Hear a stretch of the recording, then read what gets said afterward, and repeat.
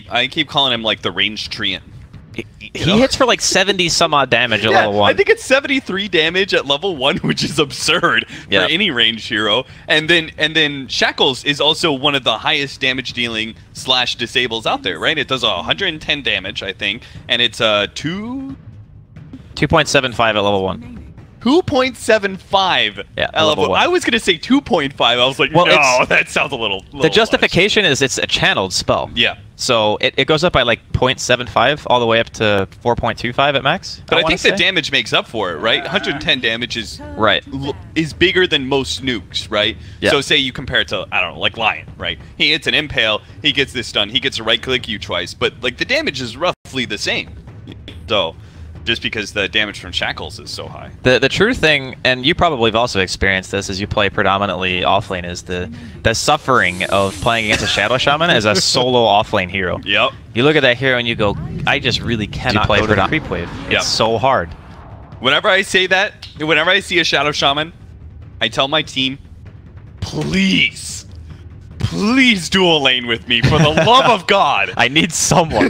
Because Shadow Shaman sucks against dual lanes, right? Yeah. He really likes solo offlaners, but he hates facing against more than one hero. So it's like it both covers the obvious weakness that you're exposed to, where you're just going to get shackled and take a ton of damage, and also kind of attacks a weakness of theirs, which is the fact that Shadow Shaman's a hero that's easily taken down to just 2 heroes. A lot of the time, what you end up seeing during the mid game is that hero like shackling somebody and realizing that the fight is lost, but he just kind of like sacrifices his own body. He's like, I'm gonna stop you guys from dying, but I'm really slow. I'm like 285 base moon speed or 280. Can't remember. It's one of the two.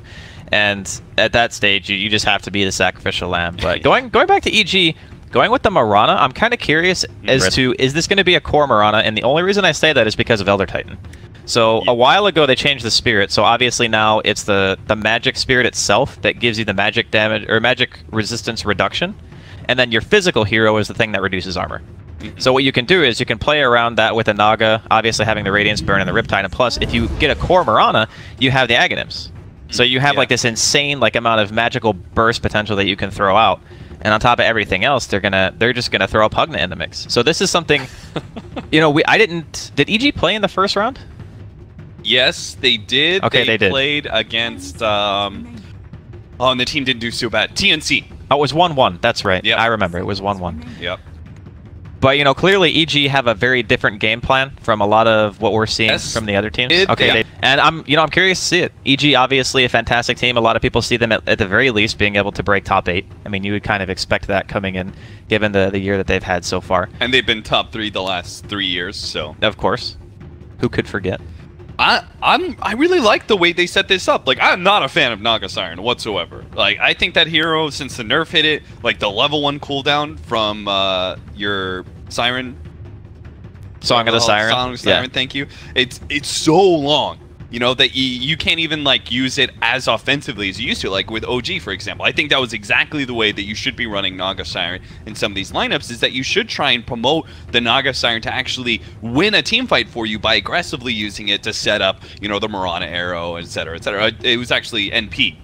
Not OG. NP was the one who actually did that so well, and I feel like this lineup kind of looks like it, right? With the Elder Titan, you've got the ultimate, you've got Mirana Arrow, you've got Pugna Ward into a blast as soon as they wake up. I feel like you can use this aggressively early on to give you a little bit of time, and give you that free team fight, you know, a couple of kills there that can make a lot of difference in the game, and give the Naga Siren a lot more space to be able to continue with her, you know, general Radiance rat build. I definitely agree with that idea, and also it's a complete 180 from the series that we saw earlier, where there was just a lack of wave clear on both sides. Like, a lot of those matches you look at and you say, okay, who's actually pushing the wave? Yeah. This game, every single one of EG's heroes can kill creeps.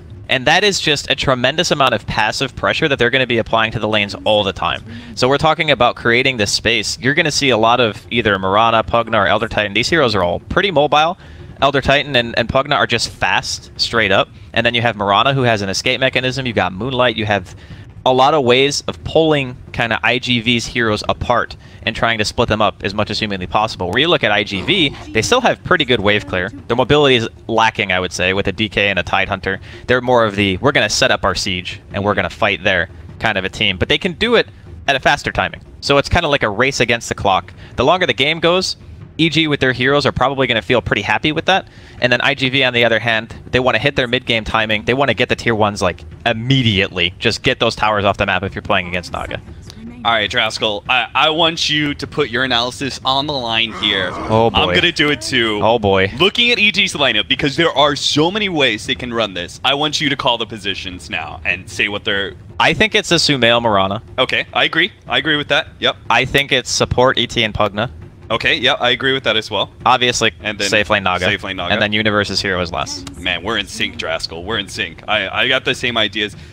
There could be Elder Titan off lane in this scenario, but it could be. I feel like the last pick support is just not where most of the draft meta is right now. Right. Very rarely see it. I just saw like Infamous do like a switcheroo where they ran Elder Titan off lane and they picked up a Riki because they were facing a Storm Spirit. I personally, you know, Riki is really good versus Storm Spirit. I still did not feel like it was such a game-changing, especially when you had the last pick. Yeah. It's like, don't you want that, you know, mid versus mid match, or don't you want the safe lane countering, you know, whatever?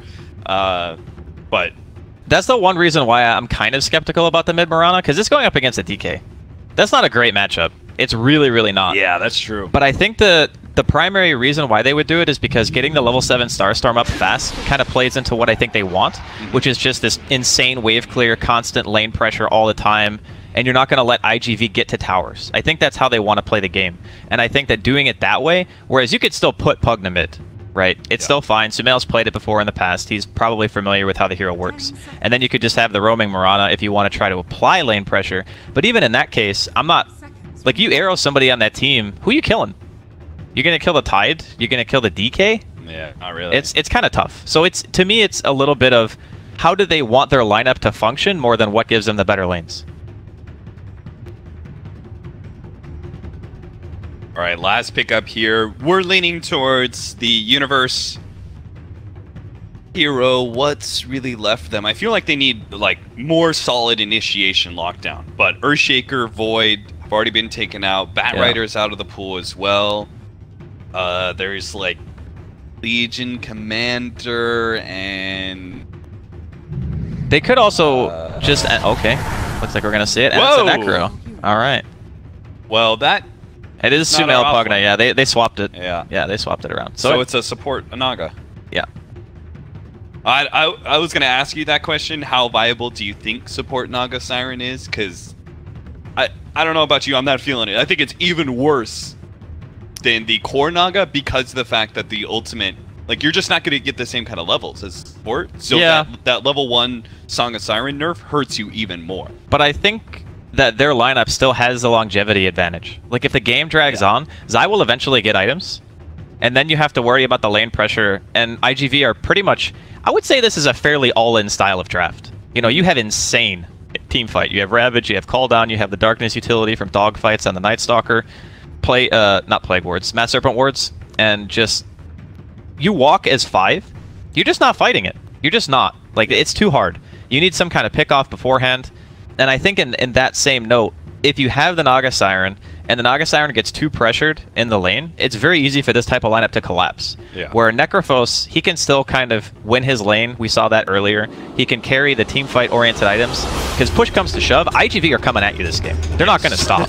No. Like, their lineup is not meant to sit back. It is meant to go.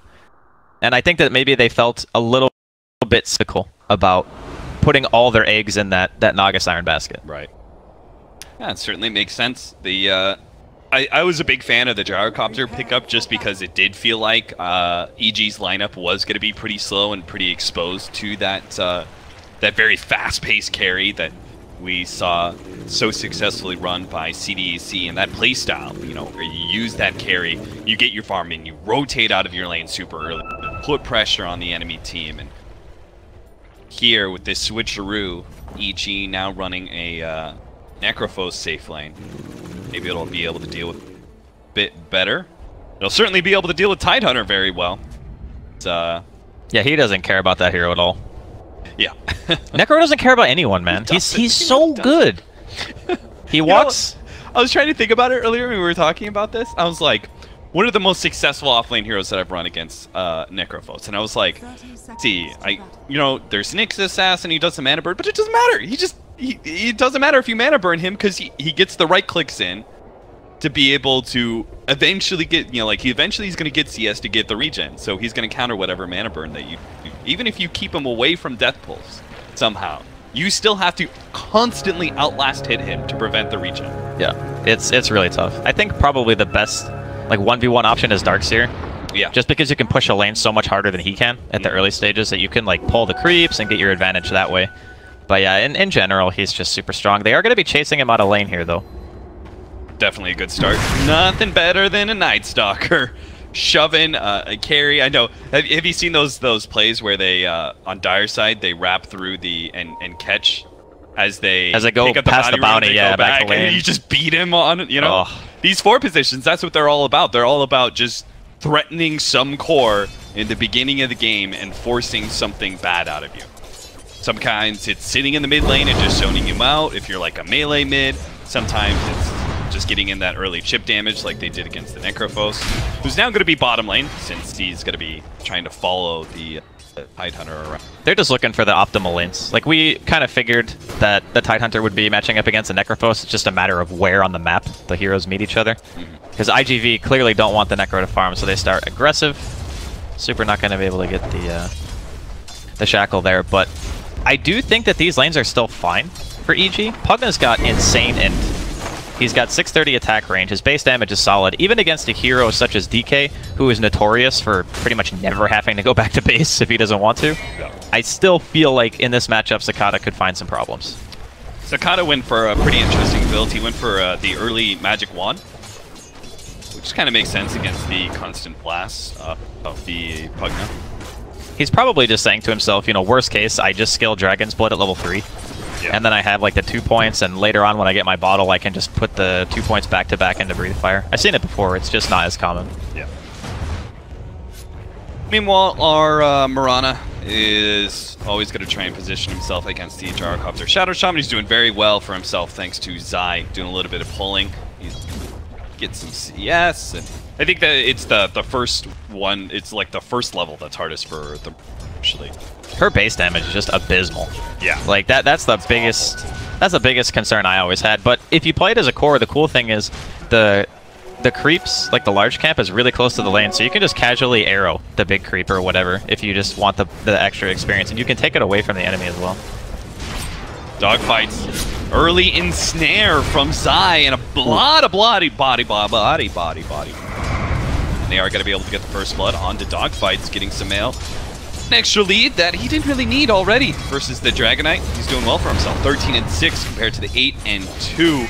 And you call the Drask. He's going to go for that second level of Dragon Blood just because he knows he's going to need every drop that regen he can possibly get. The homing missile gonna land on his eye here. Can they actually finish him up? Universe is not gonna share that damage. He knows it's too dangerous against Super Shadow Shaman with Shackles, so leaves his buddy support to die.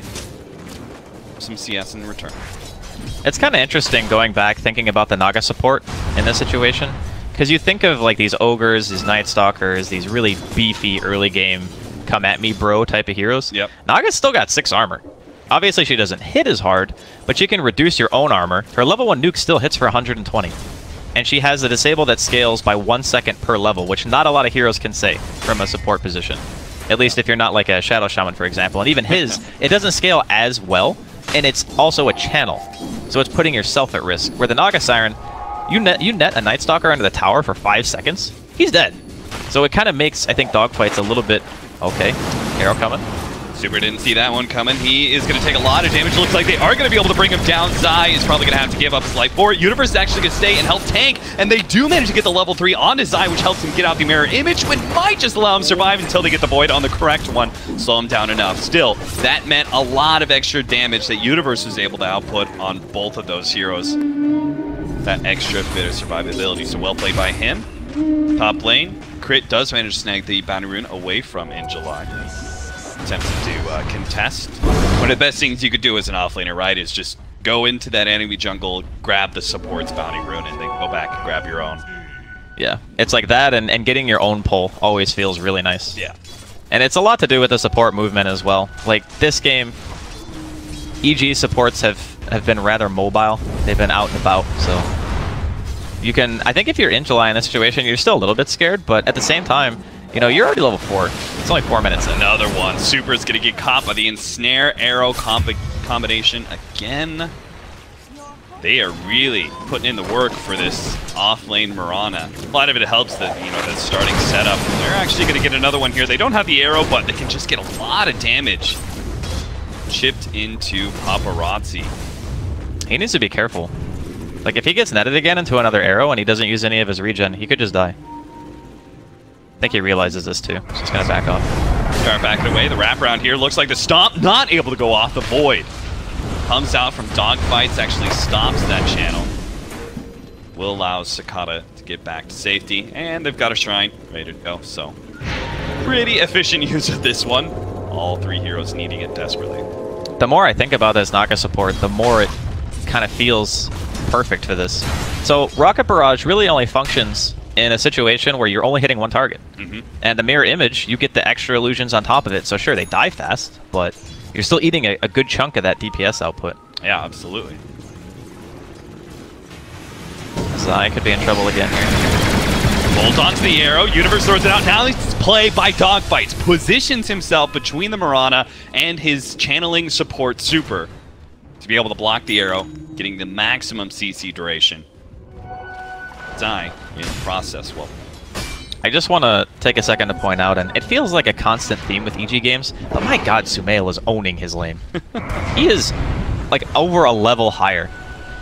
Yeah, he is definitely winning this one big time. And it's not like there's a roaming Mirana. I mean, sure, they killed dogfights once when he came mid, but that's not the, you know, that's not the mid player. Takata. Stun out. Super not able to get there in time for the shackles just yet. The void slows him down a little bit longer. Super positions himself to dodge the stomp, but now with the Invis rune, Sumail actually turns around. The ensnare stopping the channeling there, and Zai gets to the face. They are going to be able to finish up Super with the drain. Sumail now focused on Sakata, who's also going to end up going down here pretty quickly. Does manage to get the void off. The stomp goes down, catching 2. Paparazzi tried to get away, but not able to do so, and they just run over all of IGV. 3-7, Evil Geniuses win a huge fight around Sumail in that mid lane. That was a disaster. Like, the DK walked into an arrow in the river because they don't have any high ground vision on that side of the river. Like, their ward is kind of south of the tower.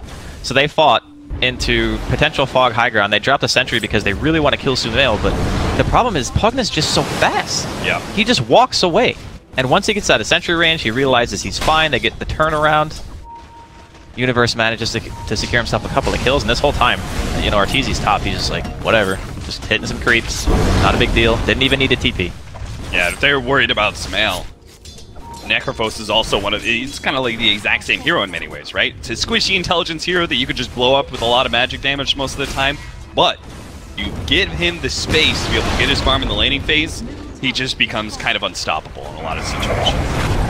I'm kind of concerned for IGV right now because we talked to his middle lane. Oh, look at that blast!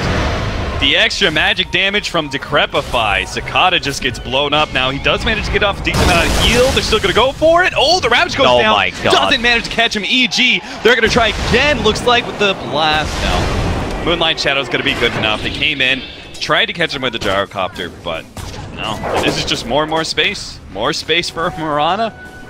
Universe and Arteezy both loving life in the side lanes. So they get the tower. They are able to force a TP reaction. Ravage completely misses. They're going to go for Paparazzi here. Not sure if they can actually get a kill, though. But Sumail is just playing fearless. He doesn't have anything in this game that he is legitimately scared of. Yeah.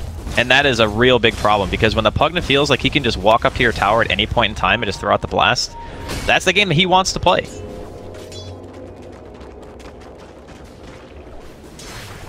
Arteezy is actually going to be trying to stat up a little bit here. Rod of Atos. That change in Rod of Atos, opening up the double bracers. Ooh, I know there are so many supports that see a lot of value in that and a lot of intelligence core as well. I mean, it doesn't matter who you are. You don't feel bad about buying 2 bracers. You know what I mean? You don't. That's true. It's just so stat efficient. The only if you had the extra slots for it, an agility hero would be like, I'm down for double bracers. Yeah, sure. Exactly. It's just a matter of, like the inventory space is what becomes the precious commodity at that point. Yeah. Oh, nice play. Sumail sets it up, managed to get the trap fi into the arrow, and IGV is falling apart here at the seams. They seem to have no ideas about how to be able to stop EG. I mean, look at Zai right now. He's just chilling out in the mid lane. Super far position. All of EG members, like every single one of them, are positioned super forward onto IGV's side of the map because they just don't really feel much threat. I think a lot of it just goes back to the laning phase and seeing how well Sumail did, which is not really much of a surprise on its own. Sakata gonna go for the TP here. Should be okay. But the bottom lane, they killed the Shadow Shaman twice in a 2v3. Yeah. And sure, you know, Zai traded his life or whatever, but Universe was farming. He's got 37 CS. The mid DK's only got 39. He's got more CS than the Gyro. And the supports, because they had to be in the bottom lane, the Shadow Shaman is still level 4. It's 10.5 minutes in. That is very underleveled for a support. Granted, I don't think he's used the tome yet, or I don't know if he bought it, or maybe they gave it to dogfights, but I think, yeah, okay, he just bought it now. So he'll be around level 5, which means he's like a minute or two off what he wants to be. Later Serpent Wards means you have no tower pressure right now. So they need to buy a little bit more time for those ultimates, wait for the next time that the Tide has mana, because Injuly is a little bit low at the moment, and they have to try to do something. They can't let the game keep running this course. They've got the level 10 on Pugna, which gives him a huge boost in survivability, 225 extra HP. He also has the Veil of Discord. He's got a regen cap. My god, that is the perfect rune for this type of game. It certainly is. He didn't even care about taking tower shots. Regen to work around with. Good. Even getting some chip damage onto the tier 3s. Meanwhile, IGV, they still have kind of this slower lineup because they have a Tidehunter. Tidehunter naturally is more of a farming offlaner than most others. He's still trying to get his mech. Well, their lineup isn't supposed to be slow. That's the problem. Yeah. Like, you don't pick safe lane Gyro and a DK mid to not, you know, take objectives at the very least. You bring your Gyro and your DK to one lane. You say, okay, fight us or the tower's dead. That's kind of what you want. In July, getting a bit low there from the blast and the life drain. But I'm unsure as to how much time they actually have. Well, not much. It's looking like maybe, what, 4 or 5 blasts? Yeah, probably. Sumail, they're finally going to make the initiation onto him. They do have the Ravage, but they're not going to try for it. Crit covers Sumail's tracks there. But this is still, like, commitment coming out from IGV that is resulting in 0 kills and really not letting up the pressure whatsoever. Man. They are going to be able to get the arrow onto Sakata. Sumail sits in the back, drains his life away. They do manage to catch Universe on the side here with a silence, but what a clap. And now the setup here. Crit throws out that Earth Splitter, let off the sleep. The Ravage goes off to be able to protect them. Maybe they can turn this around, but the Gyrocopter ultimate dropping down. It just can't do enough. There is not enough damage on the table to kill any of the heroes of Evil Geniuses. EG just 4 versus 5ing, basically, winning. I was going to say, can we talk about how Arteezy's still not there? I mean, this could literally be almost any other pro player in the game and be winning. Arteezy really hasn't had to do anything, man. He's played Necrophos against one hero and just kind of done laning phase things. I mean, what is his saying for the boys? I think the boys are doing it for him this game. Yeah, they really are. That was not even a bad Ravage from Injuly. That's like the most depressing part, I think, for IGV is they had a really good counter Ravage, but the Shadow Shaman still wasn't 6. So there's no follow-up damage. Sure, the cooldown's there, got Zai really low, didn't quite finish him off, and then EG heal up, you know, they go for the shrine, they come back, and they just want more. Oh my god, now it's an arcane rune for Sumail. He's got his ether too. Oh no. Alright, bye-bye tier 3. IGV gotta cook up a plan fast. Like, if they want to stop this, they actually have to go and, like, smoke and do something, but they don't have Dragon Eye ultimate, and they don't have Ravage. Yeah, no Ravage is the worst one, because EG realize, hey, we have, you know, at least a minute to be able to walk down to that lane and hit the tower. Could be longer if they actually get this kill on Paparazzi. Fortunately, he does manage to sidestep that arrow, but it may not be enough to save him. As Arteezy finally comes in, the team fight contribution, throwing down the Rod of Atos, still not enough, but they do have Mass Serpent Wards now. Tower's gonna drop. Down, and let's just keep going. Oh, they're gonna go for a wraparound. This is a nice idea. Yeah, the 2 supports. See if they can catch the back line. Run inside, but Sakata's already dead. This is the problem with the wraparound. If you are actually the ones getting initiated on, now you don't have your supporting crew. They're going in, but they don't have any cores. It's just Super sitting there on top of Arteezy, who's going to turn around and get the Reaper Scythe off. Actually doesn't manage to get the kill, though. And as a result, lacking a little bit in the regen factor. Rod of Atos and a clap. Damn. That is a dinosaur down and a disconnect to IGV. You might as well just tap out. That's the way I'm looking at this. This is just rough. go ahead and say, whoops, rage quit, GG guys. This is Go a... next. So there's one, well, maybe more than one, but there's one thing in particular that I kind of wanted to talk about, I guess, since we have the pause. Looks like there will be a reconnect. Most likely going to see the continuation of the siege in bottom lane. Not sure if IGV can really do anything about this. They have no ults. There's none. The Master Serpent Wards are dropped behind. They're going to probably just have to watch these Ceterax die. But the idea of... This is a pure magical damage lineup. Yeah. They don't have a right click.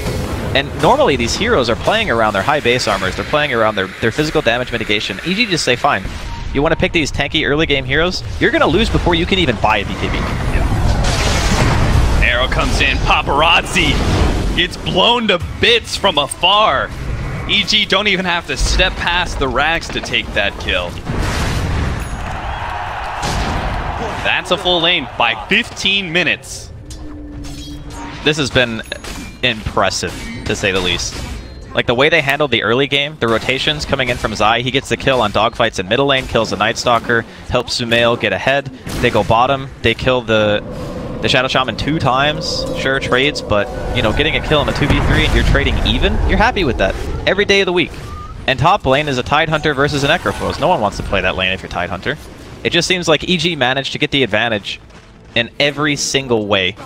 And this is kind of the result, is you don't see 14k net worth leads in a 15-minute game unless there has been a serious problem. Yeah. I mean, even that fight mid, it was just a disaster. They lose one hero, the DK walks into an arrow, then he dies. Like, Universe ends up walking away with, like, what, 3 or 4 kills, I think, during that engagement? Yeah.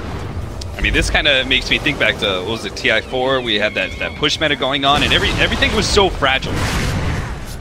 Like, the first couple of team fights you took, you could not afford any mistakes, because if you did mess up, which I think IGV... I'll let it go, don't worry. Sakata, he's going to be blown up by the Reaper's Scythe. He gets taken down, and they go for the sleep combination. Look at IGV. They are all grouped up for this one. Crit, let out the sleep, hits 4. Ravage goes down, tries to stop some of the damage, just not going to be enough because Sumail's sitting in the back. He'll take a couple of kills for himself. Triple there, and that's it. IGV, they'll call it finally. Not at 15 minutes when the first lane of Rax went down, but at 16 and a half, the second lane of Rax would have gone down. Unbelievable pace that Evil Geniuses just brought to this first game. That draft was nuts. I am really a huge fan. We said it at the beginning when we saw the opening of the Naga Siren. We thought it might potentially be a core. They decide later on into the draft to swap it out for a support. We knew that Zai played the hero, obviously, in the past. And it worked wonders. The great thing about picking it in this particular lineup, too, is the hero is quite flexible. It's just that we don't see support Naga that much because you typically need another hero that you're going to lane with that offers a lot of kill potential. Yeah. And in this case, it was the Mirana. Seems like a perfect pairing. You know, instead of like a Bane, you have a Naga instead. So I think that the pure magical damage in conjunction with how good their laning phase was just because of their heroes and their ability to push before IGV were able to get their cores, like, there's no pipe, there's no BKBs, there's nothing to mitigate the damage output. And EG just lit them up, like they just died. So clear drafts and laning phase decisions, like how they place their lanes, I think is also a little bit important to this drafting decision, Yeah. but it seems like just a clear win by Evil Geniuses. No argument here. That was nuts. All right, IGV. I know there's a better IGV there. I know there is. I know they can put a fight up to Evil Geniuses, so hopefully we can see that in game number 2 with just a little bit better of a drafting scenario for them. Take a quick break, and we'll be back.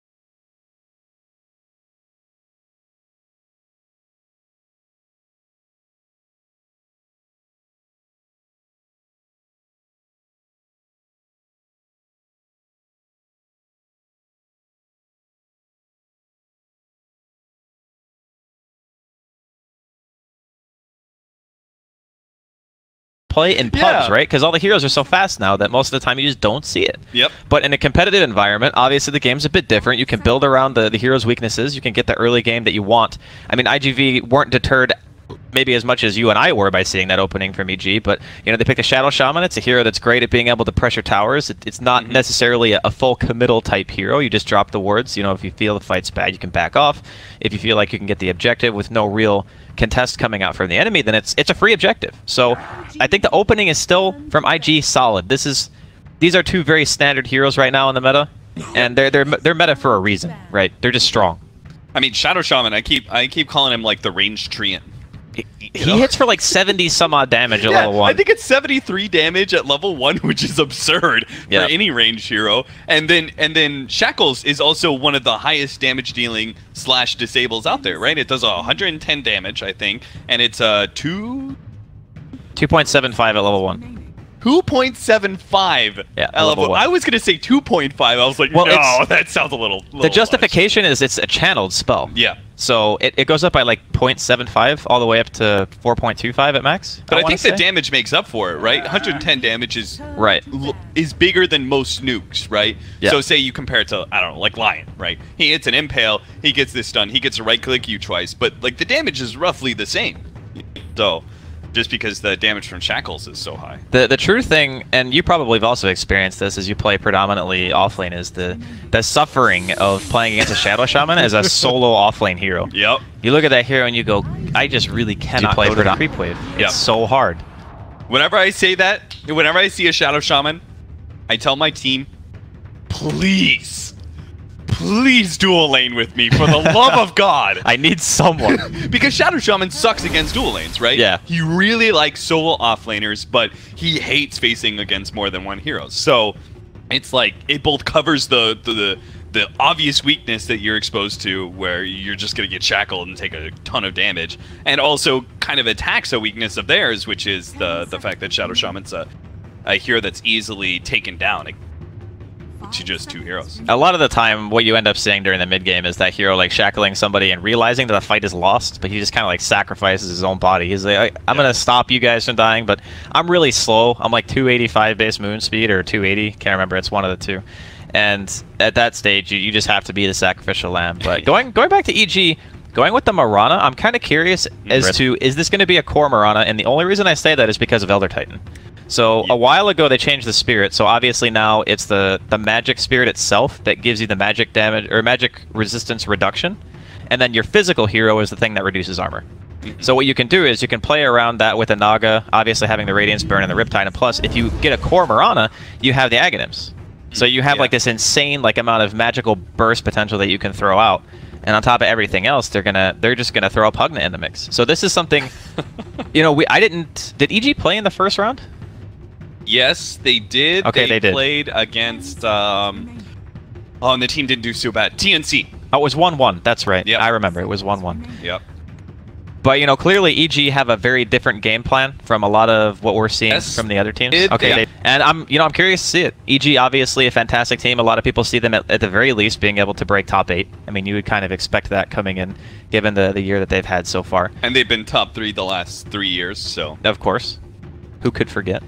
I really like the way they set this up. Like, I'm not a fan of Naga Siren whatsoever. Like, I think that hero, since the nerf hit it, like the level 1 cooldown from your Siren, Song of the Siren, thank you. It's so long, you know, that you can't even like use it as offensively as you used to, like with OG, for example. I think that was exactly the way that you should be running Naga Siren in some of these lineups, is that you should try and promote the Naga Siren to actually win a team fight for you by aggressively using it to set up, you know, the Mirana arrow, etc., etc. It was actually NP.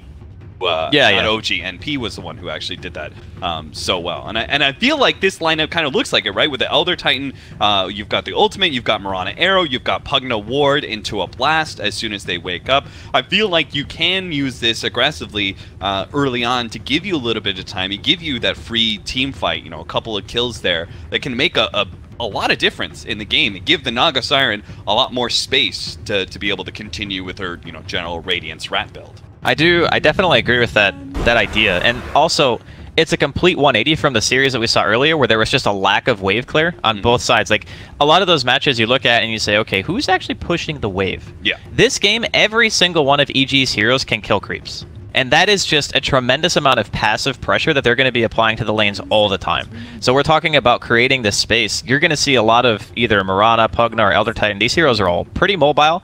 Elder Titan and Pugna are just fast, straight up. And then you have Mirana, who has an escape mechanism. You got Moonlight. You have a lot of ways of pulling kind of IGV's heroes apart and trying to split them up as much as humanly possible. Where you look at IGV, they still have pretty good wave clear. Their mobility is lacking, I would say, with a DK and a Tide Hunter. They're more of the, we're going to set up our siege and we're going to fight there kind of a team. But they can do it at a faster timing. So it's kind of like a race against the clock. The longer the game goes, EG with their heroes are probably going to feel pretty happy with that. And then IGV, on the other hand, they want to hit their mid-game timing. They want to get the tier 1s, like, immediately. Just get those towers off the map if you're playing against Naga. All right, Draskell, I want you to put your analysis on the line here. Oh, boy. I'm going to do it, too. Oh, boy. Looking at EG's lineup, because there are so many ways they can run this, I want you to call the positions now and say what they're... I think it's a Sumail Mirana. Okay, I agree. I agree with that. Yep. I think it's support ET and Pugna. Okay, yeah, I agree with that as well. Obviously, and then safe lane Naga. Safe lane Naga. And then Universe's hero is last. Man, we're in sync, Draskell. We're in sync. I got the same ideas. It could be Elder Titan off lane in this scenario, but it could be. I feel like the last pick support is just not where most of the draft meta is right now. Right. Very rarely see it. I just saw like Infamous do like a switcheroo where they ran Elder Titan off lane and they picked up a Riki because they were facing a Storm Spirit. I personally, you know, Riki is really good versus Storm Spirit. I still did not feel like it was such a game-changing, especially when you had the last pick. Yeah. It's like, don't you want that, you know, mid versus mid match, or don't you want the safe lane countering, you know, whatever? But that's the one reason why I'm kind of skeptical about the mid Mirana, because it's going up against a DK. That's not a great matchup. It's really, really not. Yeah, that's true. But I think the primary reason why they would do it is because getting the level 7 Starstorm up fast kind of plays into what I think they want, which is just this insane wave clear, constant lane pressure all the time, and you're not going to let IGV get to towers. I think that's how they want to play the game. And I think that doing it that way, whereas you could still put Pugna mid, right? It's still fine. Sumail's played it before in the past. He's probably familiar with how the hero works. And then you could just have the roaming Mirana if you want to try to apply lane pressure. But even in that case, I'm not... Like, you arrow somebody on that team, who are you killing? You're going to kill the Tide? You're going to kill the DK? Yeah, not really. It's kind of tough. So to me, it's a little bit of how do they want their lineup to function more than what gives them the better lanes. All right, last pickup here. We're leaning towards the Universe hero. What's really left them? I feel like they need like more solid initiation lockdown. But Earthshaker, Void have already been taken out. Batrider's out of the pool as well. There's like Legion Commander, and they could also just okay. Looks like we're gonna see it. And whoa! It's an Necro. All right. Well, that it is Sumail Pugna. Yeah, they swapped it. Yeah, they swapped it around. So it's a support Naga. Yeah. I was gonna ask you that question. How viable do you think support Naga Siren is? Because I don't know about you. I'm not feeling it. I think it's even worse than the core Naga because of the fact that the ultimate, like, you're just not going to get the same kind of levels as support. So yeah. that level 1 Song of Siren nerf hurts you even more. But I think that their lineup still has the longevity advantage. Like, if the game drags on, Zai will eventually get items, and then you have to worry about the lane pressure, and IGV are pretty much... I would say this is a fairly all-in style of draft. You know, you have insane team fight. You have Ravage, you have Call Down, you have the Darkness utility from Dogfights and the Night Stalker. Not Plague Wards, Mass Serpent Wards, and just... You walk as 5, you're just not fighting it. You're just not. Like, it's too hard. You need some kind of pick-off beforehand. And I think in that same note, if you have the Naga Siren, and the Naga Siren gets too pressured in the lane, it's very easy for this type of lineup to collapse. Yeah. Where Necrophos, he can still kind of win his lane. We saw that earlier. He can carry the team fight-oriented items. Because push comes to shove, IGV are coming at you this game. They're not going to stop. No. Like, their lineup is not meant to sit back. It is meant to go. And I think that maybe they felt a little bit cynical about putting all their eggs in that Naga Siren basket. Right. Yeah, it certainly makes sense. The I was a big fan of the gyrocopter pickup just because it did feel like EG's lineup was going to be pretty slow and pretty exposed to that that very fast-paced carry that we saw so successfully run by CDEC, and that playstyle, you know, where you use that carry, you get your farm in, you rotate out of your lane super early, put pressure on the enemy team, and here with this switcheroo, EG now running a Necrophos safe lane. Maybe it'll be able to deal with a bit better. It'll certainly be able to deal with Tidehunter very well. It's, yeah, he doesn't care about that hero at all. Yeah. Necro doesn't care about anyone, man. He's so good.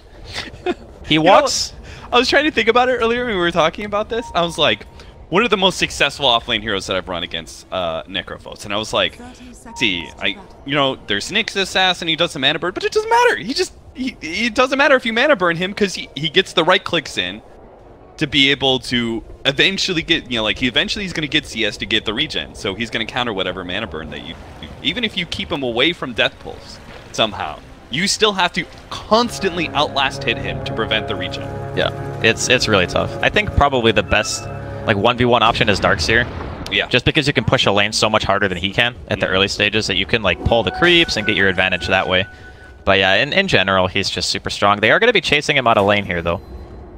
Definitely a good start. Nothing better than a Night Stalker shoving a carry. I know. Have you seen those plays where they on Dire side they wrap through the and catch as they go pick up past the bounty, rune, yeah, back to lane. and you just beat him on, you know. Oh. These 4 positions, that's what they're all about. They're all about just threatening some core in the beginning of the game and forcing something bad out of you. Sometimes it's sitting in the mid lane and just zoning you out if you're like a melee mid. Sometimes it's just getting in that early chip damage like they did against the Necrophos, who's now going to be bottom lane since he's going to be trying to follow the Tidehunter around. They're just looking for the optimal lanes. Like, we kind of figured that the Tidehunter would be matching up against the Necrophos. It's just a matter of where on the map the heroes meet each other. Because IGV clearly don't want the Necro to farm, so they start aggressive. Super not going to be able to get the Shackle there, but I do think that these lanes are still fine for EG. Pugna's got insane int. He's got 630 attack range. His base damage is solid. Even against a hero such as DK, who is notorious for pretty much never having to go back to base if he doesn't want to, I still feel like in this matchup, Sakata could find some problems. Sakata went for a pretty interesting build. He went for the early Magic Wand, which kind of makes sense against the constant blast of the Pugna. He's probably just saying to himself, you know, worst case, I just skill Dragon's Blood at level 3. Yeah. And then I have like the 2 points, and later on when I get my bottle, I can just put the 2 points back to back into Breathe Fire. I've seen it before, it's just not as common. Yeah. Meanwhile, our Mirana is always going to try and position himself against the Gyrocopter. Shadow Shaman, he's doing very well for himself thanks to Zai doing a little bit of pulling. He's get some CS, and I think that it's the first one, it's like the first level that's hardest for them, actually. Her base damage is just abysmal. Yeah. Like that's the biggest concern I always had. But if you play it as a core, the cool thing is the creeps, like the large camp, is really close to the lane, so you can just casually arrow the big creep or whatever if you just want the extra experience, and you can take it away from the enemy as well. Dogfights. Early ensnare from Zai and a lot of body. And they are going to be able to get the first blood onto Dogfights, getting some mail. An extra lead that he didn't really need already versus the Dragonite. He's doing well for himself. 13-6 compared to the 8-2. And you call the Drask. He's going to go for that second level of Dragon Blood just because he knows he's going to need every drop of that regen he can possibly get. The homing missile going to land on his eye here. Can they actually finish him up? Universe is not going to share that damage. He knows it's too dangerous against Super Shadow Shaman with Shackles, so leaves his buddy support to die. Some CS in return. It's kind of interesting going back thinking about the Naga support in this situation, because you think of like these ogres, these Night Stalkers, these really beefy early game come at me bro type of heroes. Yep. Naga's still got 6 armor. Obviously she doesn't hit as hard, but you can reduce your own armor. Her level 1 nuke still hits for 120. And she has a disable that scales by 1 second per level, which not a lot of heroes can say from a support position.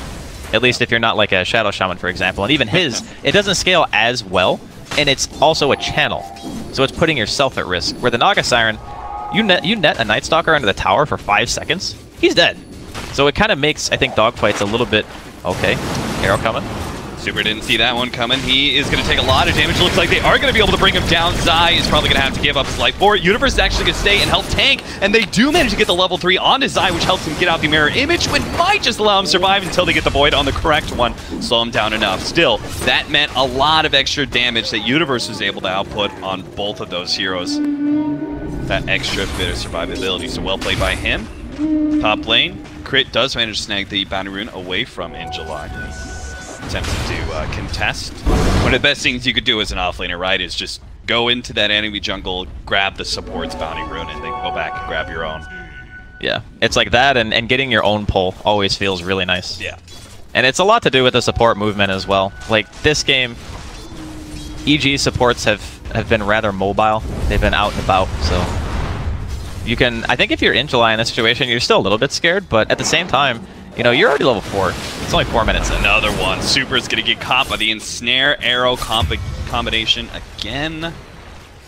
They are really putting in the work for this off-lane Mirana. A lot of it helps that, you know, the starting setup. They're actually going to get another one here. They don't have the arrow, but they can just get a lot of damage chipped into Paparazzi. He needs to be careful. Like, if he gets netted again into another arrow and he doesn't use any of his regen, he could just die. I think he realizes this too. He's just gonna back off. Start backing away. The wraparound here looks like the stomp not able to go off. The Void comes out from dogfights, actually stops that channel. Will allow Sakata to get back to safety, and they've got a shrine ready to go. So pretty efficient use of this one. All 3 heroes needing it desperately. The more I think about this Naga support, the more it kind of feels perfect for this. So Rocket Barrage really only functions in a situation where you're only hitting one target. And the mirror image, you get the extra illusions on top of it. So sure, they die fast, but you're still eating a good chunk of that DPS output. Yeah, absolutely. Zai could be in trouble again here. Hold on to the arrow. Universe throws it out. Now he's played by dogfights. Positions himself between the Mirana and his channeling support Super to be able to block the arrow, getting the maximum CC duration. Zai in the process. Well, I just want to take a second to point out, and it feels like a constant theme with EG games, but my god, Sumail is owning his lane. He is, like, over a level higher. Yeah, he is definitely winning this one big time. And it's not like there's a roaming Mirana. I mean, sure, they killed dogfights once when he came mid, but that's not the, you know, that's not the mid player. Takata. Stun out, Super not able to get there in time for the shackles just yet. The Void slows him down a little bit longer. Super positions himself to dodge the stomp, but now with the Invis Rune, Sumail actually turns around. The ensnare stopping the channeling there, and Zai gets to the face. They are going to be able to finish up Super with the drain. Sumail now focuses on Sakata, who's also going to end up going down here pretty quickly. Does manage to get the Void off. The stomp goes down, catching 2. Paparazzi tried to get away, but not able to do so, and they just run over all of IGV. 3-7, Evil Geniuses win a huge fight around Sumail in that mid lane. That was a disaster. Like, the DK walked into an arrow in the river because they don't have any high ground vision on that side of the river. Like, their ward is kind of south of the tower. So they fought into potential fog high ground. They dropped a sentry because they really want to kill Sumail, but the problem is Pugna's just so fast. Yeah. He just walks away. And once he gets out of sentry range, he realizes he's fine. They get the turnaround. Universe manages to secure himself a couple of kills, and this whole time, you know, Arteezy's top, he's just like, whatever, just hitting some creeps, not a big deal, didn't even need a TP. Yeah, if they're worried about Sumail, Necrophos is also one of, it's kind of like the exact same hero in many ways, right? It's a squishy intelligence hero that you could just blow up with a lot of magic damage most of the time, but you give him the space to be able to get his farm in the laning phase, he just becomes kind of unstoppable in a lot of situations. I'm kind of concerned for IGV right now because we talked to his middle lane. Oh, look at that blast! The extra magic damage from Decrepify. Sakata just gets blown up now. He does manage to get off a decent amount of heal. They're still going to go for it. Oh, the Ravage goes down. My God. Doesn't manage to catch him. EG, they're going to try again, looks like, with the blast. No. Moonlight Shadow's going to be good enough. They came in, tried to catch him with the Gyrocopter, but no. This is just more and more space. More space for Mirana. Universe and Arteezy, both love and life in the side lanes. So they get the tower. They are able to force a TP reaction. Ravage completely misses. They're going to go for Paparazzi here. Not sure if they can actually get a kill, though. But Sumail is just playing fearless. He doesn't have anything in this game that he is legitimately scared of. Yeah. And that is a real big problem, because when the Pugna feels like he can just walk up to your tower at any point in time and just throw out the blast, that's the game that he wants to play.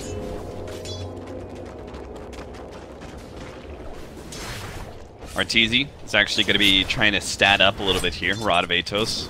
That change in Rod of Atos, opening up the double bracers. Ooh, I know there are so many supports that see a lot of value in that and a lot of intelligence core as well. I mean, it doesn't matter who you are. You don't feel bad about buying 2 bracers. You know what I mean? You don't. That's true. It's just so stat efficient. The only if you had the extra slots for it, an agility hero would be like, I'm down for double bracers. Yeah, sure. Exactly. It's just a matter of, like, the inventory space is what becomes the precious commodity at that point. Yeah. Oh, nice play. Sumail sets it up. Managed to get the trap fi into the arrow, and IGV is falling apart here at the seams. They seem to have no ideas about how to be able to stop EG. I mean, look at Zai right now. He's just chilling out in the mid lane.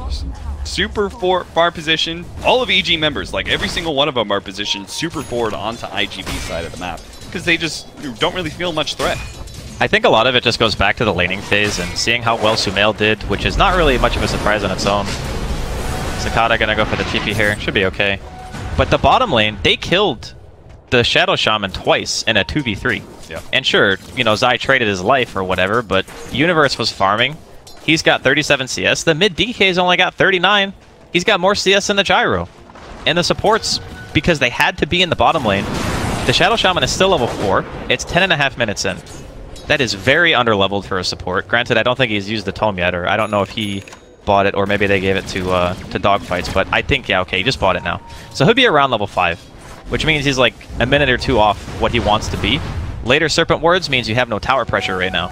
So they need to buy a little bit more time for those ultimates, wait for the next time that the Tide has mana, because Injuly is a little bit low at the moment, and they have to try to do something. They can't let the game keep running this course.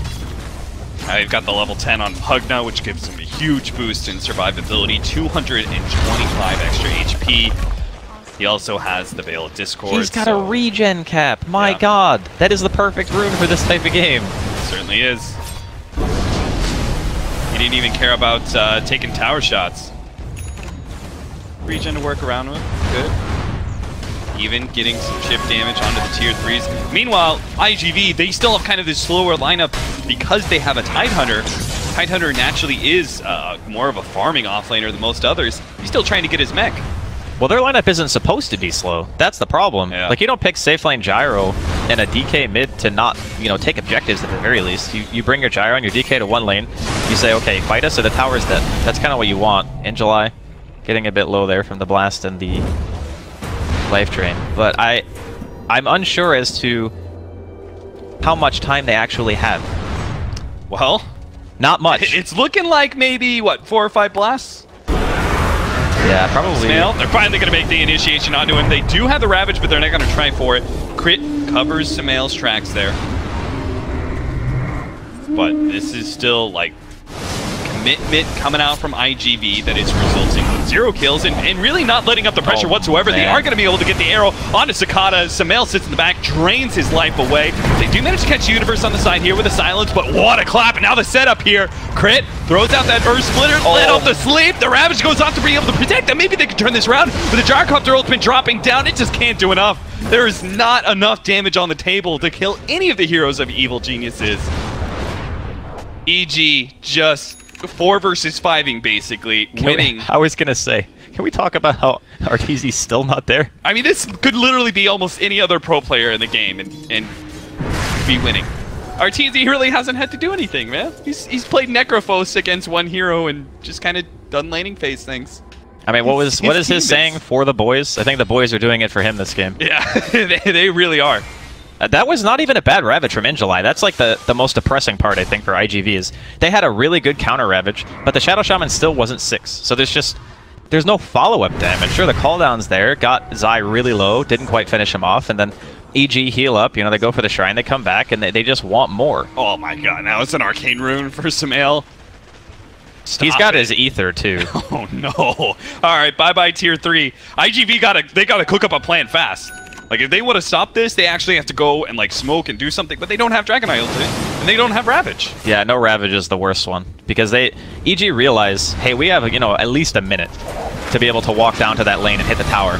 Could be longer if they actually get this kill on Paparazzi. Fortunately, he does manage to sidestep that arrow, but it may not be enough to save him. As Arteezy finally comes in, the team fight contribution, throwing down the Rod of Atos, still not enough. But they do have Mass Serpent Wards now. Tower's gonna drop. Tier 3 down, and let's just keep going. Oh, they're gonna go for a wraparound. This is a nice idea. Yeah, the two supports. See if they can catch the back line. Run inside, but Sakata's already dead. This is the problem with the wraparound. If you are actually the ones getting initiated on, now you don't have your supporting crew. They're going in, but they don't have any cores. It's just Super sitting there on top of Arteezy, who's going to turn around and get the Reaper Scythe off, but actually doesn't manage to get the kill, though. And as a result, lacking a little bit in the regen factor. Rod of Atos and a clap. Bam! That is a dinosaur down and a disconnect to IGV. You might as well just tap out. That's the way I'm looking at this. This is just rough. go ahead and say, whoops, rage quit, GG, guys. This is Go next. So there's one, well, maybe more than one, but there's one thing in particular that I kind of wanted to talk about, I guess, since we have the pause. Looks like there will be a reconnect. Most likely going to see the continuation of the siege in bottom lane. Not sure if IGV can really do anything about this. They have no ults. Just none. The Mass Serpent Wards are dropped behind. They're going to probably just have to watch these Ceterax die. But the idea of... This is a pure magical damage lineup. Yeah. They don't have a right click. And normally these heroes are playing around their high base armors. They're playing around their physical damage mitigation. EG just say, fine. You want to pick these tanky early game heroes? You're going to lose before you can even buy a BKB. Yeah. Arrow comes in. Paparazzi gets blown to bits from afar. EG don't even have to step past the racks to take that kill. That's a full lane by 15 minutes. This has been impressive, to say the least. Like, the way they handled the early game, the rotations coming in from Zai, he gets the kill on dogfights in middle lane, kills the Night Stalker, helps Sumail get ahead. They go bottom, they kill the Shadow Shaman 2 times. Sure, trades, but, you know, getting a kill in a 2v3 and you're trading even, you're happy with that. Every day of the week. And top lane is a Tidehunter versus an Necrophos. No one wants to play that lane if you're Tidehunter. It just seems like EG managed to get the advantage in every single way. And this is kind of the result, is you don't see 14k net worth leads in a 15-minute game unless there has been a serious problem. Yeah. I mean, even that fight mid, it was just a disaster. They lose one hero, the DK walks into an arrow, then he dies. Like, Universe ends up walking away with, like, what, 3 or 4 kills, I think, during that engagement? Yeah. I mean, this kind of makes me think back to, what was it, TI4? We had that push meta going on, and everything was so fragile. Like, the first couple of team fights you took, you could not afford any mistakes, because if you did mess up, which I think IGV. I'll let it go, don't worry. Sakata, he's going to be blown up by the Reaper's Scythe. He gets taken down. Now they go for the sleep combination. Look at IGV. They are all grouped up for this one. Crit, then out the sleep, hits 4. Ravage goes down, tries to stop some of the damage. Just not going to be enough because Sumail's sitting in the back. He'll take a couple of kills for himself. Triple there, and that's it. IGV, they'll call it finally. Not at 15 minutes when the first lane of Rax went down, but at 16 and a half, the second lane of Rax would have gone down. Unbelievable pace that Evil Geniuses just brought to this first game. That draft was nuts. I am really a huge fan. We said it at the beginning when we saw the opening of the Naga Siren. We thought it might potentially be a core. They decide later on into the draft to swap it out for a support. We knew that Zai played the hero, obviously, in the past. And it worked wonders. The great thing about picking it in this particular lineup, too, is the hero is quite flexible. It's just that we don't see support Naga that much because you typically need another hero that you're going to lane with that offers a lot of kill potential. Yeah. And in this case, it was the Mirana. Seems like a perfect pairing, you know, instead of like a Bane, you have a Naga instead. So I think that the pure magical damage in conjunction with how good their laning phase was just because of their heroes and their ability to push before IGV were able to get their cores, like there's no pipe, there's no BKBs, there's nothing to mitigate the damage output. And EG just lit them up, like they just died. So clear drafts and laning phase decisions, like how they place their lanes, I think is also a little bit important to this drafting decision. Yeah. But it seems like just a clear win by Evil Geniuses. No argument here. That was nuts. All right, IGV. I know there's a better IGV there. I know there is. I know they can put a fight up to Evil Geniuses, so hopefully we can see that in game number 2 with just a little bit better of a drafting scenario for them. Take a quick break and we'll be back.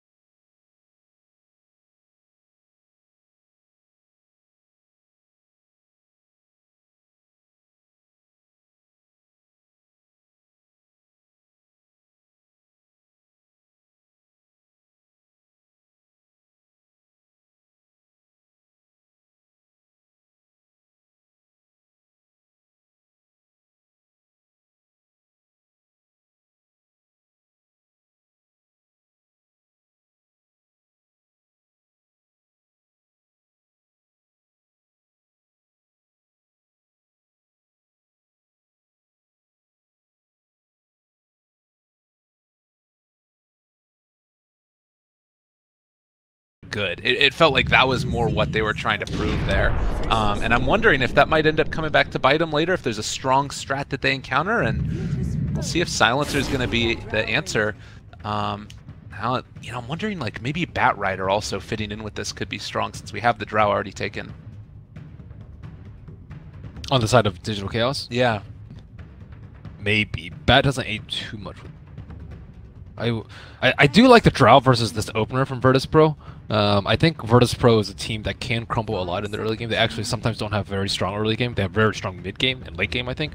But early game can be especially weak, and their tower defense is awful right now. It's really, really terrible. Like, these heroes struggle a lot versus the Drow Ranger. Faceless Void is very farm dependent, and he also just isn't able to get up in Drow Ranger's face. He needs time, and he's also ulti dependent too. Drow Ranger doesn't care about that. You just run at towers very easily. Yeah, and I mean, certainly there's global silence, but that's like the cherry on top normally, because they're still going to have all that damage as long as they keep building into other ranged heroes as a part of this as well. Enigma taken out of the pool, and now also the Nature's Prophet. Do you need to start to draft really to protect the Drow Ranger also, since Silencer, his only really tool to do that is global? I mean, well, they still have a ton of other picks, and it depends on what their mid laner is a lot. I think like mid laners like Puck, I think they work very well with the Drow Ranger because it's a ranged hero, firstly, and secondly, you actually get a decent amount of right clicks off on Puck, and thirdly, you can keep heroes from getting to the Drow Ranger. That's the most important part about playing a Drow Ranger strat, is preventing heroes from rushing the Drow. And Silencer's not bad. Like, yeah. You can just global after Faceless Void ulti, or right before Faceless Void ulti, ideally, but that doesn't always happen. And then just as they're running away, then you can go ahead and kill them. So I wonder what kind of lineup Virtus Pro are going to go for right now. This is because the draw pick just came out for them. What do they want? How do they want to handle the Nature's Prophet is good at just making things chaotic. Like you're actually fast paced, so you can match the tempo of the Drow Ranger, and you can also I think it's not terribly easy for Drow Ranger to deal with the NP Treant Superior game, so you require supports. It's going to be an Earth Spirit taken, and now a Clockwork immediate answer. I'm assuming that that's going to be for Bulba. It's sort of, you know, his hero quintessentially, but certainly, you know, if they want to take into the offlane, that could work as well. But the Earth Spirit, it reveals a lot, and as you mentioned, still not great D-push. Good team fight. Kind of rough on the dealing with keeping those lanes pressured. It shores up their lanes though, and they can also gank their Draw Ranger with it. Oh, yeah, the problem is the Clockwork pick came out immediately after, and yeah, Ogre is seen as a pretty strong roamer, but Clockwork is, I would say, stronger than both of these heroes at the moment. Bat Rider coming out for Virtus Pro. One very, very good way to deal with the Draw Ranger. This high ground is almost impenetrable. The Faceless Void Bat Rider, as long as they have their decent items. So now they're going to reel it back in a little bit, not putting the pressure on them to push the high ground early. Shadow Fiend that skills throughout the entire game, and the Clockwork SF. Many expected it to be patched out, but it has not been, and it will continue to wreak havoc on those mid laners that depend on. It's a close matchup, I would say, but one of the best mid laners, Abed. Yeah, maybe even better, I would say. I don't know. That's tough. I would say probably Abed's better mechanically in the early game, but no one's generally more solid in the late. But I mean, no one's still very mechanically skilled in the. I mean, this looks like the quintessential DC draft too, though. You have all these heroes that are enabling Abed to kind of go off in this game. He's going to be a Shadow Fiend, starting with around like 12 to 15 souls, and then also Drow Ranger aura on top of that. What do you even pick to try and deal with it? Do you need to like a lean or something? Well, I think firstly you need to key on the Silencer. If Silencer gets big, you're going to have a really tough time. Because you're not going to be able to like kill him at the start of the fight, and he's going to be able to do a lot of damage and position himself well for global. And Shadow Fiend, you kind of just have to accept he's going to have a lot of fun. He's going to have damage from Clockwork Souls, and he's going to have a lot of damage from the Drow Ranger. So, like, how do you outlane like a 80 damage Shadow Fiend in the early game? But you're just not going to be able to. So, I mean, they do have a good anti-BKB piercing control or BKB piercing control in the Faces of Void ultimate and the Bat Rider ultimate, so that's already pretty good. I think they just need right now just a right clicker in the mid lane to synergize with Bloodlust. Trying to think of the heroes that would be good for them. Shadow Fiend would probably be pretty good for them themselves. TA is like okay, I would say. Actually, TA is pretty good here. I wouldn't mind TA so much. I'm trying to think of any other heroes that are good right clickers in them. Because you want Bloodlust, you don't draft Ogre without a hero to block. Sniper's already been banned. You don't think Lena's something where it's just more attack speed on top of attack speed? So you get diminishing return. Yeah. So I also don't like it that much versus a lean. Think of what else. So I guess Storm's okay, but it's not that great with the Faceless Void. I don't know. It's hard to think of ranged, good right clickers that can synergize well with Faceless Void. I guess maybe okay, they banned TA, so that one's out. Oh, is that a Forev win range, or is that a Bulbul win rate? They'll probably see what the matchup is in the top lane. Yeah. But I would prefer the Clockwork, I think, to. 10 seconds remaining. I don't think Wind Ranger's that great of a roamer. Could you like dual lane them together, I guess, too? Oh. Oh, Viper's a good matchup. Versus SF. It's okay, I would say, one-on-one. It's about I would say maybe even just a tiny bit SF favored in the early game, but Clockwork plus Drow will just make this early game very difficult. So it will be for Ev support and Boba. Wait, yeah, okay, sorry, offlane Wind Ranger. Yeah, I think Wind Ranger needs levels a lot more badly than the Clockwork does. Well, game number 1 soon to be underway. Virtus Pro facing off against Digital Chaos here in the first game of Group B International. I think that we're the quickest since that LGD Fnatic game finished up pretty quickly. And yeah, are you thinking that the DC have what it takes here against what I'm sure is the favorite in Virtus Pro? I personally like DC's lineup a decent amount more. It's just the Wind Ranger I have a big question mark about. There's a ton of ways to deal with it. Like the Silence is really good, the Bat Rider's pretty good, and you don't want your Wind Ranger to be poor to the point where she might as well have been a support. And I'm worried that's what's going to happen to Forev this game. She does have Drow Aura, so I guess that kind of makes up for it. So that's the only hesitation I have with choosing DC over Virtus Pro. But Drow Ranger, it looks like a pretty good Drow Ranger game. Drow lineup game rather. I'm really interested to see if they if Wind Ranger's going to be able to bully the Ogre at all with that extra damage that you were talking about, because that would be normally the way that you play one of these like ranged offlaners with Drower, right? Is you punch the support, force them back, and then you're secured a decent amount of levels and everything else. But Ogre is obviously known for being hard to bully around. He's a big bad bruiser. Yeah, I don't know if you want your Ogre over there though to deal with the Wind Ranger. You want him to deal with the SF, right? Oh, okay. That's the hero that you actually want to keep down in his early game. So normal Cog shenanigans coming out in the early game. I'm trying to do my predictions quickly. Who's going to get a lot of kills? It's got to be Abed, right? I don't know. No one is also just a monster. Most kills in the first 10 minutes.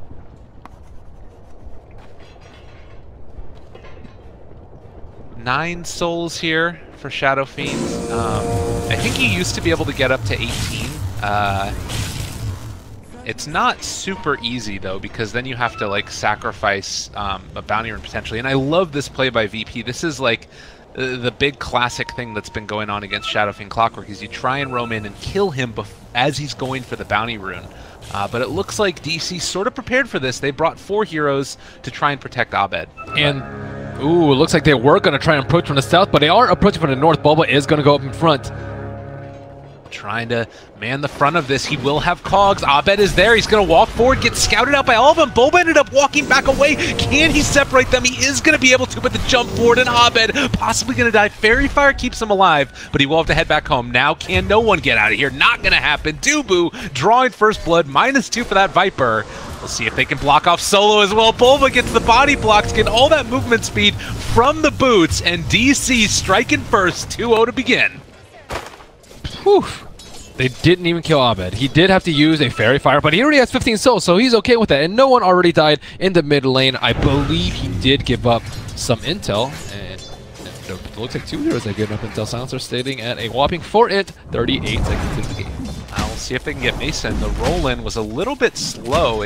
Not sure if he dropped the boulder there, if he even wanted to. He just wanted to get into lane and punch him a few times, but it is sort of a little bit of a weird dynamic now, because it's Mason left alone for the moment since they had to go and protect the Shadow Fiend, but now he's back in lane. Do you expect no one to have a really rough time in this matchup from this point forward? Not too much, because they don't like. How do you actually kill him? You need Clockwork to wrap around behind, and Clockwork is showing it. So he should be okay for a little bit of time. If Viper ever really feels scared, Shadow Fiend can just, or he can just run back. It's not like Shadow Fiend can stun or slow them. It's mostly just all on Boba. And looks like Ogre is going to be sitting in mid. I would say more on the top lane is where we want to look. Is Pasha going to be able to put pressure on Mason? Because Mason, you do not want Drow Ranger to get level 6 early, because that's going to make your problems even worse. As it stands, I mean, Abed is hitting for 89 damage at this early point in time in the game. It is quite hard to deal with. But that being said, no one here. 5-4 so far, and that's kept Abed back at least for the moment. With the creep wave going to be pushing in a little bit, I believe. They're doing a good job of keeping it there, even though there's the 2 range. Still 90 damage though. Yeah. They're pushing him back again. This is not the easiest thing in the world, and Bulba's going to have to come back here again to help him. Yeah, he's a self, so he's fine. And yeah, this lane should, I would say, be a wash at this point. No one doesn't have any mana left, so Abed can actually maybe pull ahead a little bit in CS. Pasha is getting a lot though out of this top lane. He doesn't really feel scared at all. It is going to be Lil heading down to get the bounty rune, so he's alone for the moment, but even still able to stay here and, you know, make sure that he's getting levels in spite of it. Bottom lane, 1v1 matchup, Ferev versus the Faceless Void.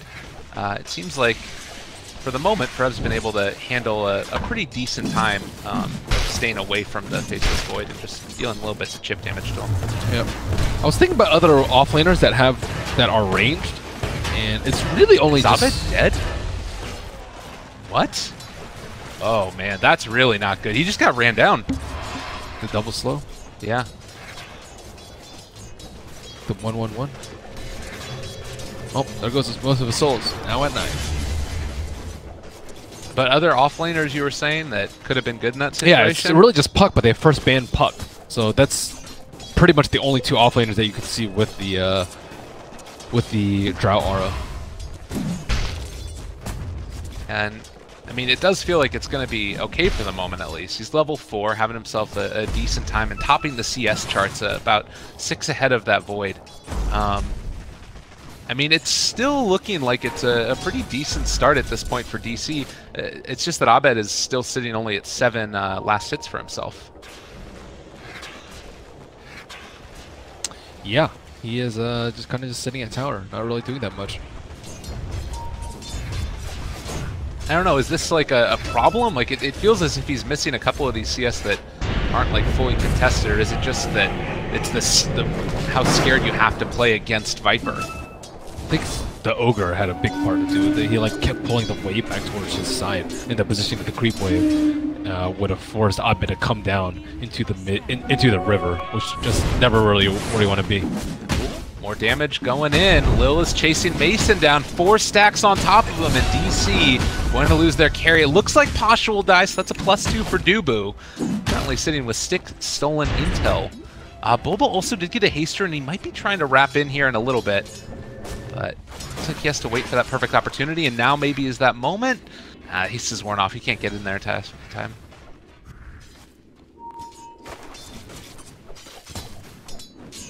They definitely need Boba to make some more moves. He did a really good job of preventing the first blood happening, but he is not really doing a good job after that of making sure that Abed gets his farm, and he's trying to stack right now, it looks like, for Shadow Fiend. And that's really, I would think, the best move for him, especially with the creeper in this position, and with that Observer Ward placed by Solo, there's very little room to gank no one. Looks like also Lil is showing up here. They will spot out that means there's a ward up on the high ground. I don't even know if Lil dropped a boulder for that one. Like, as soon as they realized what was happening, he just decided to give up on it and scout out that there was a ward, there was a ping, and might even go to deward that in a little bit. Yep.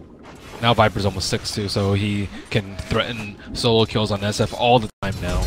Just need to TP scroll on Abed to feel a little bit safe. Down bottom, Solo and Lil, this dynamic duo of like melee supports, they keep on moving around and sort of forcing whoever is there back and away. Looks like Frev was just going to the Shrine, still saving that point for the moment and getting the maxed out power shot. What's really going to be like the goal of Frev in this game? Is he just like a lane pusher and a eventually tower taker? Does he have to be DPS? Wind Ranger with Drower is always DPS. I mean, he does have that long duration stuns though. They don't actually have that much lockdown in their team, so he can have those long duration disables that you need. Uh-oh. Oh, the stun silence. Okay. Trying to get out of there. Yeah, he'll make that escape. So good decision there. He'll power shot Solo as well on his way out.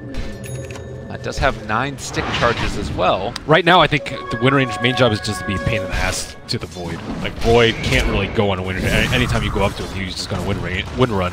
And even if you want to Chronosphere him, you have to worry about the instant cast Wind Run coming out before. So, like, but you need to disable it at some point, or else he's going to land a shock when you're going to die. So it's not easy for him. And on top of that, Ramsey has to deal with 2 other forms of silence. Oh, nicely done there. Can he get out? They're trying to chase in for this one. He will not have time lock for another 7 seconds, but Lil is there to keep his carry alive. We'll see if they can power shot. Not quite on the mark.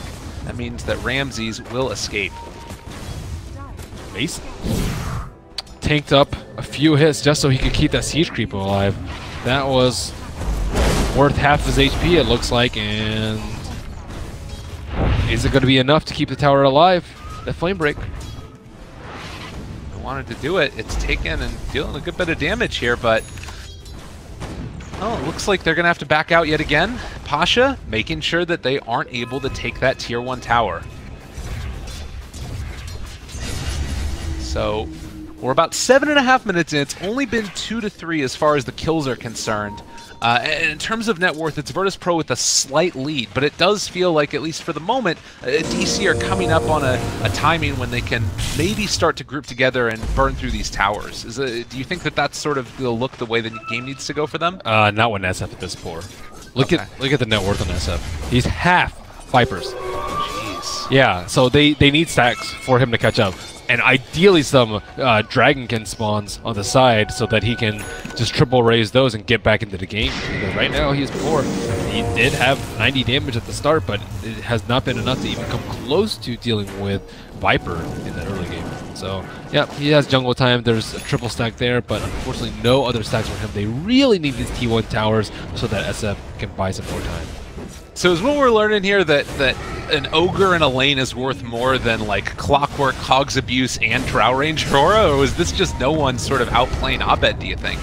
I think it's just Viper being one of the best lane dominators in the game. Okay. So that hero is dreaded in any matchup. People talk always about how they don't like playing it, but I guess if you come away and win a lane that hard, it's you like winning more than you like not playing Viper. Yep.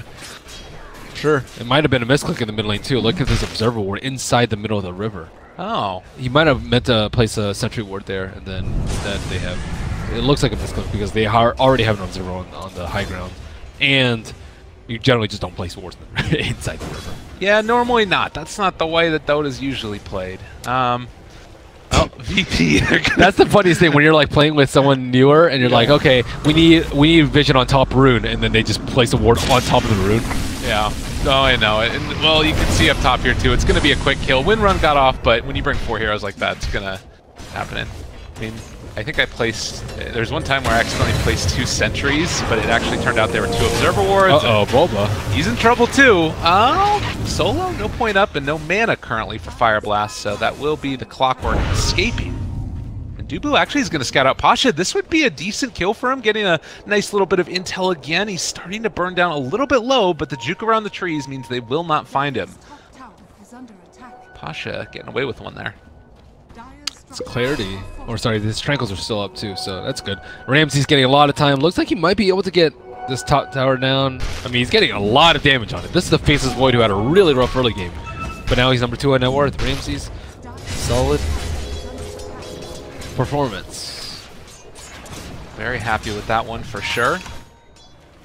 It is SF caught up a little bit. He's still, you know, a decent chunk, about 1,000 gold behind the Viper. But there are other heroes that are sort of making up for that as well, and it is Drow Ranger 6 that's online now as well. So the extra damage coming in to all those heroes will make this jungling a little bit more rapid. Still need a lot more farm on SF. He's getting particularly lucky with this monk. He has a lot of magic resistance creeps, but no one has felt no pressure this game. He just sits in mid and just right-clicks the SF with impunity. No one even thinks about touching him. And has that health talent as well, so he's at 1,700 HP as well as 9 armor on him.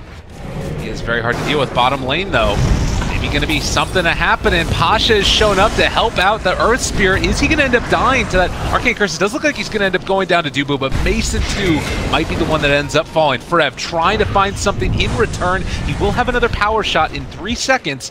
Can he actually manage to find Pasha? He's going to shoot one off, and instead they'll chase after Solo. So they do get out on the Bat Rider, and they only end up losing the 2 supports. Looks like Drow Ranger wasn't able to spend all her gold before dying, unfortunately, so Mason will be set back a decent amount from that death. And with that, Pasha should be able to get his Blink right now. He didn't die in that last skirmish. That's great for VP.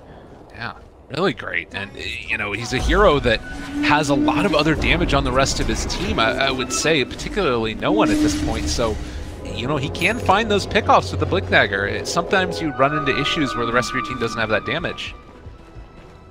Solo gonna place down a couple wards, get fantasy points for all those people out there. Heck yeah. Doesn't quite find Mason though. Who'd you put in your fantasy lineup?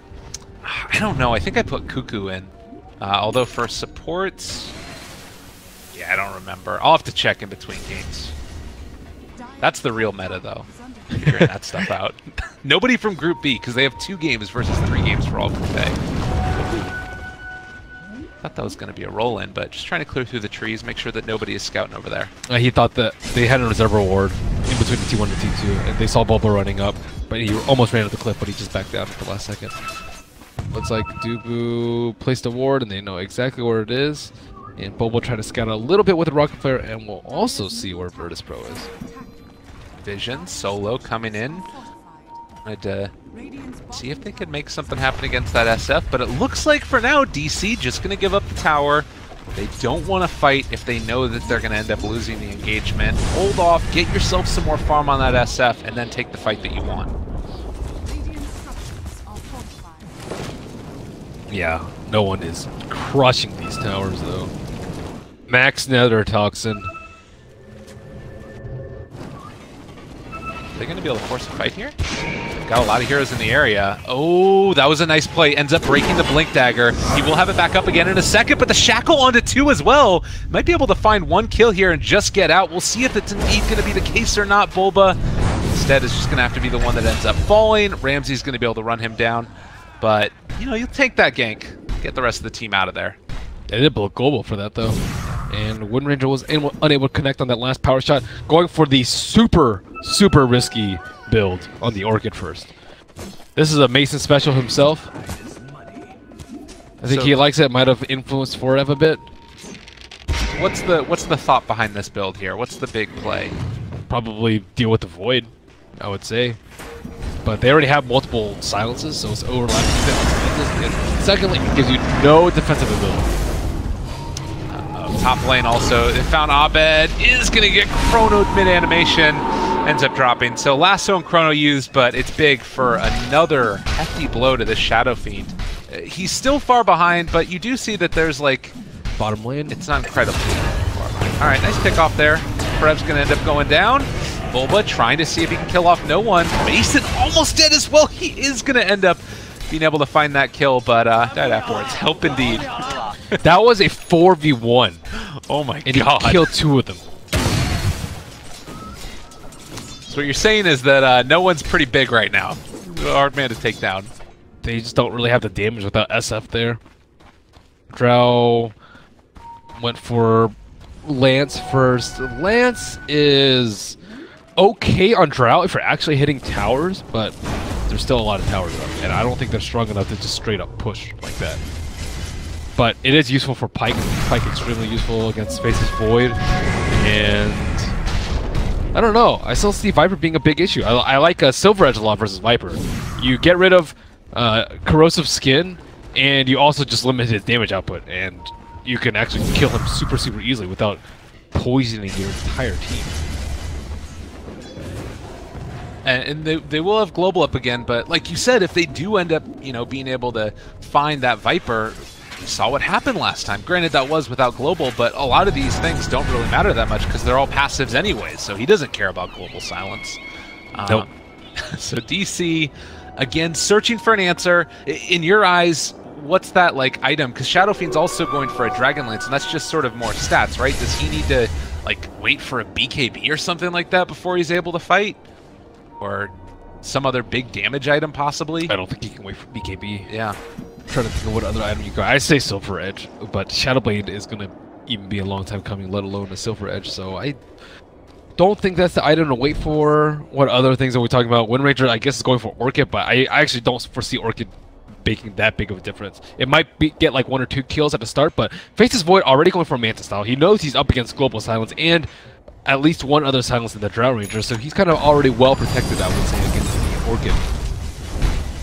Alright, well, DC did just spot that the Ogre TP'd in bottom, so they realize they're not going to be able to make a defensive rotation with the Ogre at the very least, and they're going to try and wrap around, see if they can find somebody else, and Pasha would be a pretty tasty pickoff. It looks like if they want to, they could go for that Arcane Curse. No, he blinks away! They scouted out. Oh, and that would have been a big moment if DC could have found that pickoff. Still might have been tough since he was under tier 1 tower. Radiant's middle tower is under attack. Jump forward, Pasha, he's going to pull back in. The Wind Ranger, Global Silence is there, so they won't be able to chrono afterwards.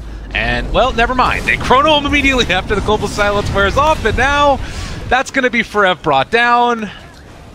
One of the best D-push tools, and VP immediately running towards the Roach pit.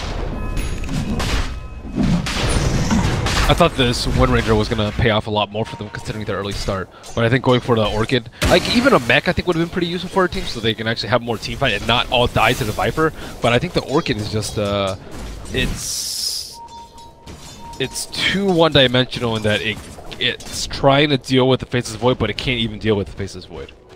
I mean, maybe a fast Bloodthorn would actually be okay, because everyone critting would sounds okay, but the problem is you just die. Yeah. You just get lassoed, and they had to blow Global immediately, and then you have no mobility after. You can't actually run in and out of the fights at ease. Maybe when you get level 20 with the invisibility on the Wind Run. And I mean, the other thing is, it's not even, you're still going to have to commit Global in a little while to deal with it, because Void is going to have Manta Style soon. So even dealing with him is not going to be particularly easy. Orchid alone is not enough. It does definitely feel like DC do not have that many options available for them, but VP, you know, they've been looking really solid and constantly making the right rotations, good reads. They buffed up their Viper. I think that's a big difference between VP and DC this game. They look like they were about to get SF off to a really good start, preventing his first blood, giving him a lot of souls with the Drow aura, and then in the mid game he just completely falsified and is unable to do any damage at all. And this is, like, you know, quintessential too. You can just stay down here in the lane and there's nothing that they can do to really touch him. The nice part about Wind Ranger here is, you know, the low cooldown, the 4 mana regen. You should be able to keep the lane pushed out, but Pasha now with the Force Staff used, caught back up again with the Blink Dagger, the roll in from Lil, the stun, the kick, the kill. No one on a killing spree. I mean, you sort of take those deaths though, right? Like, I don't know. It feels like there's just no other way to do it. You have to keep the lanes pushed. Ideally, I'd say there are better ways, like power shouting from the fog, arcane curse from the fog, using Drow aura. There are a lot of ways I think they can do it without feeding away deaths. I think if it's a support, it's okay, but Wind Ranger, you need items on her. Well, maybe not Orchid, but other items. The thing about Orchid is like it has to be like the perfect setup too. Like potentially you could Orchid a Bat Rider before he lassos on top of you, potentially, but that's really high risk. As opposed to things like Maelstrom, Blink, which is a pretty safe build. Lincoln's, I think, it holds some value this game too, so you don't get lassoed. Like these are pretty good items that are generally just very safe. Like you're not going to get you're going to get value out of the item even if you die. For like Orchid, you're not going to get value out of it if you die, and it's I think. I kind of foresee his game being shut down too. I honestly don't see where it's gonna go now that Ramses already has his Manta Style, and even if he's super afraid of the silence, he can still go for BKB.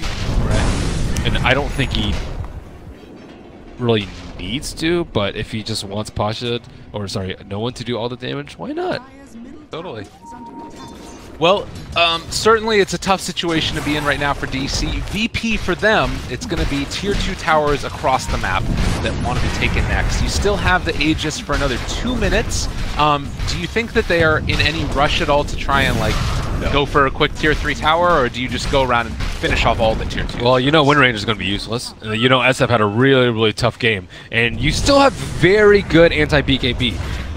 But they're far enough ahead that they can at least knock on it. They still have the Aegis for quite some time. Viper sitting at 2,400 HP with Strength Dread. And he also went for the Agi talent too, so it's not like he's lacking a ton of damage. The Sanj is there, the Hurricane Pike, and he has plus 50 agility. Yeah. Look at his stats right now. It's incredible how much damage he does right now. And he also is going to have Bloodlust there, maxed out by Solo.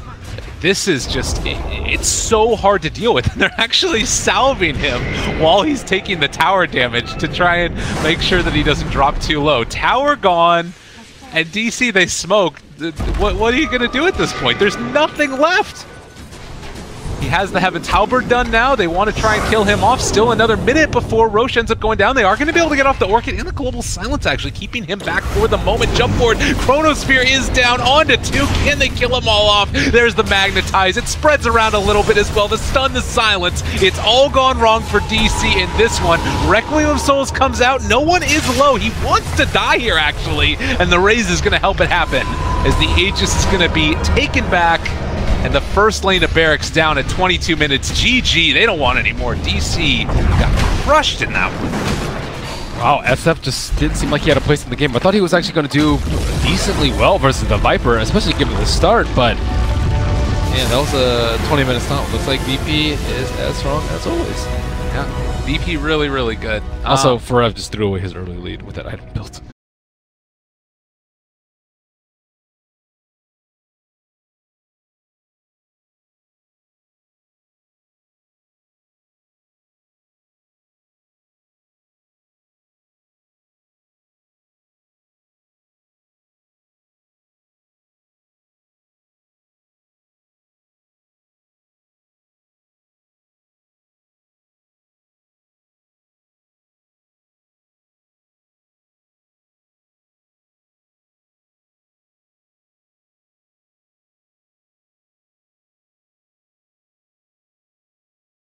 fuel spill, but looks like he's gonna go for the more standard.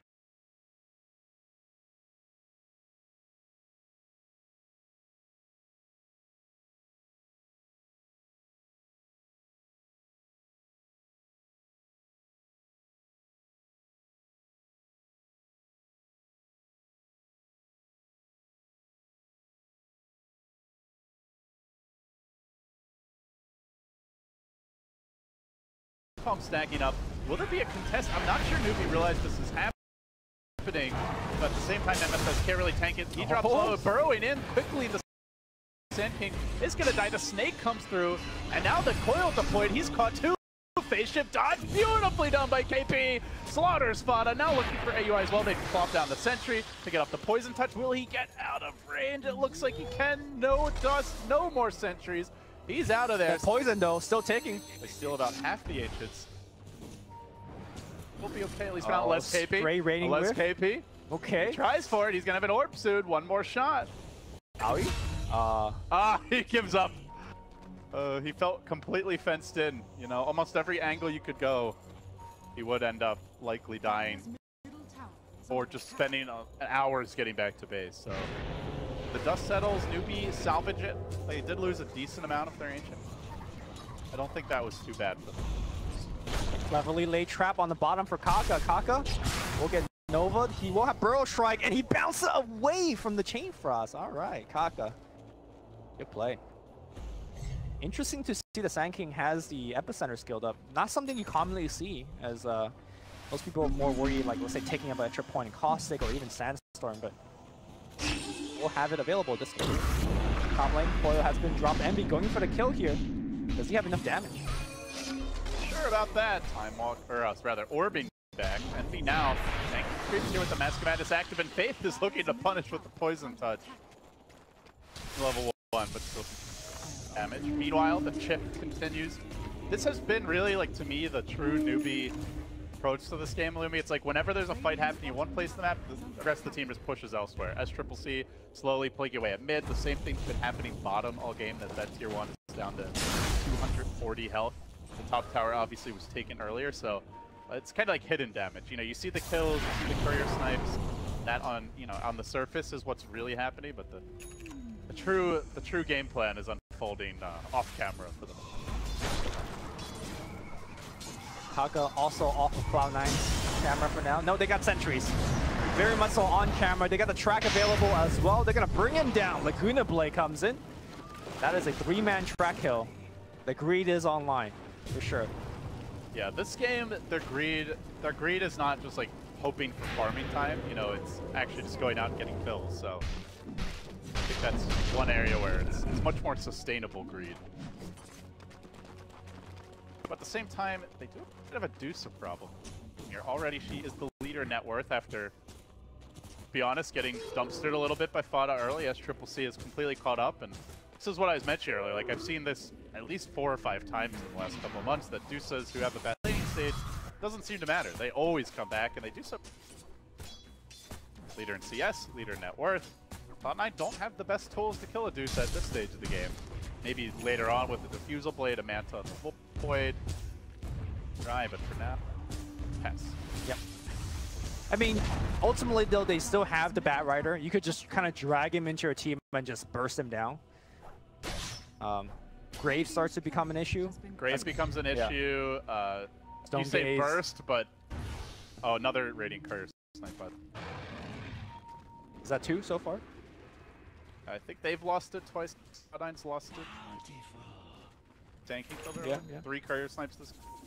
Always effective. Stealing runes, sniping couriers. This is kind of pretty much what you want from your bounty, unless you're also just tracking and getting a bunch of kills. Low gank up top. Envy. Does he have the game sense? Be tough. They're moving into position now. 1 Frost Arrow. On the Envy mask looks and to run. retreat. He might have to drop the Corona. Oh, Burrow Strike coming through. Envy juking away. Where do you go? I think they know too. They scan, they reveal him. He's in the neighborhood, but Newbie gets scared because they realize more reinforcements could be coming in soon, so they're not going to force the issue further.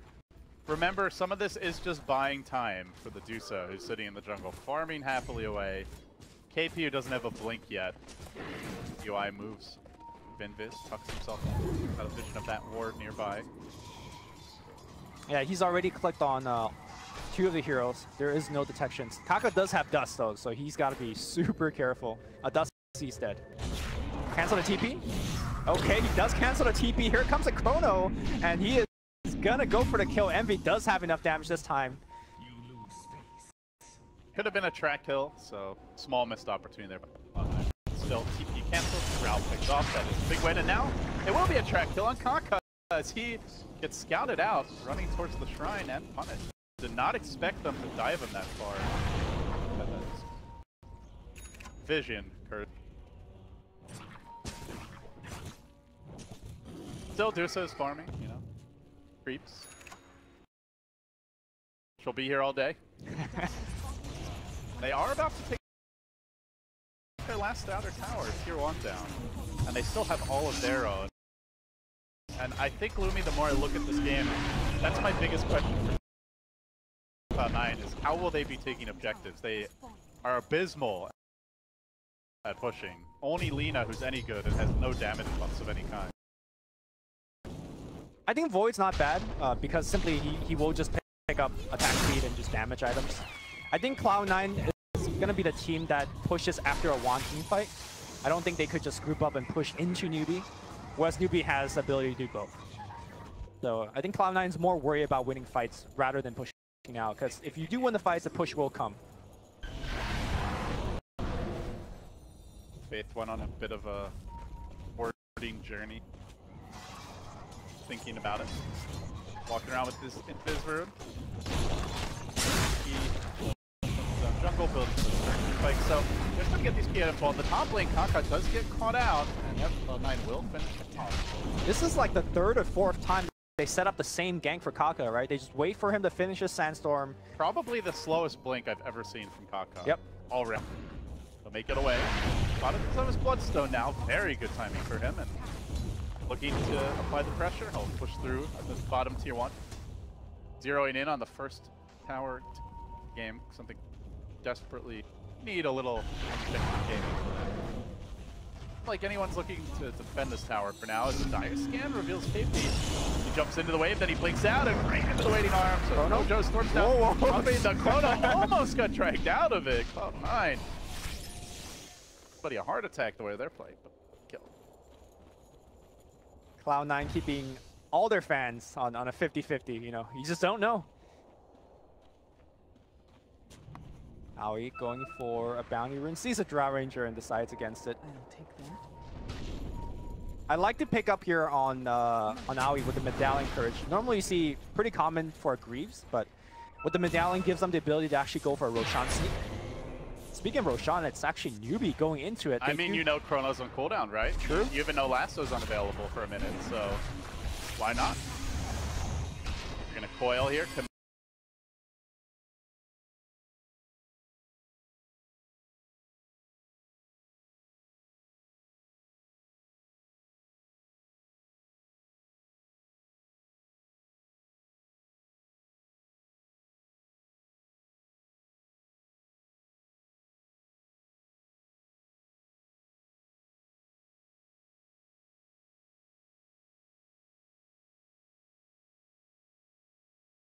So now, 2 very difficult to do.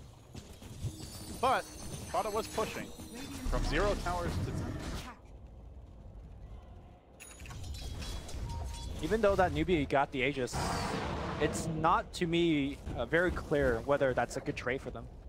Cloud9, as we saw exhibiting in the last game, one thing that they're very good at is just split pushing and making Newbie go back repeatedly to defend. There can be a scenario where Newbie doesn't even get to use that Aegis in a manner that's beneficial to him. What is the timeline here for Newbie, Lumi? Trying to set up an Triple C. They're going to make the move. Lina starts to start things off, quickly chewing through his Mana Shield. It's not even close. Only getting through the Mana Shield, and that's it. They do not even really scratch the HP. And now Fada's been caught out here. He's been coiled.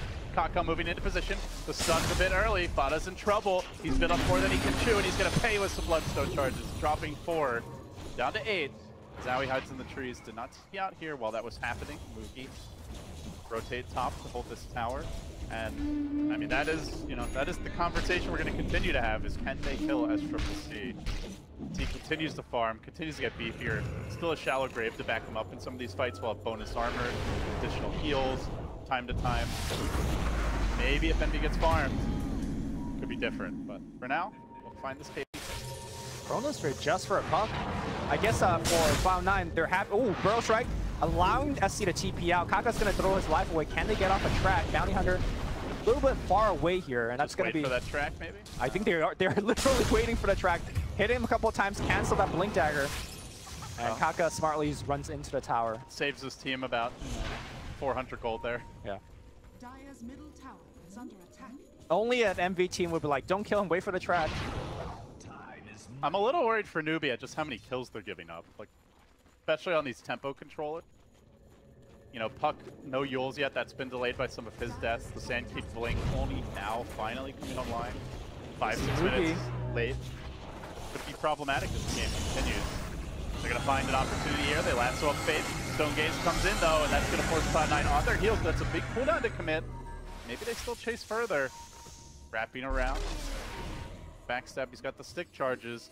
But on the other side of the fight, 3-man coil. No one to combo with this. KP just buying time, I guess. Team to get in position, and ultimately the game revolves around the tower kills, and Newbie will grab that tier 2 top. So, happy for them. Yeah, MV working on the tier 1 mid. Unfortunately, not enough damage to actually take it down. I mean, that's my worry for Cloud9. They're just slow at pushing. Yeah. To me, that was just a very good reaction from Team Newbie. Dust is going to clip Aoi. He's found right now. He doesn't have a teleport score out. He's just dead. Yeah, Burrow Strike coming through at Triple-C joining the fray, and Aoi down. Take a freebie. Orb for the Dusa. Manta style en route. Drow with the DD, and that might push. This Aegis, though, is about to reach its expiration date, about 1.5 minutes remaining. So if Newbie want to go for that next tier 2, best do so now. I mean, so far it didn't seem like they even need the Aegis, so... I'm not feeling like the Frost Armor is doing all that much, Louis. I mean, when there's a double damage Drow hitting for like close to 400. It's also... no, it is a max size Sar. Yeah, I don't know. On paper, it's a good counter to push strats, but... I think counter is a very strong word. It slows things down. Deterrent. Yeah, it's not... When soft it's... counter. Soft, yeah. Soft. It checks Silky, it a little bit. counter. There you go. Too silky. Oh, Envy cancels his TP. They know he's here. Ping's coming out. The rating scan a bit deeper. Why must you do this to your fans? Envy's gonna like walk into the next creep wave and start cutting it. That would be an Envy thing to do, wouldn't it? Get their third courier snipe game. Okay. I mean, the ward will see the courier flying in. Think he's gonna get baited? That would be a classic.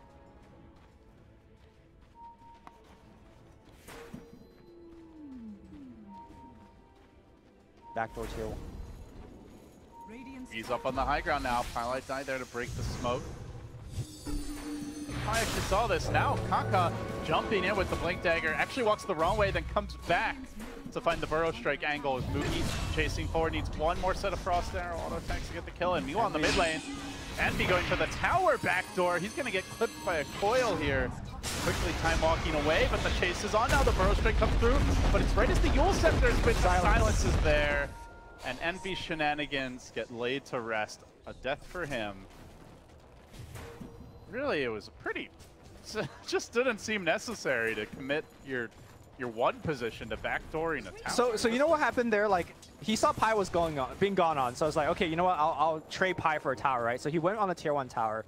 Fada took down the tier 1 top tower simultaneously, so they glyphed it once, and then they glyphed it again. Envy is like, what the hell? He's getting triggered. So basically the towers survived for 10 seconds without any damage being taken. And so you're saying that was really Fada's fault? That's just how it happened. I don't want to point any fingers, but... Envy getting baited by double glyph. Well, if he wants to be efficient now, he can think about how to avoid that scenario next time. Death timer to be productive, you know. see Adusa continue to farm Lumi as Triple C up to 50k net worth. Now another 600 mana unlocked with that talent. More and more ridiculously hard to kill. Scotty is not too far off. SC is not a subscriber of the...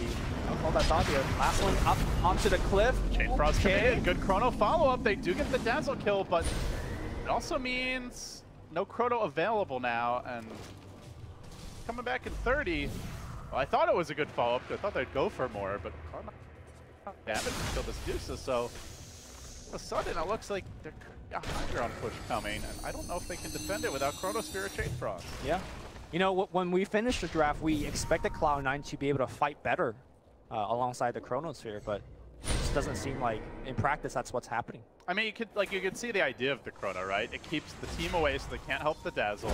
It sets up for that next kill, but the problem is it was a Deuce. Yep. It's not a killable hero. Oh, here comes the high ground. Next Ultimate Orb, 2k HP, 1.7k mana. Effective HP, not quite over 9,000, but certainly getting there. Burrow Strike finds him. Silence is going to be available. Envy tries to jump out. The Silence is about to, and can he jump? He does. The coil also not snapping at the very tail end of it. They survive. Newbie wasting precious seconds when they could just be hitting towers, now trying to get back to that Triple C out in front in this bottom lane.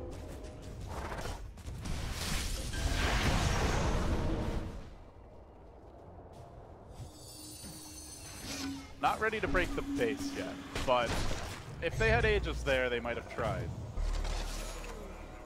Can we revisit the Bounty Hunter pick real fast? How effective do you think it's been? He sniped the courier a couple times. He's given his team, a little bit of extra gold and vision, but... Okay, so the idea of the Bounty Hunter is twofold, right? It's like the vision game and just kind of that like buying time for your team is probably the main reason why Cloud9 like it. Secondarily, can help shore up your income. Track kills. The issue I see with it is mainly around the... Well, okay, so it's two things. First of all, Newbie won a 5-man, like you said, right? So and Bounty's not good against it. How useful is the vision when, like, you know where they are? They're all 5 marching down hitting your buildings. Hitting your buildings. Yeah. And the second thing is, when they're actually... When you're going for those pickoffs, you have a lot of long cooldowns, right? You have Chain Frost, you have Chrono. Those are, like, 2 of your big pick-off abilities that ideally you want to... Especially the Chrono that you want to use, and then as soon as you use them, you've just opened the door for them to go for that big push. So that's, I think, where I worry a little about the bounty pick, and I'm not sure it fits that well, but I think also Cloud9 may have been anticipating, like, we've got Lich, we've now picked our bounty, we're really good in the early game with bounty, and all these roaming heroes for Aoi, like the tree you mentioned earlier, we're going to win the lanes, and then we're going to be able to just constantly keep them down in the mid game. Right. And I just, obviously, that part of it never happened. I mean, I don't want to beat a dead horse, but I think Treant being played the exact same way by AUI would just do better. Like, the Living Armor in particular is going to help them out quite a bit. Having an extra AoE ultimate wouldn't hurt, helping out Chain Frost and all that jazz. But this bounty, to me, looks a little stranded. In fact, he is very stranded, as Roshan is being done by Newbie, relatively just for free. Normally you see a lineup with Batrider Void, and it's like, this is a great lineup to take fights at the pit. All the cooldowns are ready, but Kaka? not the case, as they did smoke from the Roche pit and set up shop in the bottom lane. The TP rotation from KP forces out the Seppuku from Fada. Bloodstone deny, but now down to only 6 charges. Roshan already claimed. Aegis went to SCCC. Now the death push might be coming. Yeah, this time it's going to be Dusa with the Aegis. She sits in the front. And the Scotty, it's almost ready. Yeah. You pretty much have to drag her into the tier 4s and have Lina alive to burst him down. That's just the first life. I have no idea how the hell Cloud9's going to kill my second life. Just feels like with a Frost Armor, it's only delaying the inevitable right now, as CCC laying into this tower mid, confident up in the front lines, the team backing him up.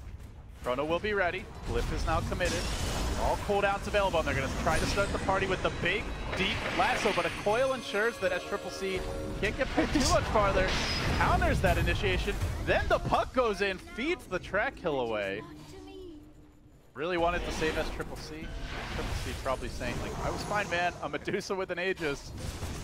have to worry so much about me. I got this, but...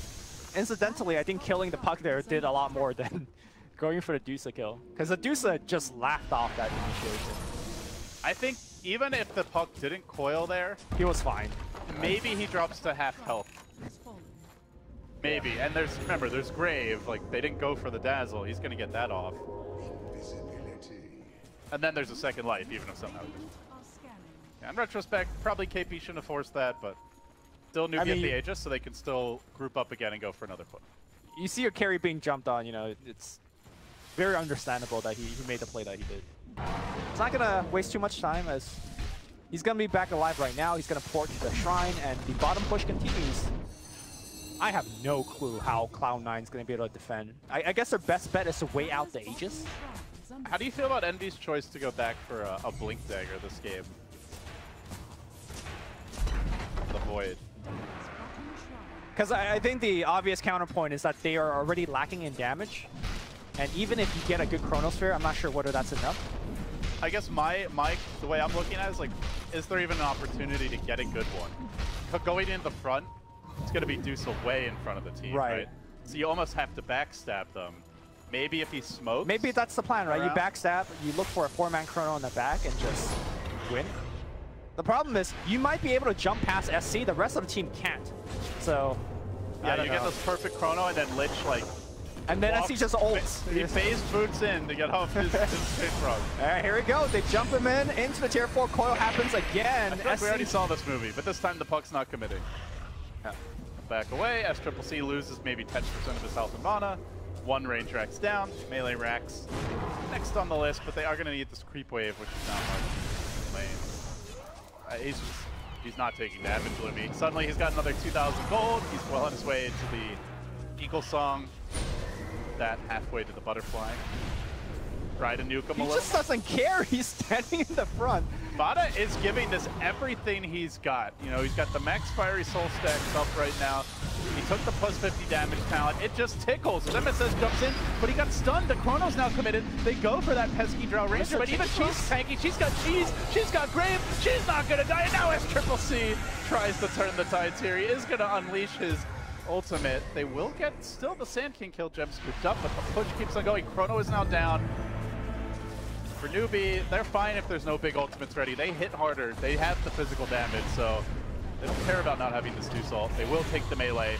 They need to catch people now, right now. Maybe wait for SC's Aegis to trigger. No, Fata's getting hit really hard. He gets forced into the Deuce. Not that way, Fata. He's going to go down. He will die. 60 seconds despite having the Bloodstone. Coil hits on 2 on the back line here. Pylai died. Pylai dead. As MSS, that's his buyback. So if he dies, he's going to be out for a while. Envy on the back line jumps away, but that's all of his escape. Envy's going to go down eventually as well. Another one bites the dust. Cloud9 about to go 0-4 to open the group stage here. Newbie steamrolling them again. It's just been a simple game plan of push. Game 1 was a faster tempo, but it's been the same strategy, and Cloud9 seemed totally unprepared to deal with this type of 5-man and this type of tower pressure. Yeah. I don't want to take anything away from Newbie. Obviously, they've been playing very solid, but to me, this is Cloud9 not living up to their potential. It's not the Cloud9 that, you know, took the #1 seed in the NA qualifiers. Something's got to change very quickly. Or maybe it is, and NA Dota is just not in a great place right now. Pylai died, meanwhile about to go down. Kaka will get that pick. MSS did find the lasso opportunity, but will the follow-up be there? They try to bring down Mugi. They will successfully do so. Still though, KP, Dusa, sitting around, having a party. They're going to focus on this melee racks. They'll bring that down as well. 3 melee racks down. Mega creeps on the horizon. Cloud9 some wailing buybacks, but oh, by the way, she's got a butterfly. It hasn't even arrived yet. SCCC, even without it, I don't think he dies, and certainly with it, there's no chance. A courier snipe is really what they need right now to have a chance, but bash after bash, Envy can only get him down to half, and he just mantis it off, shrugs his way out of that damage, and on to the mega creeps. Cloud9 has been completely dismantled here. The butterfly did arrive in the midst of this fight, and he keeps on dishing out the damage. SCCC, just an unstoppable tower in this fight. They finally will finish him, it looks like. Oh my god. Almost killed their whole team. What, KP? KP going in? Does he see Aoi? Alright, Aoi's dead. Oh. He's got the gem. Salt obviously. in the wound. And waiting rift. Okay, it's right click, Envy? coil. I think Envy? it might just die here. Envy. Okay. There's an orb. There's an Oh! orb. Oh! How did you miss? Envy with that fancy footwork. Envy just stood there. That is the most fancy footwork I've seen. Unfortunately, the buildings don't have fancy footwork options, so they're just dying. Creeps are quickly massacring them. I rate the comeback percentage opportunity here, Lumi, at about 0.00001%. Sounds about right. The worst late game, very mediocre D push. The hardest carry is by far the most farmed hero, almost 8k net worth ahead. Or sorry, more like 6k net worth ahead of your carry. But you got a Lich. You got Frost Armor. You got a dead Fada. He's caught out. Maybe not dead just yet, though. The team doesn't want to fully commit on this because Envy's gotten into the backlines. He's proving quite the problem here. Perhaps Newbie also feeling like I am that this game is won. We can't Track him first. This Yeah, there you go. It's unlosable, but there is a bounty hunter, so careful. I mean, you know, tier 4s are dying. Tier 4s are dying. Tier 4 is but yet another building. That's fine. This is all tactical. Yep. Part of grand strategy for Newbie. Let them chase our heroes, and well, we'll just kill your buildings. It is, I mean, honestly, it's pretty clear that this has to be completely thrown. I don't really see that happening with the Stone Gaze. Cloud9 trying for an opportunity here on the Drow, but they're going to get punished by the Stone Gaze. Now they jump forward. KP looking to finish off Fada. He'll do so successfully now. The silence on Envy. He manages to get that Blink Dagger off, retreat. Now Aoi on the run as well. He's been silenced up. Slows come through, and Cloud9 decide it is indeed checkmate, an exposed throne. Creeps wailing away at it. They've given up Megas. They've dropped their 4th game.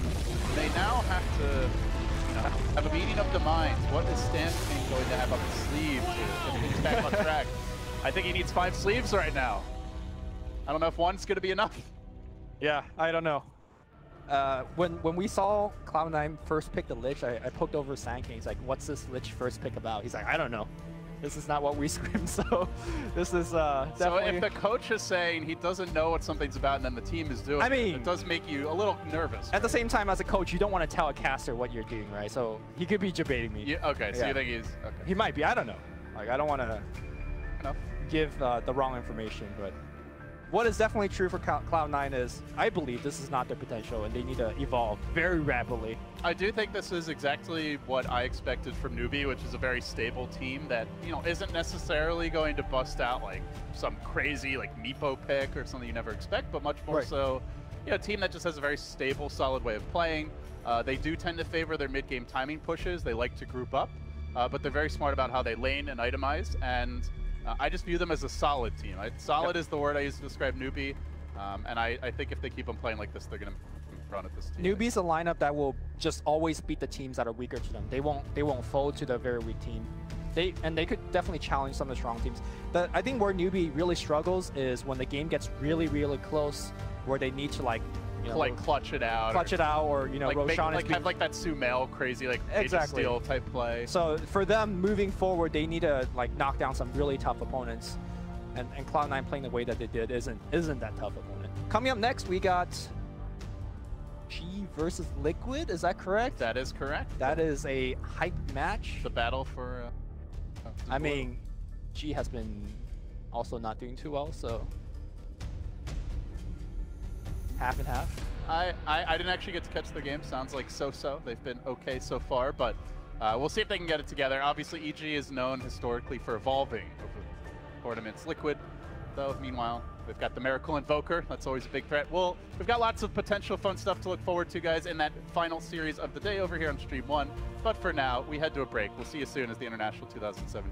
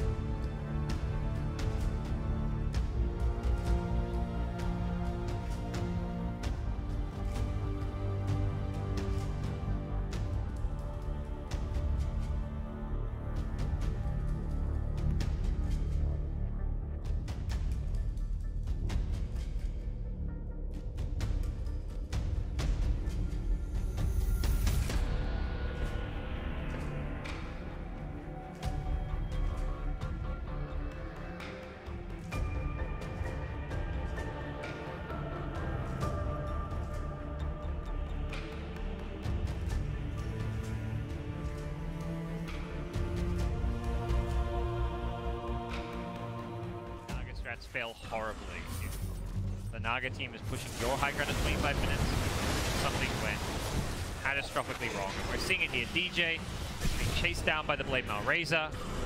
Okay, the kill and last hit for that one. They're going to sleep, set things up here. The Ghost Ship coming in. Can they get the latch? Duo doesn't have a lead. He's going to go down. And they're going to look for more. It may have been a little bit too early to toggle off the sleep, but it doesn't matter. They are absolutely pummeling Fnatic in their own base. TNC not missing a beat here. They have crushed Fnatic.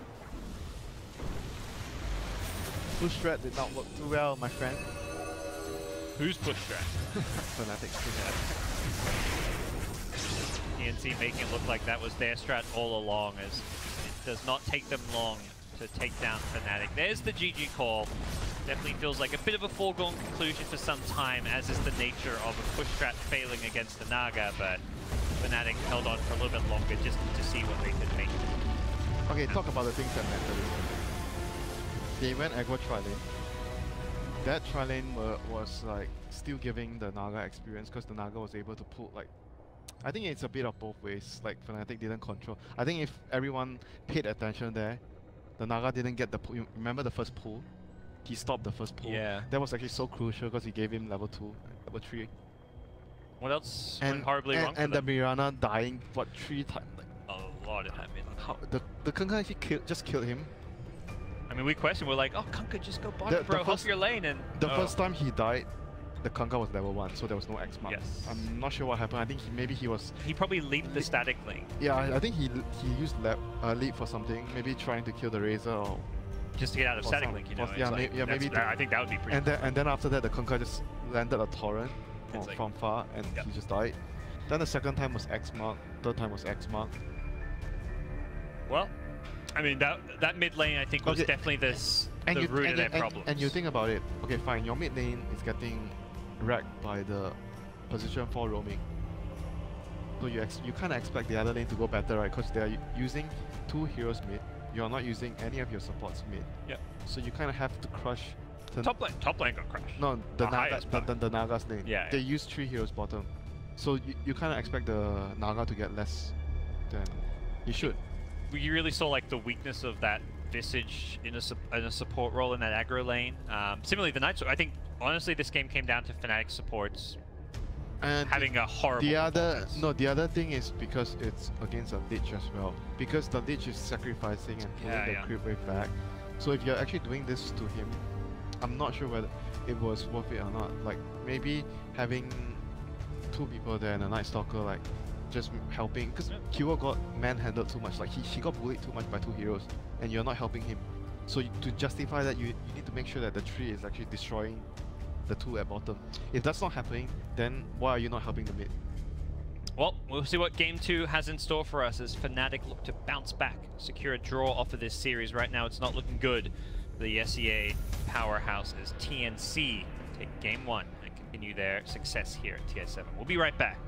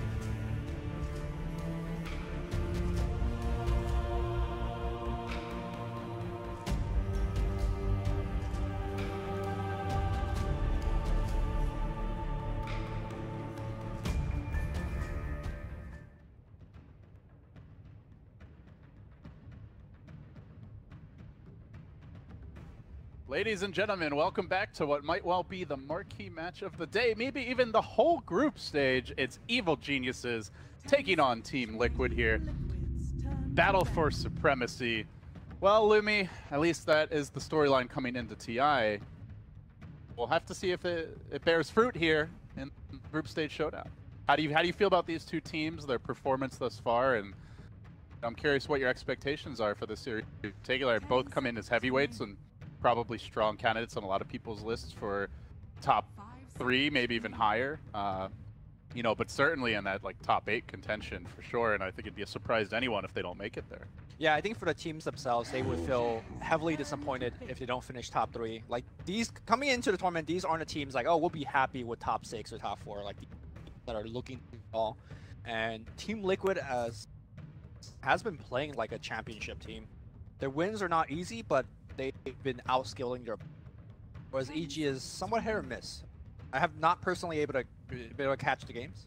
5 seconds remaining. Gonna be a good showing for both these teams moving forward.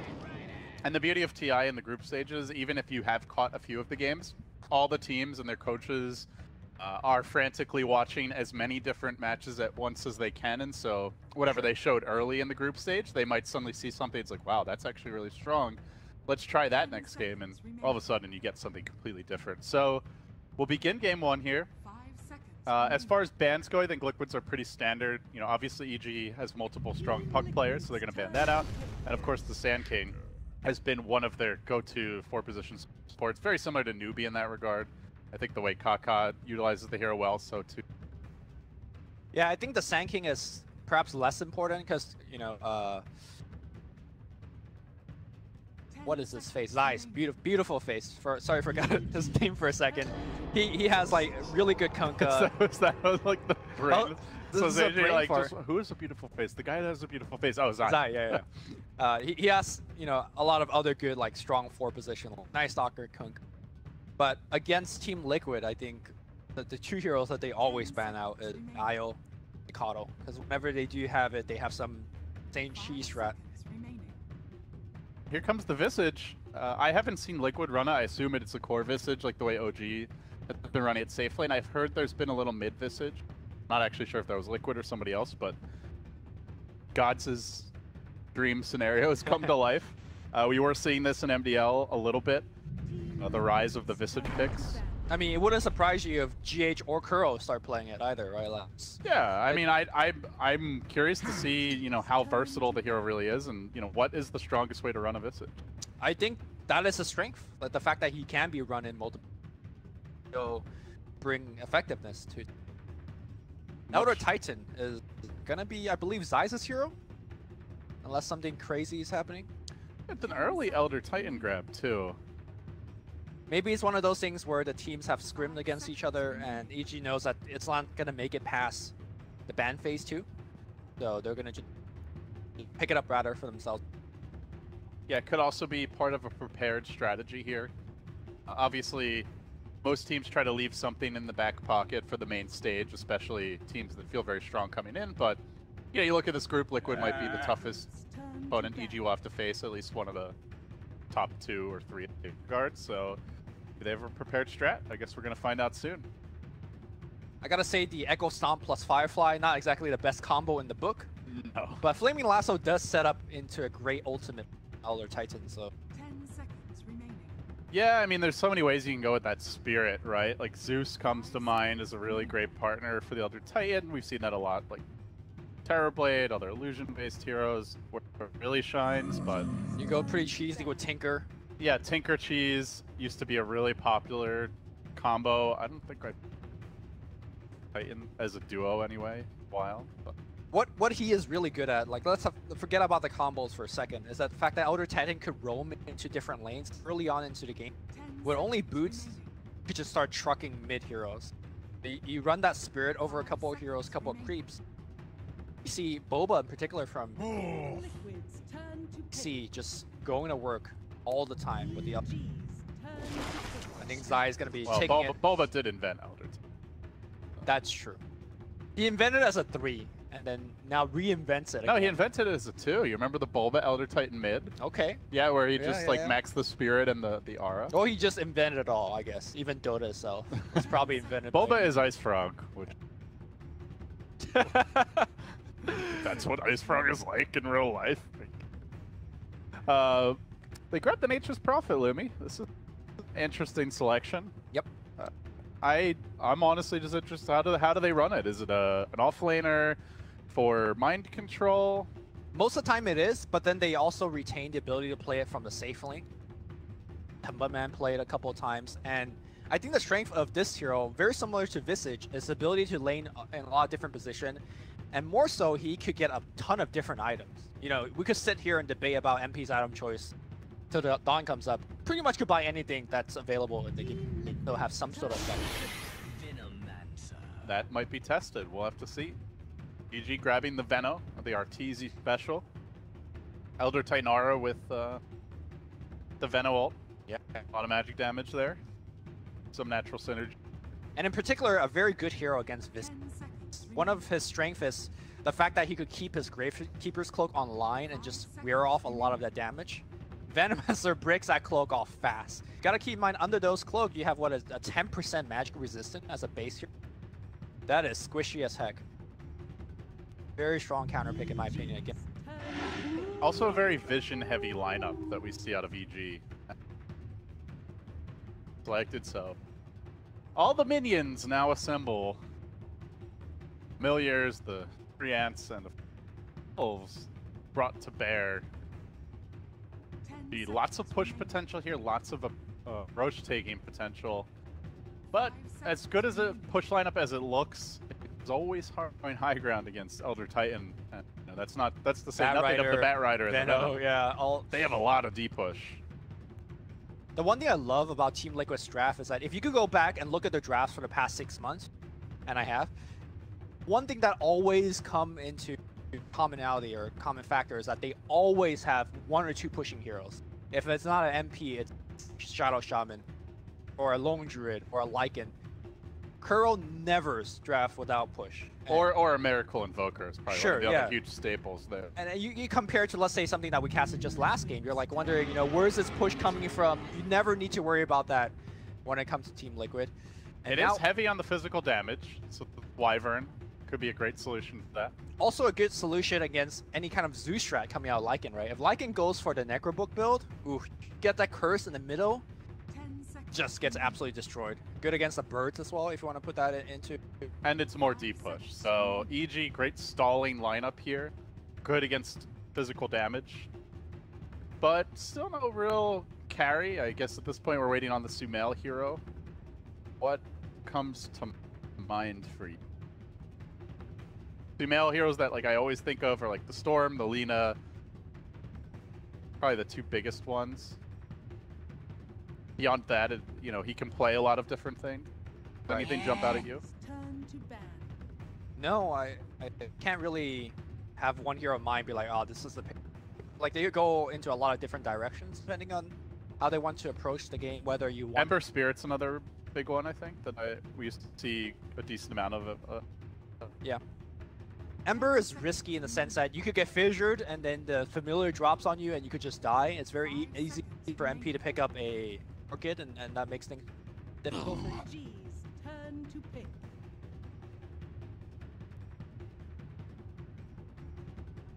Interesting in an Alchemist band out. I guess Alchemist would have addition to the nice counter push with the Acid Spray.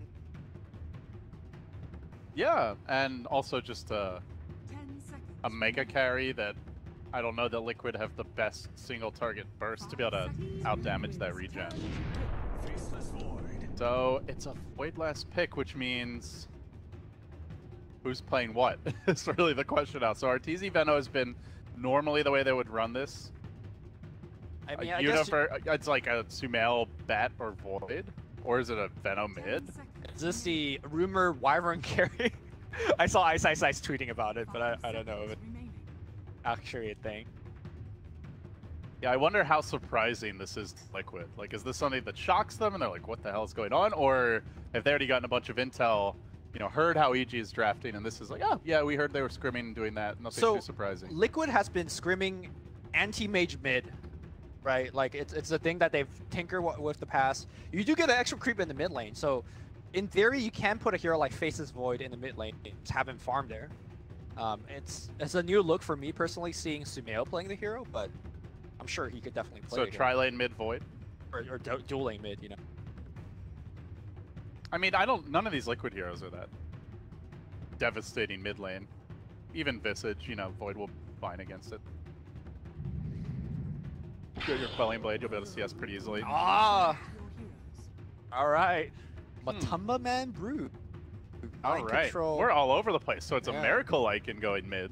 Matumba Man Brood, a Mind Control problem. I mean, talk about the summons. Oh my god, that push hard. Can you go mid with... It could be a Brood mid. instead? Brood can go mid, yeah, so... Oh, let me tell you how. On spiders... Wait, no, it doesn't work on summons, right? It works on heroes and your own summons. No, I'm pretty sure it does work on summons. It does work on spider lanes. Yeah, Brood... Unless they change something. How spiders and how treants and how birds? How are they doing it? Tongue twister. Oh dear. What is going on, Lumi? I've been thrown for a loop. You've got a Sumail Void. I mean, everyone's, you know, I even saw some tweets going out about the Universe Void earlier today, but this is, you know, the rumored new meta was the hard carry mids with the tri-lanes backing them up, or at least dual lanes. See if it works out. What a ratty lineup from Liquid. I just can't get over how... Oh my god, can you obnoxious imagine... they're going to be to play against. Can you imagine how much damage Elder Titan's going to get off of Spirits? He's going to just run over like a zoo and a half of things. I gotta say, like, I think the volume of summons EG doesn't care about, right? Because you have things like Splinter Blast, and you have things like Spirits and Stomp. They don't care how much even stuff Firefly. you have. You're just gonna hit everything, so... Let's find out. The Zoo strat has emerged, and to counter it, we've got some big wombo combo from EG. Start things here on the Dire side. Radiant. Battle. Scriff will fearless guide through this crazy, uncharted territory. Yeah, if any kills are missed, it's... Yeah, and also be out. sure to flame him. Yeah. If he doesn't miss any kills... Scriff on Twitter. If he doesn't miss any kills, it's just he's doing a normal job. But if he does miss anything... And if he does a good job, be sure to congratulate him at Wepis. let everyone know what a great job he's done. Yeah. I always find it I don't know, a little weird that they put it in the beginning. It's so risky, right? What if you miss like level 1 Roche or something? If you miss a level 1 Roche, I think you should actually be fired from your job as a dedicated observer. No hesitation. You could be having an off day. Fired. Crit flies up in the air and mind control says, see it. It's effective. Arctic Burn. So, Lumi, this is a very unusual draft, at least for us. And I think, you know, coming into this tournament, certainly some unexpected picks and the strategy, the way they're looking to lane it.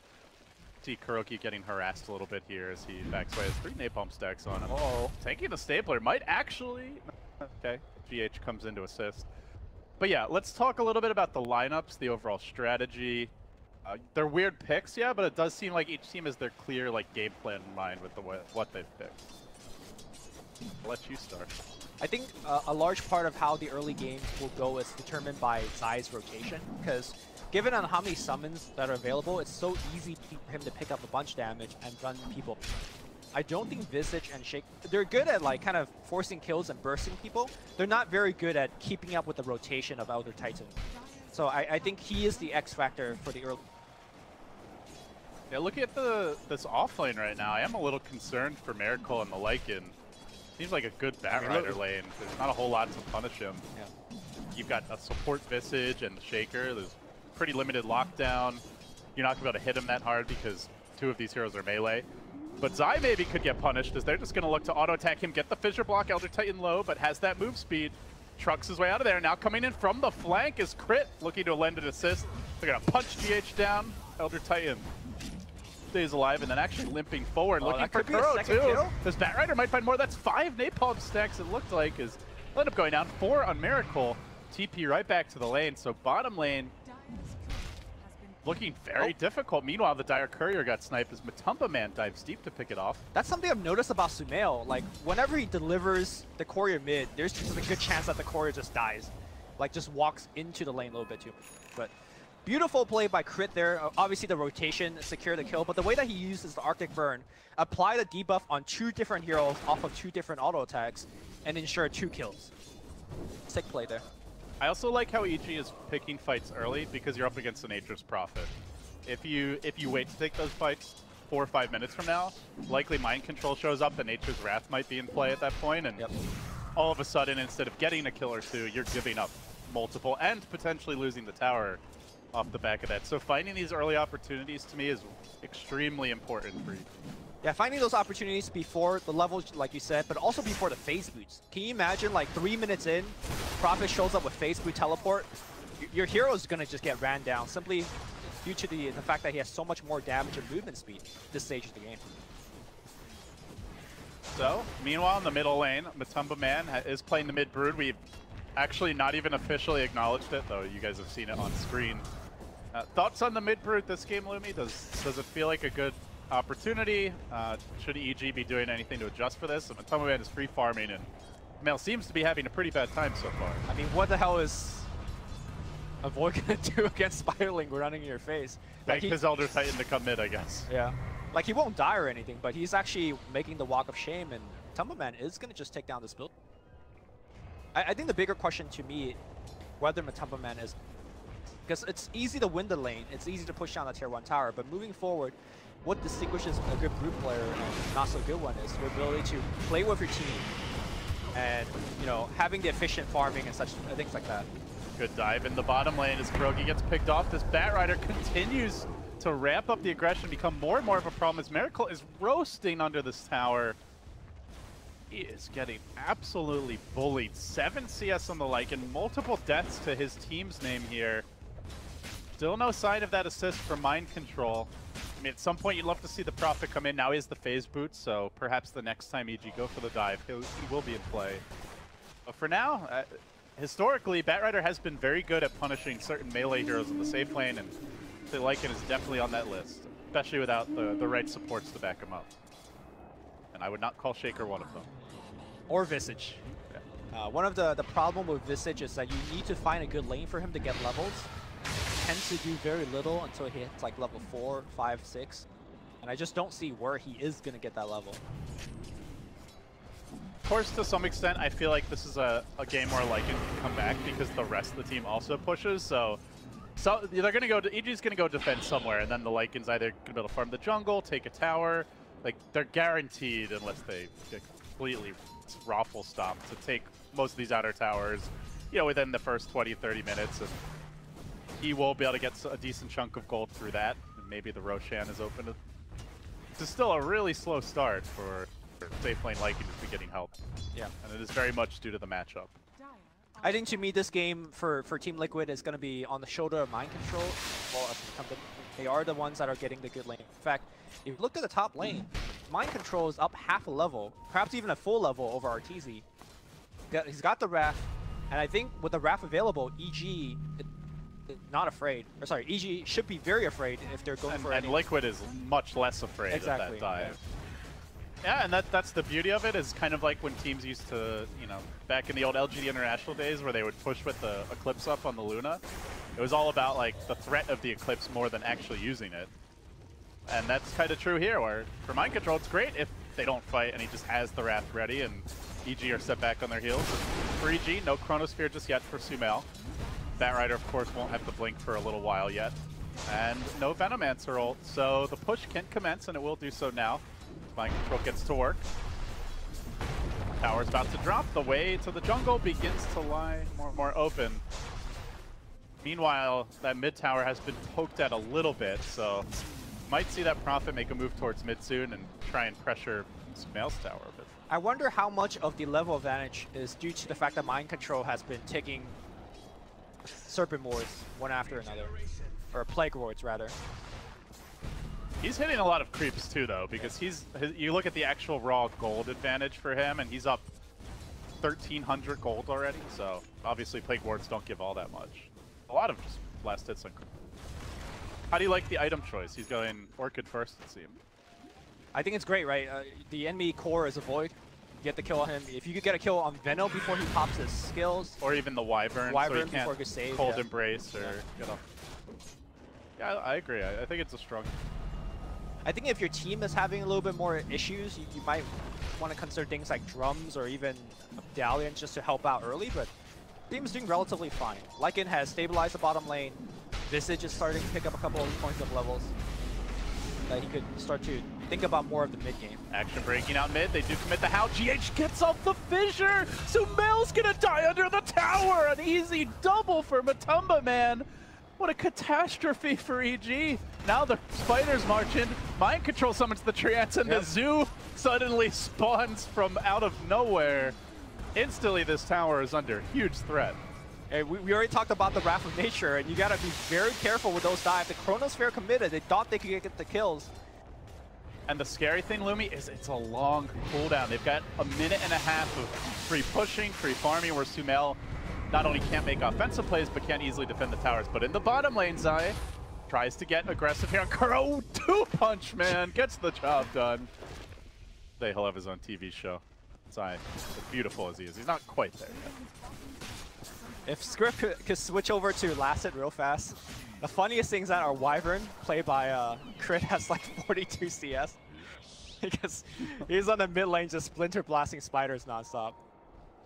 He will continue to do so this game. There's likely to be a very farmed pair of supports, right, between the Wyvern and the Elder Titan. If they get their levels here, already level 5 on Crit. Zai's still only level 3 at 8 minutes. That's a bit of a concern as Sumail's going to move in onto Miracle. Force up the TP. Back away. Are we going to see a lane swap here? Bottom? Kuro may be in a little bit of trouble.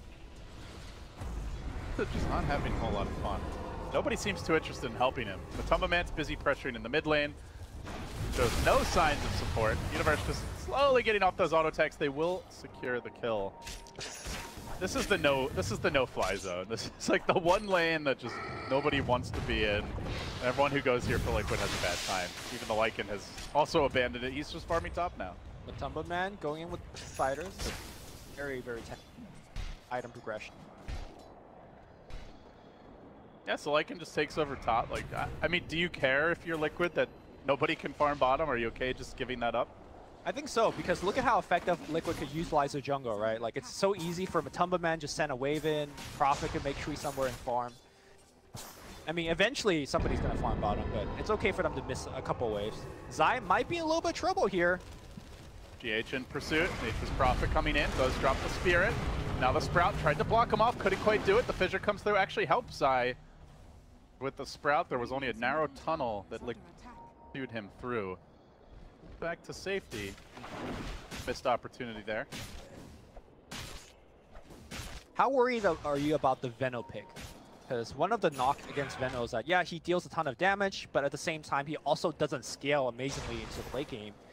Generally, EG as a team, very good at playing around the strength, timing of the Venomancer, but I feel like given their laning stage and early game, I don't think they could utilize the Veno timing that well.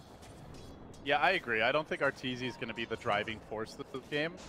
I really think it's Universe who's going to be making the plays, and that's what he looks to do now in the mid lane.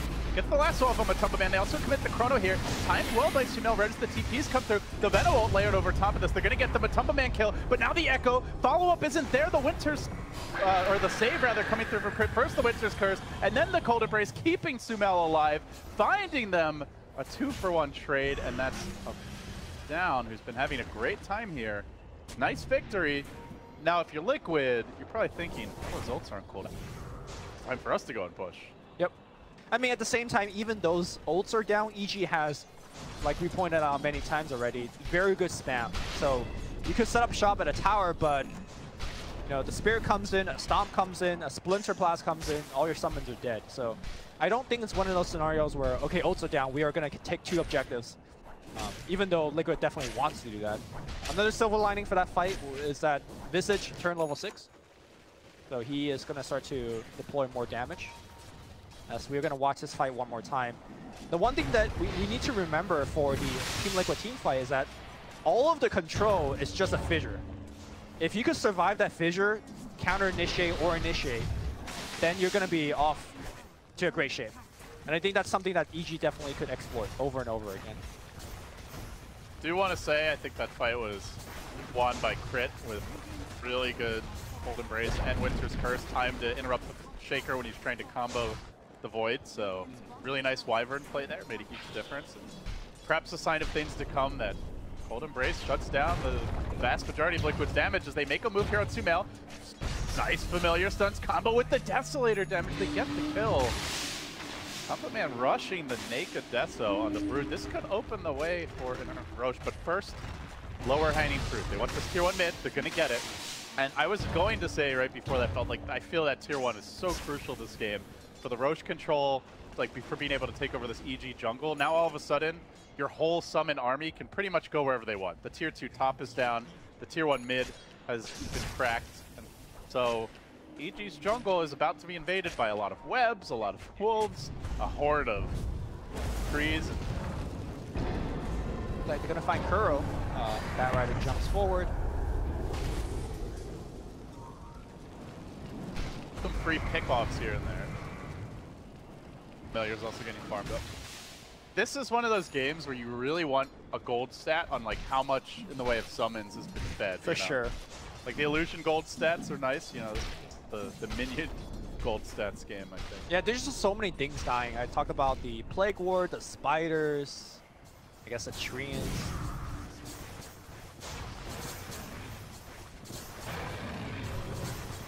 Overall game plan wise, Lumi, do you feel either team's done a better job at accomplishing their goals? We hit the 13-minute mark, pretty even on paper as far as net worth goes. Slight Liquid advantage. I think I've definitely underestimated what the Dire support could do. Like, the Wyvern, to me, has done a lot more than expected. Zai, I expect him to do a lot, and he did. I think moving towards the mid-game, Liquid is not going to be winning it in a 5v5 teamfight scenario. They need to rat, because I don't think they could beat Winter's Curse, Venomancer ult, and Chronosphere. So, it's more about splitting up for Liquid and finding picks. The one way they could maybe take those fights is if GH gets a big Echo, and he does have a Blink Dagger coming soon. But that Echo better catch like 4 or something, because that's it, right? That's the one-shot, big burst kind of thing. Imagine if EG had Echo Slam. I think the server will just crash. The game just instantly breaks. That would be a giant hole opens up in the middle of Seattle itself. KeyArena gets sucked. That doesn't happen. I mean, Valve always has some new crazy trick. Here goes Light of Heaven with his classic shrine. For anybody that doesn't watch Dota too much, Light of Heaven, TI champion, notoriously for clicking shrines whenever he can, for absolutely no reason. And seemingly just like out of nowhere too. It's never like, oh, there's like action happy at the shrine, someone needs to heal. They are gonna go in now on Matumba Man. They get the lasso off, pops the dust as well.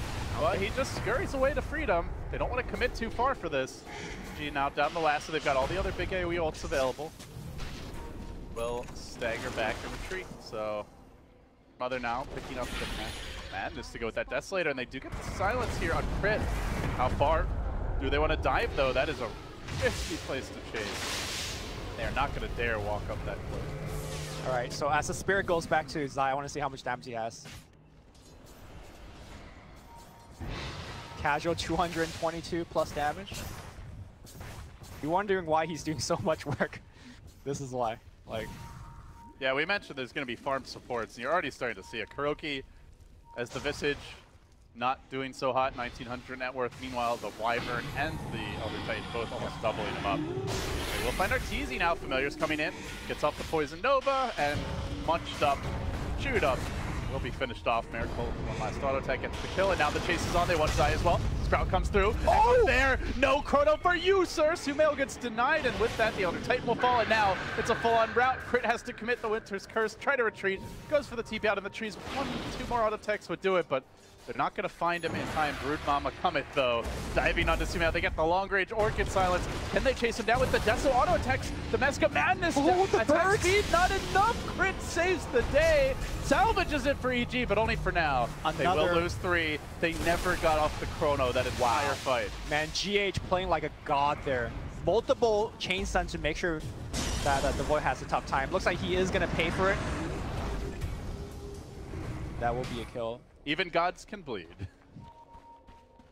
GH has definitely been the most impressive addition to any team that I've seen in a long time. And coming up, like filling some, you know, relatively big shoes for Liquid on a team that had huge aspirations. And quite a few games where I feel like GH has almost single-handedly thrown the team on his back, so. Oh, for sure. To me, he's not just filling shoes, he's perhaps even excelling. He's got his own line. Yeah. Like, you know, we talked about Afu filling shoes for Zhao 8 earlier today for Alpha. We watched the team fight again. GH just perfect chain stun to prevent this Sumail chrono. And that could have been like a 3-4 hero chrono into a Winter's Curse, and instead it's just a route, an EG completely forward on the back foot. Although, to be fair, even if it was a 4-man chrono, I'm not sure how much damage. Well, they had Poison Nova on 2 heroes at least, I think. It would have been an interesting fight at that point. So yeah, how do we see the game developing from here with that little addition? Now they have the Blink Dagger ready for GH. They checking through the item builds on Liquid. It looks like Mind Control did go back for a Shadow Blade, trying to complete a Silver Edge. Nothing else really unusual that I noticed. I'm wondering when Liquid will try for the Roshan. That's probably the big thing for me. Sure. Because they do have the tower control around it, but in the top lane they make a committed jump here onto Arteezy. And as often seems to be the case, the safe lane poor Venno just ends up dying a lot in the mid game. I mean, it's just the way that you have to play this hero. You kind of have to play forward, put down wards, and just be a threat always, or be an annoyance at the very least. And as a result, he's in a very exposed position that gets picked off multiple times. And that's fine when you have, like, I don't know, a Sumail Storm or something. Exactly. You know is a ticking time bomb. Is a Sumail Void at 5,500 net worth for 19 minutes really that kind of a time bomb? Not yet, but he can be. And he needs to be eventually. Chain stun happening against Zai. He's got a big streak. Can he survive? No, he won't. Mind control. While that was happening, Matumba Man also running down crit. The supports get butchered. Sumail on his heels. He's going to time walk into the trees, but still being chased. Does have the teleport scroll, but knows that Fissure is there. They silence him. They drop the Sprout, get that little bit of vision. Now the Fissure's committed, and he should pop soul burn damage. And all the while, Matumba Man shoving in this middle lane. Liquid flexing on EG now and looking for the additional tower takedowns, but it doesn't seem like they'll have quite the time for it. There's still a big team fight also up, and EG supports are respawning. So they'll be content with their victory here and just continue farming the enemy warfare. And LD, you were asking, what's the game plan for EG? That is, or not EG, Liquid. That what we saw is just the game plan. You don't take 5v5 team fights, you take kind of random skirmishes in the jungle, use your mobility of the Lycan, of the Nature's Prophet, and now the Blink Shaker, and just run them over. Like, I think EG is very strong, grouped up as 5, but much less strong, much weaker actually, when, you know, it's just a 2v2 or a 2v3 in the jungle. Starting to get out-farmed pretty heavily now. No Midases for EG. Actually, 0 points of greed. Like, every single hero's gone for early to mid-game items that'll help them take fights now. And as a result, losing these fights, losing map control, getting out-farmed, they are starting to fall behind. With looking at some big pickups soon. BKB almost ready for Matumba Man. BKB coming for Miracle. Completed Silver Edge is not far off for Mind Control. I already mentioned the Blink on the Shaker. Everybody except for Kuro is getting a lot of farm for Mind Control dodges from a 5-man smoke gang, ports bottom, and now will start to apply pressure. I mean, this is the reason why Liquid is 4-0 right now. They're making all the right plays. Tough situation for EG because their way of making a play is almost exclusively finding hero kills or taking a team fight. They really can't just like split push or, I don't know, sneak a Roshan. Yep. They don't have the heroes for that, so their options are quite limited on how to get back in the game.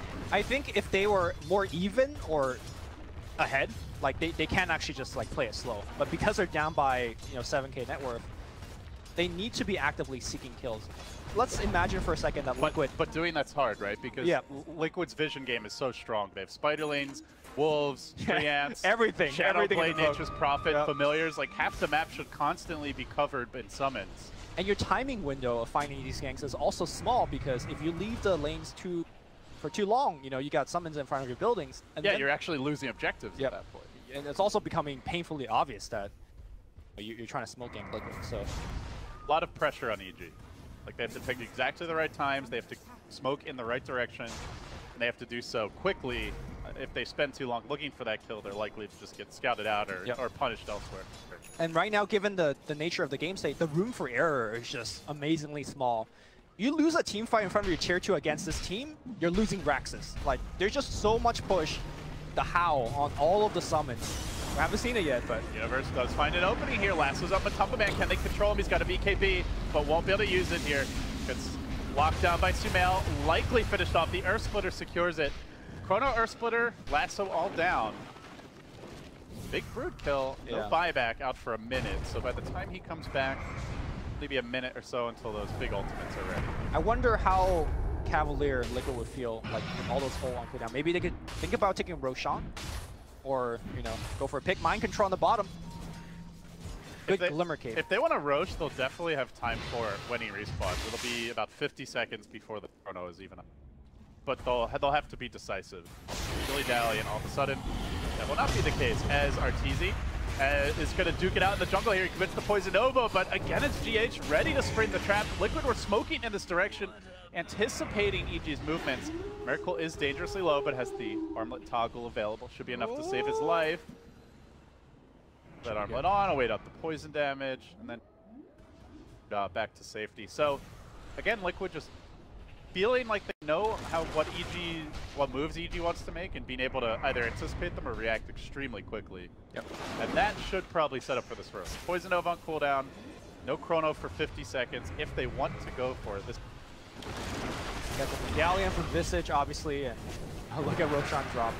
One of the interaction that we haven't mentioned, and definitely should, is the fact that Howl is such a good way to kind of soften the blow from the Venomancer ultimate.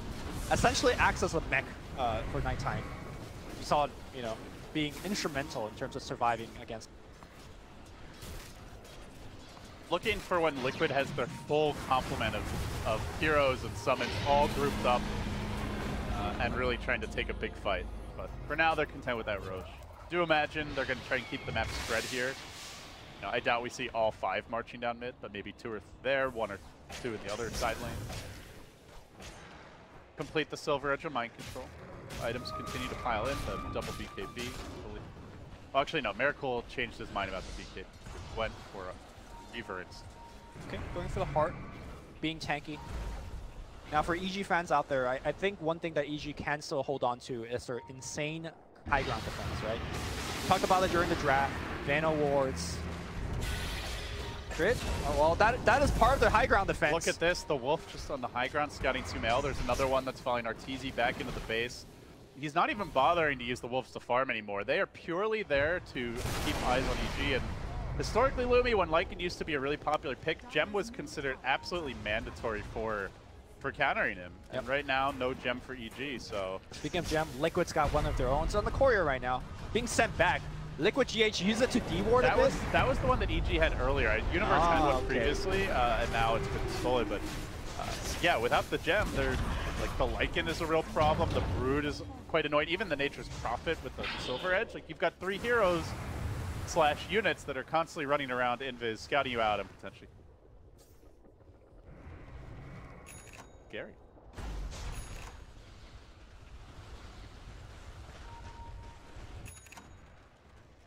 Now, all that said, EG's high ground is extremely difficult to crack if they're full complement of ability. Right, if they're alive. And I think, you know, what we saw, like killing the Wyvern, for example, are the other plays that Liquid's going to go for. They're not going to push high ground when all 5 EGs alive. They're going to... And if they do, it's not going to be all 5 in one lane. It's going to be 1 core in each lane, and, you know, who knows what else the familiars are up to. Rotation up top, Mind Control trying to make a move here on Sumail. Sprouts him in, silences him, and just harassing him for now. Sumail's like, you man. know that he can actually kill an MP this far. 2,300 health.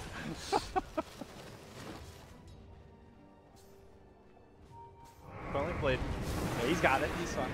I'm sure Arteezy's gave him the lesson. While all that's happening, the real action is in mid. Matumba Man charging in, marching on to Zai, trying to bring him down. Bashes. Already finished up the Wyvern. Multiple bashes there, but the silence against now he rotates mid. Mind control there to greet him. Oh, Wyvern's dead. That's a big part of the base defense. No Splinter Blast, no threat of the curse. That's the thing, right? Like, it looked like it's just kind of funny what Mind Control's doing top, but that also is setting up for these plays elsewhere on the map. Yeah. And then he's instantly there to join the fight. His BKB almost complete as well, so it seems like Liquid evaluated this game and said, if we get mass BKBs, EG will not be able to kill our cores very easily in team fights, and this Void is just not that far. Bloomy doesn't even have a mat to complete. He's really the only source of physical damage. I mean, aside from the Elder Titan, you know, you talked theoretically about how much damage you'd get from the Spirit, but practice, not even a max Spirit, and I don't think Zai's going to be hitting much in fights. Yeah, that's the thing. He is getting a ton of damage. It's more that whether he could go in and actually right-click people. And so far, it doesn't seem like that's the case. I love these multiple BKBs. If they get them off, like, they're just not going to die. Yeah, BKB is so effective in this game. Like, Void right now isn't doing enough physical damage on his own. HE is pretty much all magical apart from the Void, right? Even Winter's Curse, the BKB will block the effects of it in terms of, like, having your teammates, or having you, like, forcing to hit your teammates. It's super effective. Is there, like, a late game opportunity here for EG? Can they just turtle up, batten down the hatches, and aim to take this 40, 50, 60, 50 minutes? Do you think their odds improve at that stage? I don't think so. I just think that there's a lot of room for Liquid to grow. Like, Visage is building towards the Zags. Yeah. Fill some item slots here on all of the cores. You've got Veno, who doesn't really... I mean, I guess on paper scales pretty well once the BKBs are lower. Building towards an Ags. You've got Elder Titan, who's pretty good late game. Okay, Bat Rider on top lane. Get something going. Beware of the bat, but Miracle's on the case. Suddenly Universe just wants to get the hell out of dodge. 2, 3, 4 auto techs, and he would be down, but the evasion was there from the Solar Crest, so instead crit is the sacrifice. Miracle racing forward. But here's the thing. The Wyvern is almost a bigger deal than the Bat Rider, especially because Lasso was used. Now they don't have Winter's Curse for the high ground defense. And all the while, they're ratting bottom. Matumba Man was forced to BKB. But here we go. They're going to pull EG apart at the seams. Yeah, bottom, the Treants are still going on the building. Top is hitting the building as well. Rat Dota fully employed. The tier 3 should go down here. Miracle might actually get stunned up. His Aegis has been triggered, but he's got the heart, so he's just so damn tanky. They need Sumail top to take a big head-on fight. They really need that Chronosphere, but Sumail is not there yet. The Fissure comes through, buying them time. GH ready with the Echo. They do get the Miracle kill. Splitter. The rescue. But bottom though, Matumba Man's on the tier 3 as well. Now trading your, I guess your position on Lycan for this little bit of tower damage is not that good of a trade, but they just did about 2,700 HP and tier 3 tower damage. Yeah. And they lost the Lycan for it. The thing is, like, sure, you lost your Lycan, but what is the punish? Like, is EG gonna run down mid and take some objective? No. They're not gonna be able to get Roach, so even though that was not the best play for Team Liquid, they're just not going to be punished for it. And to me, Crit needs to watch his positioning. To me, he's probably like position 2 in terms of how important he is in terms of a defense. He cannot get picked off. Yeah, almost certainly the Veno is going to be able to get his ult off, and then after that it really doesn't matter. The Bat Rider is expendable once he's gotten the lasso initiation. It's really the Wyvern who has to sit back and wait for an opportune time to get the Cold Embrace or the Curse off, and that was... can kind of understand, like, Crit wants to help keep Universe alive. He's being chased. He is a core, but I agree with you. I think he's probably the second most important hero after the Void for defending the base. Top lane here. Arteezy gonna get caught, and Echo Slam hits, I think, nothing? I think some of the damage hit him, but didn't even get the Aftershock. I believe the Wrath of Nature just actually clipped Universe on bottom, gets a kill. Matumba Man's in the base right now, and well, backdoor protection is base created, and they're going to go bottom for him, and that means Liquid opportunity here in the top lane. They'll get to work with the Enchant Totem. They'll bring that tower down. The base is collapsing. EG having a rough start here at the International, and it might just be getting rougher. Liquid, meanwhile, surging forward. They want these objectives. Have they gotten too cocky in going for them, though? Miracle's got to get the hell out of there. EG holds the line for now. They've committed most of their big ultimates, but the bottom lane's been caved in. But Tumbleman racing towards the next objective as he struts up on the tier 2. Mind Control joins the party as well. He will be controlled for now by Sumail getting the bashes, but all space created. The Trance working on the melee rack. The Spiders working on the mid. And everywhere you look, Liquid are just chewing apart at EG. They've given up 3 heroes, and they have indisputably taken a massive victory in this fight. Not often you would say that. Yeah, I mean, had they lost a Lycan, you would be like, oh, maybe that was a little bit sloppy, but it doesn't even matter. Liquid now is just pulling them apart. And like I mentioned so many times now, EG just want to take a 5v fight, and Liquid would never give it to them. They would just keep splitting open, push top, middle, bottom. Now Shrines are going to go down. Yep. Shrine has fallen. Your base is increasingly open to the next assault, and How many Rexes are left? 2 there's range Rexes? 2 ranged. Very bleak. So where do you think it went wrong for EG? To me, it was the final pick of the Void. I just don't think it did much of anything. Or do you see it differently? Yeah, no, I don't really know how they were supposed to have a decent laning stage. Like we even mentioned, you know, Brood could well be going mid as Liquid picked that, and I mean, maybe Veno does okay. Like the Batrider won his lane as expected. They didn't know the Brood was coming, right? Like, so I guess That's true, but the Brood was the final pick. I don't know, I just don't think...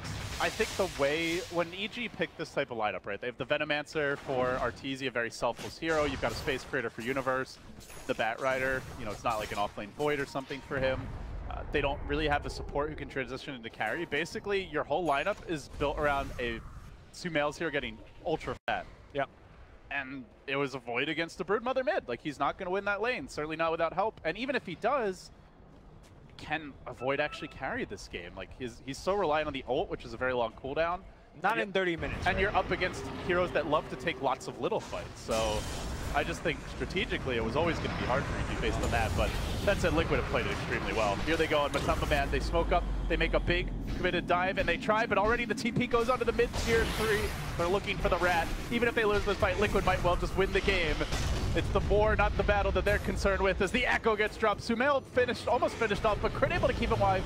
Courtesy of that Cold Embrace, still he's stunned, still he's controlled, glimmered up. What more can Crit possibly do? Well, be 2 places at once. That's something that he can't do. Mind Control puts a cap on it. That's Megas, boys.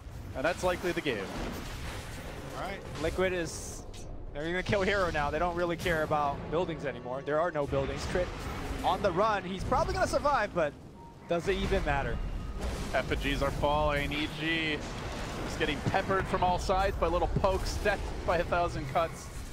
And Lumi, you know, I have to say Admiral Bulldog might not have made it here to the International in body, but I think his legacy lives on in spirit. Yeah. In more than one ways. Liquid paying quite the tribute. We saw a lot of self-debating from Cloud9. I think there's definitely a lot of Admiral Bulldog spirit in that as well.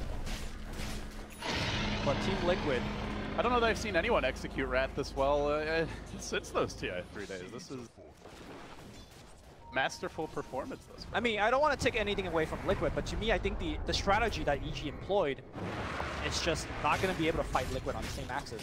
Liquid wants to play against a team that groups up. Because they're not going to group up against you, they're going to split open. And EG with the Void final pick, the reason I don't like it is not the fact that he can't carry against his team, is that he forces his team to group up. Like, for a Void to fight, he has to group up with his team. I think, you know, a Storm-esque hero where he's going off to do his own thing to actually punish the split push might be better. Now, obviously Storm was banned, but I don't know, Ember or anything that just is so more mobile and could solo kill. Maybe that is part of the issue, is EG might have thought about it and they're like, well, we just don't know what that hero is, you know? I think you mentioned Ember during the draft. Yeah. Would Ember have been... It would have been better than this, I think. I think so too. But I don't feel like it would have been Storm in terms of definitely being able to take over and carry the game. Right. Anyway, that's all water under the bridge now. All EG have left is this shamble of a base with just a few outer counters, and GH, dang dagger to the heart. He drops the totem, gets to work. Meanwhile, Arteezy's getting chewed up by Miracle. Take that, he says. Now 3 down, Munch through. They've used all their ultimates. They're out of options here, and the boys in blue are going to drop another one on day 1. Liquid say we're the real boys in blue now. They'll take EG down, and with that, they are out to a 1-0 lead, and they are 5-0 on the day. Wow. I think that's well-worthy. Yeah, that is actually wow-worthy. Doing it against EG as well. Coming in there, we know that these are the 2 of the top teams. I love how, I will say one thing I like about this Liquid team, they just look so business-like after a win. You know, like in the group stage, obviously you want teams to celebrate and enjoy it at the main event, and they did that, I think, at Epicenter we saw that, but, you know, they're not like, oh yeah, we beat OG, or EG, you know, like they're focused on the task at hand. You think this is the Curl effect? You know, he's been into every TI, he's seen everything, you know. It definitely feels like the whole team has a bit of Kuro in them. Yeah, well, of course. He's the captain. Yeah, you would hope so. Yeah. He's like, you know, we won this game, but we could have won it, you know, 5 minutes sooner. That's what Kuro was thinking to himself, telling his teammates, and let's do better next game. So, speaking of that next game, any big adjustments you would want to see here? Like, if you could fix one thing, is it mainly just the draft? Is it something in the execution? It sounds like we're both kind of leaning towards they just got caught off guard by the draft more than anything. I mean, I've never seen this kind of all-in death ball push, but it wasn't a death ball at all. It was just... It was all in push, but not all in death ball. Exactly. Yeah. And Liquid also executed it well. It felt like there were opportunities where if they got too cocky, they grouped up too much, EG really could have punished them in that first 15 to 20 minutes, but they were very disciplined about it. Very educational game. Perhaps a lot of it the influence of the coach. But with that, guys, game 1 a wrap. Now Liquid 5-0 on the day. They're going to try to make it a clean sweep, make it 6-0. EG, they'll look to battle back. Stay tuned.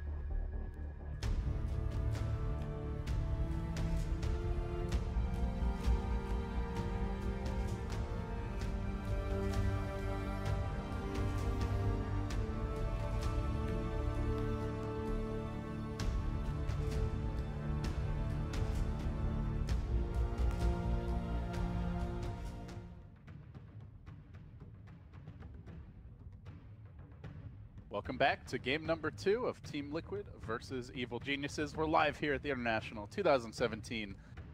Liquid, an unblemished 5-0. EG, expectedly poor performance here on day 1. Gloomy, they are 2-3 against some stiffer than expected competition. Yeah, they won one against IGV, which you can make an argument that they should 2-0. TNC is, I guess, more of an expected 1-1 at Powerhouse coming out from SCA. But And now you've got, I mean, that also is a concern, right? Because you've still got some big names to worry about in this group. OGD in particular, the currently 4-0 team, 5-0 team. Exactly sure. Yeah, you've got LGD Forever Young in Group B, 4-0. GD in Group A, 4-0. Ruru, 8-0. She's got the best record at the International right That's now. true, 100%. When you have two teams and you remain at 100%, that is super impressive. 10 seconds remaining. I don't Very think so, actually. Like, that's actually 5 seconds a true statement. By the way, that is like a must-have for the chat wheel line. Please turn to pick. I don't think he said it during a team. Oh, really? Sure.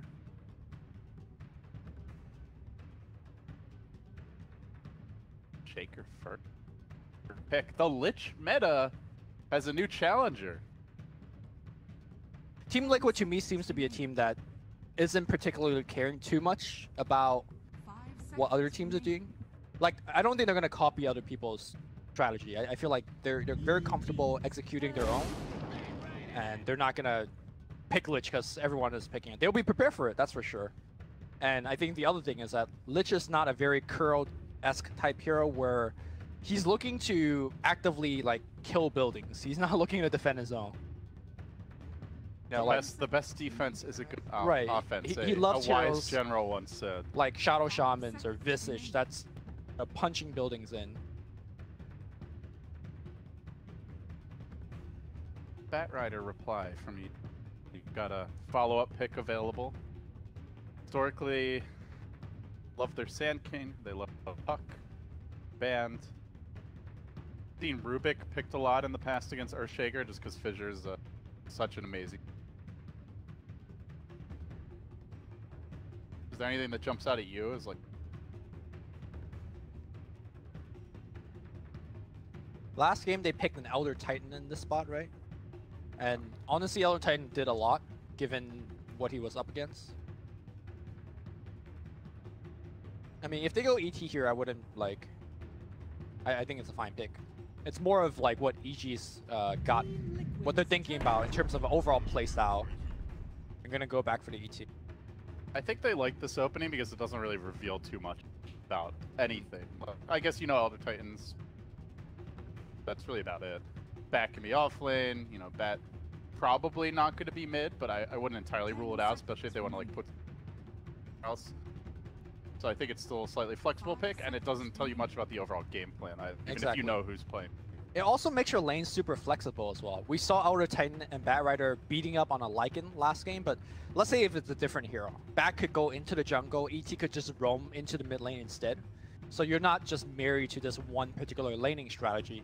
So early on in the draft, you want to keep your lanes, you know, somewhat open. You want to keep them guessing, and you want the ability to react. And this 2-start is the ability, like you have the ability to react. Is this the exact same draft so far we've seen? I think so, except I think MP came a little bit later. the Shaker wasn't. EG was first pick. 10 seconds remaining.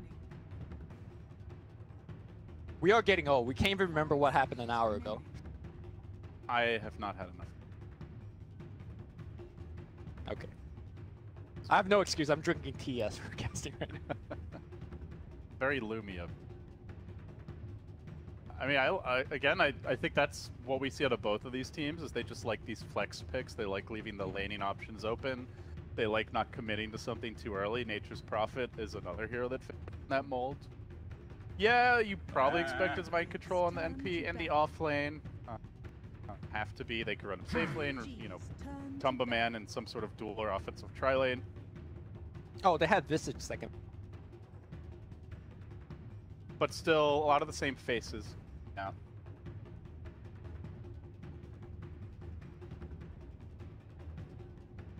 I do want to mention Wyvern. We saw Crit pick it up for himself last game. A lot of the European teams have been kind of really respecting the hero. We see Liquid picking up relatively early. Secret's been playing it.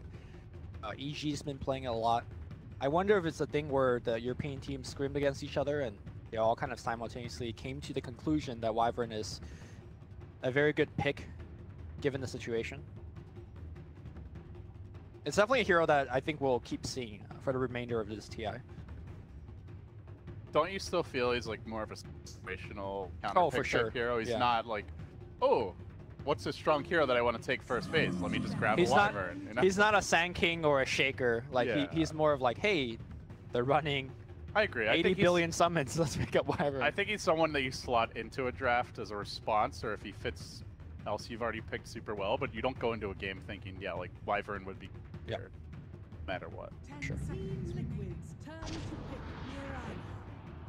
So I do want to point out, they left that... Oh wait, never mind. EG actually banned them. Like, I looked at Liquid's bans, I'm like, they didn't ban Storm, and I'm like, oh, EG, surely they're going to want that Storm. EG actually. So is this your Sumail Mirana? 10 seconds remaining. Or is this... Yeah, I would guess so. I mean, I think we've seen a handful of Sopranos, but kind of questionable. Then I'm fully 100% expecting Crit's Bane coming out. He loves playing Bane. I think, to be honest, one of the underutilized support heroes that is just like got stopped picking. It sets up Echo Stomp this game. It sets up Arrow this game. Very good brawler early on. You could like walk into MP's lane and start trading hits with them, no problem, because you get good brain tap. Brawler is definitely a good word to describe Bane. So to Elder Titan's also great at that. That would give G really strong lanes. We'll see though. Maybe So for Liquid, you know, they love the Matumba Man Lone Druid historically.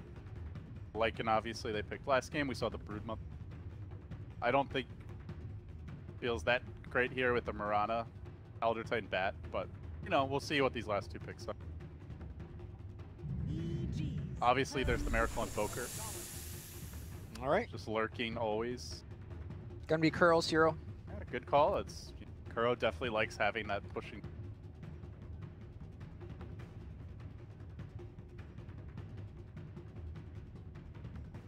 I don't think there needs to be a lot of discussion on Shadow Shaman as a hero. I think in particular by picking him up here, you kind of force the Elder Titan to be on the bottom lane with the Bat Rider. Because Bat Rider by himself, you get shackled, and a lot of bad things could happen to you, depending on what the carry is. Could be like a Gyro with Rocket Barrage, could be a Juggernaut with Spin. So by picking up Shadow Shaman, it does limit what Zai could do in terms of rotation. There's the Wyvern again. Not quite the same draft, but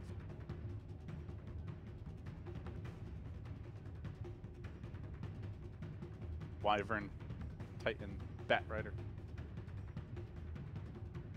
10 seconds remaining. This is where you start to question your sound.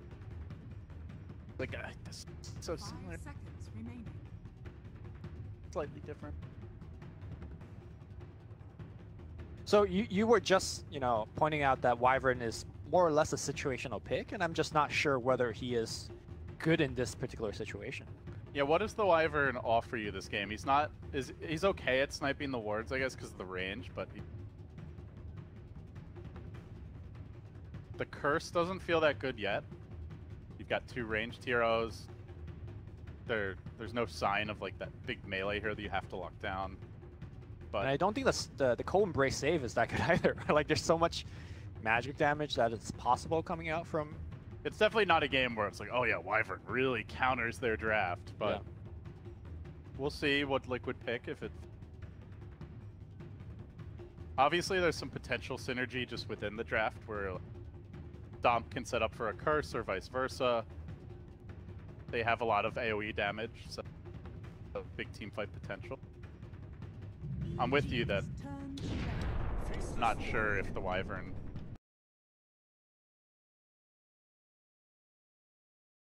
For a team that doesn't have a ton of things to throw into the Chronosphere, I guess you could put the wards outside of the Chrono and have them hit in. Yeah, I remember in the old days, you used to be able to drop... The wards would still attack inside of Chronos. You could actually really abuse... Now you've got to be careful. They can scale pretty hard. if he... There's just no gets the switching here, right? space. Like, we're not gonna get suddenly a mid-Miracle Shaker. He has played it, I believe, in the Shanghai Invitational. Depends what EG's mid is. Generally, the mid Shaker does a lot better against melee heroes. Yeah. I mean, I guess, like, Shaker Face's Voice just not a combo, really. Miracle Shadow Shaman. Old, like, no-tail mid. I think it's just a silencer. But... That used to be a big thing in Heroes. Polywog Pre. That was his. Are you not afraid of getting fired at all? Just talking some game. Maybe you'll get magically deported despite having a U.S. I'll get passport. deported? Yeah. I'll get deported for mentioning Han? Suddenly Valve is also... Give TSA a call. Sir, we got a suspicious figure here. I don't think you even know what TSA does. TSA does not have the right to deport. TSA touches me a lot when I go to the airport and talk to me. Lumi, you were not hired for your immigration expertise. Neither is Bulldog, so we're all... Alright, we got the Lone Druid final pick. So this is gonna be the R-Tour. The RTC. LD, I'm gonna need you to focus here. Maybe you should have made that comment then. Okay. But all right, here we go. Yeah, Arteezy on the Lone Druid. Lone Druid last pick. How do you feel the Lone Druid like fits into the overall game plan here? I think Lone Druid very good against Kuro's hero. Like very little that Shadow Shaman could do. Puts a lot of pressure on Miracle as well, and could help his ally or himself with the bear able to proc off that Savage Roar to, let's say, save somebody when they get Chrono and stuff like that. It is very awkward in terms of how he'll have to play it. But overall, I think he's going to lane much better against the Nature's Prophet. Remember last game, he just lost the 1v1 against Pro's Prophet. I think this game, he's actually going to have the advantage lane. Okay. See if that turns out the case. Liquid do smoke immediately out of the fountain to EG. The teams are going to... So as far as our laning setup goes, it will be the mid. Be a safe lane Lone Druid. Sometimes we see the male Rana there. So as far as laning setup goes, completely standard from EG and what you would expect. Looks like the same for Liquid. No shenanigans here, no void mid or tri-lane mid, just straight up classic Dota. I wonder what Miracle's skill build will be this when the Chinese silencers go mid, like your SCCC, or maybe they love to actually max the curse, as it does very nicely in kind of your standard 2v2 mid situation. Curse just gives you so much more damage. The slow allows you to get off a couple more right clicks. But I've never seen Miracle go mid with this hero, so we shall sit here and learn in a bit. Learning with learning not to what to do with. We're learning either way, so it's fine. every life is learning. There you go. I'm just trying to, like, you know, absolve myself of this situation, but you just like I'm just hammering it home. Yeah, thank you. Goes EG. Lane for the off lane. Heading there. Gonna be the Shaker starting off to help a bit mid. Liquid assembling the tri-lane initially. Bottom. He's actually carrying a TP guard. Who is? Sorry? Kuroki on the Shadow Shaman.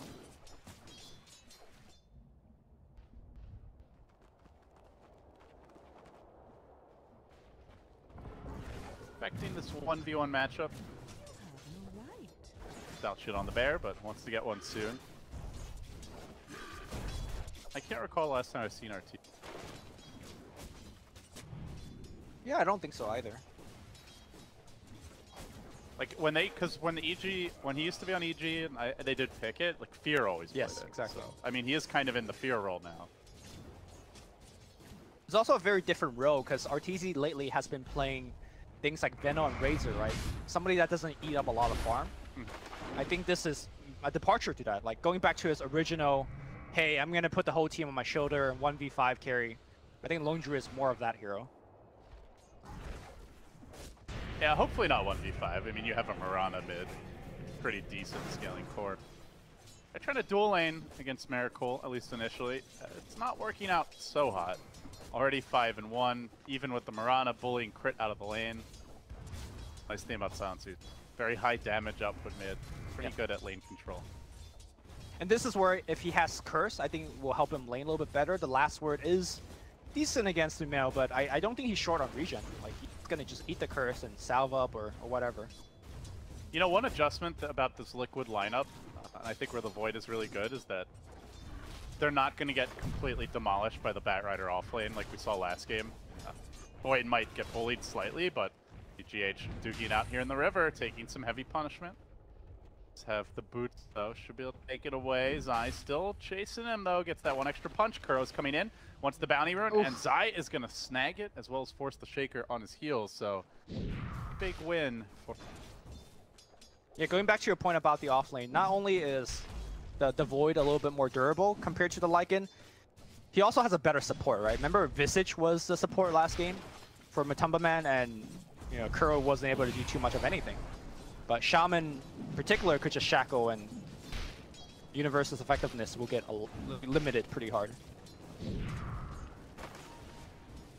For now, some small adjustments to the lanes here and there, but Zai does come back to the bottom. Shackles off. They're going to try to make their move on Mr. Zai. Still only level 1, and he might be the first blood. Indeed, he will be. Good, the committed 3-hero jump, and the point in Shackles, perhaps unexpected. Usually, you do see the Shaman. I think there's could get the kill. I think there's a debate now in terms of what you get level 1. I've been seeing actually more Shackles. It depends on what your safe lane carry is, right? Like if you have a Gyro or a Juggernaut, then the Shackle makes a lot more sense. But you're right, like he's been holding a skill point for such a long time that it wasn't clear what he actually got. It's gonna go in again, and there's no way to break that shackle with this dual lane. A big weakness that Kuroki has managed to exploit. Zai gets off a beautiful 3-hero stomp at the time walk forward. One more auto attack, it's not enough. He lives at 4 HP. Wait, CH or GH? Oh, give up the totem, give up the totem. What was the range of that thing? That was a Monkey King attack range. And now Kuro ports out. That early teleport score. That looked like Tiny with the Ags upgrade. What the hell was that? It is a totem. Got them range. Say it like that. Learning with Lumi. Learning English with Lumi. Boy, that would be a great series. Got them range. Let's start with that little phrase right there. Yeah.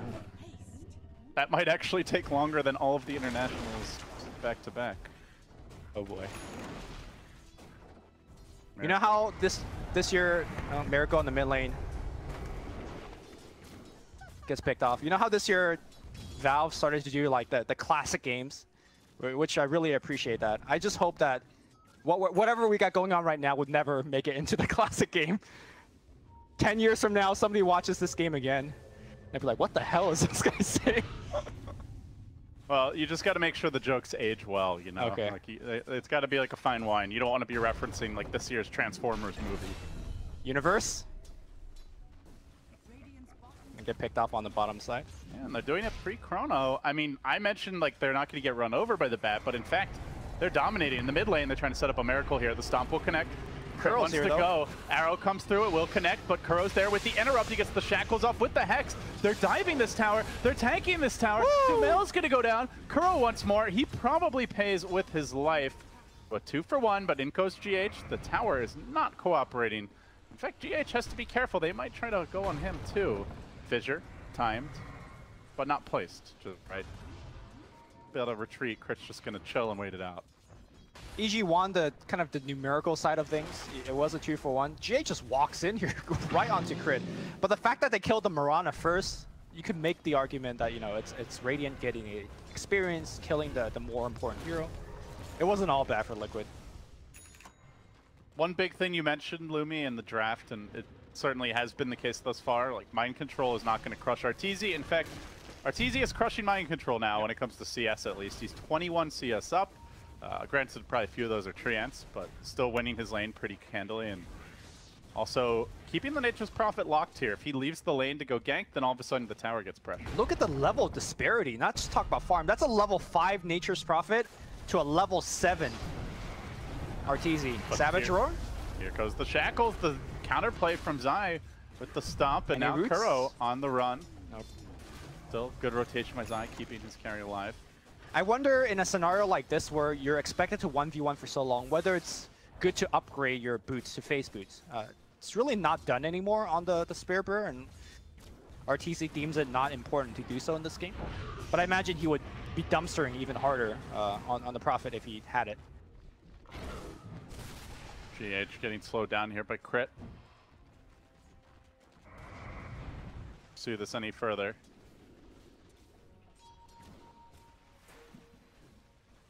A lot of movement from both teams, mostly centered around the middle lane it seems, but so far not all that many kills.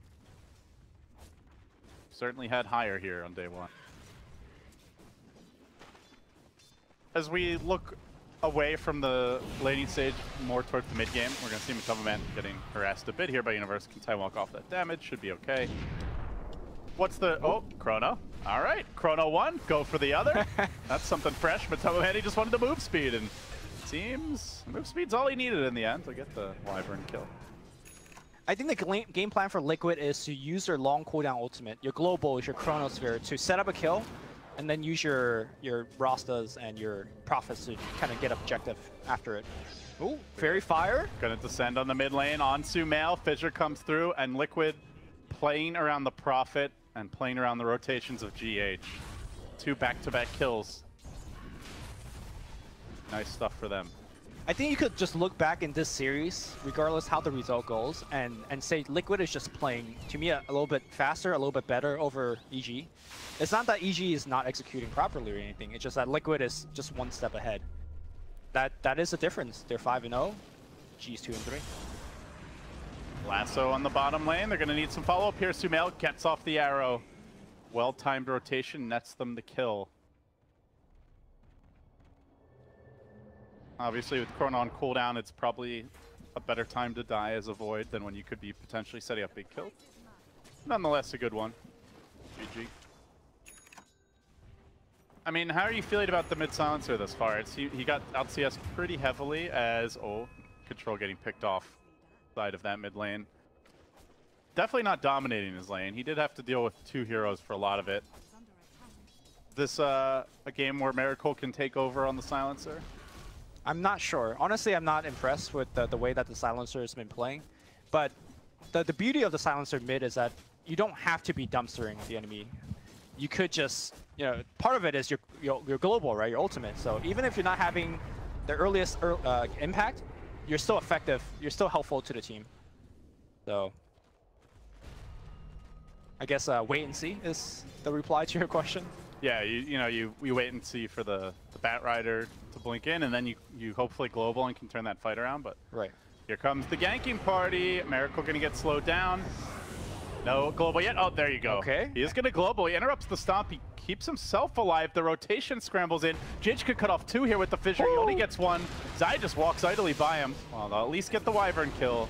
Miracle, a +2 for him. That's a total of +6, but I keep on looking at this top lane, Lumi, and Arteezy is uncontested, 81 CS. He's not actually the leader in net worth. That title goes to Sumail on the Mirana, but he is still about to take a tier 1 down. Oh, deny. The Treants. Hero Treants. Meanwhile, back in the river, Fissure on 2, but now the chase is on. Liquid have overplayed their hand. They've got to back away. There is a Chrono available, but Tumba Man can make something happen, but he needs damage to dump into that Chrono. That is one area where they're lacking, as the Shaman will fall. The amount of AoE and the amount of nuke damage they can lob into a Chrono is very limited. RTC now joins bottom, teleports in, walks away from the smoke, and is looking to set up a bait of some sort here. It's like, hey, I'm by myself. And all of a sudden, Bat Rider shows up. He doesn't have Lasso, though, so I'm not sure how much they could do here. Probably hoping GH overextends. Does seem like EG wants to try and play more aggressively, take more fights as the Savage Roar pushes Matoma away. GH in the trees by himself. He is isolated. Crit peppering him with that Arctic Burn. And he is going to just get run down. Nice pick. Well, is it a pick? Is it a pick? Is it a pick? I mean... GH still running. Surely he dies here. Stop. Hey. They get him.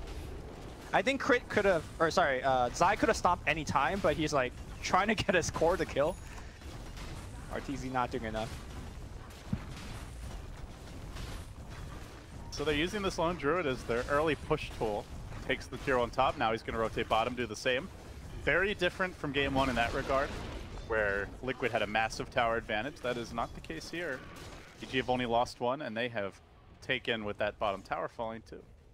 Top lane, GH in position here. Arctic Burn cooling down relatively soon here. Can the bird fly away? All right. Cold Embrace, he's got stick. He could get off a Winter's Curse. He doesn't have a TP. Okay. He goes for the creep curse, and then he tries to walk away. GH giving him the punch. Mind Control giving him the auto attack, and down he goes. Meanwhile, in the mid lane, action also breaking out there as Liquid are on the chase. KuroKy's going to fall. Now Zai chasing forward. They've got the numbers advantage here at this point. Miracle's likely to drop as well. That's a extra kill. Zai on the killing spree. Another death for the Silencer. Yeah. Still no Midas at 12 minutes. Miracle is not having a great start. I mean, a large part of that is doing EG's persistence on non-stop ganking mid, right? You know, it's maybe unfair to say whether Silencer is a good pick this game. No hero's a good pick when they send 4 gank parties. But I think the bigger problem is that we're walking into a mid-game, Arteezy is super fat, and Miracle's got a hero that does not match up well at all against the Spirit Bear. So I am quite concerned for the Silencer. Is there a point where Liquid's lineup kicks it up a notch? There's something in particular that's really going to change the complexion of the game for them? I think Liquid, the way that their lineup scales is like pretty linear. It's not like a hero where, like, for example, Spectre picks up Radiance and you're fighting for just spikes, like really heavy, right? I don't think there is any one big item like that for Team Liquid. So like, if they're going to fall behind, they're going to be behind for a while until they can slowly win one team fight, claw yourself back. This is definitely not a good sign for Team Liquid. I like to see them use their Chrono and Global together and get something going, but again, it goes back to the draft. Like, what are you comboing with that Chrono? There's just not really that much. Yeah, like Nature's Wrath and I don't know. If somehow they're all on the side of the Chrono, just like, yeah, Echo Slam, yeah, it's not great. And this ain't great either. His Mind Control will get lassoed and picked off in the top lane. Universe had a pretty rough lane, but they've been able to make effective plays despite that, and despite the fact he only now gets his blink. There was a setup in the mid. Meanwhile, Sumail jumping in into the R-Splitter. And another pickoff. The kills just keep on rolling in for EG. Be too flustered by the potential turnaround of a Global or Chrono. In fact, that Chrono only now cools down. My man steals a Haste Rune and it's out of there. So, I really appreciate another great performance from Zai on the Elder Titan. Like, we're 15 minutes in the game, he's pretty much been in every single kill. Like, I think he's missed 3 kills, and he's just so effective. And this is, like, we're not seeing him combining with the rest of the team yet in terms of, like, the curse into Earthsplitter that you mentioned during the draft. So, I think moving forward, this is definitely a hero that teams have to worry about when facing up against EG. Or rather, also Digital Chaos, because Boba invented that hero, so it's going to be playing it too. And that's a big ally, an X factor in the draft, is if there's a hero like that normally teams wouldn't want to ban or even consider that you have to work with. But we're in the game now, and that's where Universe is going to go down. Liquid, pretty hefty commitment, dropping the Chrono for that. We'll get the kill. But Arteezy just really farming bottom all the while. He is not going Radiance, though. Something we used to see more of was that Maelstrom build. Kind of fell by the wayside, but it was like bringing it back. You know, it's normally like a Midas into Radiance or Maelstrom, but no Midas either. GH popping that Shrine. Global comes through. They're going to take a team fight. Echo Slam's going to be there. They will take down the Sumail. Question is, can they take down Crit as well? Crit still tangling up a little bit. Enchant Totem ready to go. And I do believe Crit, with that stun hitting him, he should go down. Meanwhile, on the other half of the team fight, great Earthsplitter coming back in. Mind Control should just get burned down. The wards gets committed. They want Zai, and they will get Zai. But they might lose get more. They're still chasing. Actually, KuroKy might die here. He's roasting in the flames. Easy double, fed back the other way. That's costly. EG salvage what looked like a really bad fight. Yep. Arteezy is going for that full right-click build now. Oh, he's going just range build? Yeah, it looks like. I say that with a tone of surprise, because normally when you see Lone Druid nowadays, it's just all bear, right? Like, It was Midas, Radiance, and you just go into melee form. It was what, like a 3 to 4 month period where everyone was doing that range, like long sniper with a bear. Yeah, pretty much. I mean, I love that build. I guess I was just not really paying attention. The fact that he doesn't have boots on his bear should be a telltale sign, right? Like, normally when you see more of the bear build, you definitely invest the boots on him, at the very least. The sad bear. Yep. Not been adorned with a whole lot. Been given an Orb of Venom, a Quelling Blade, and Stout Shield. Arteezy is abusing that poor animal for his own twisted purposes.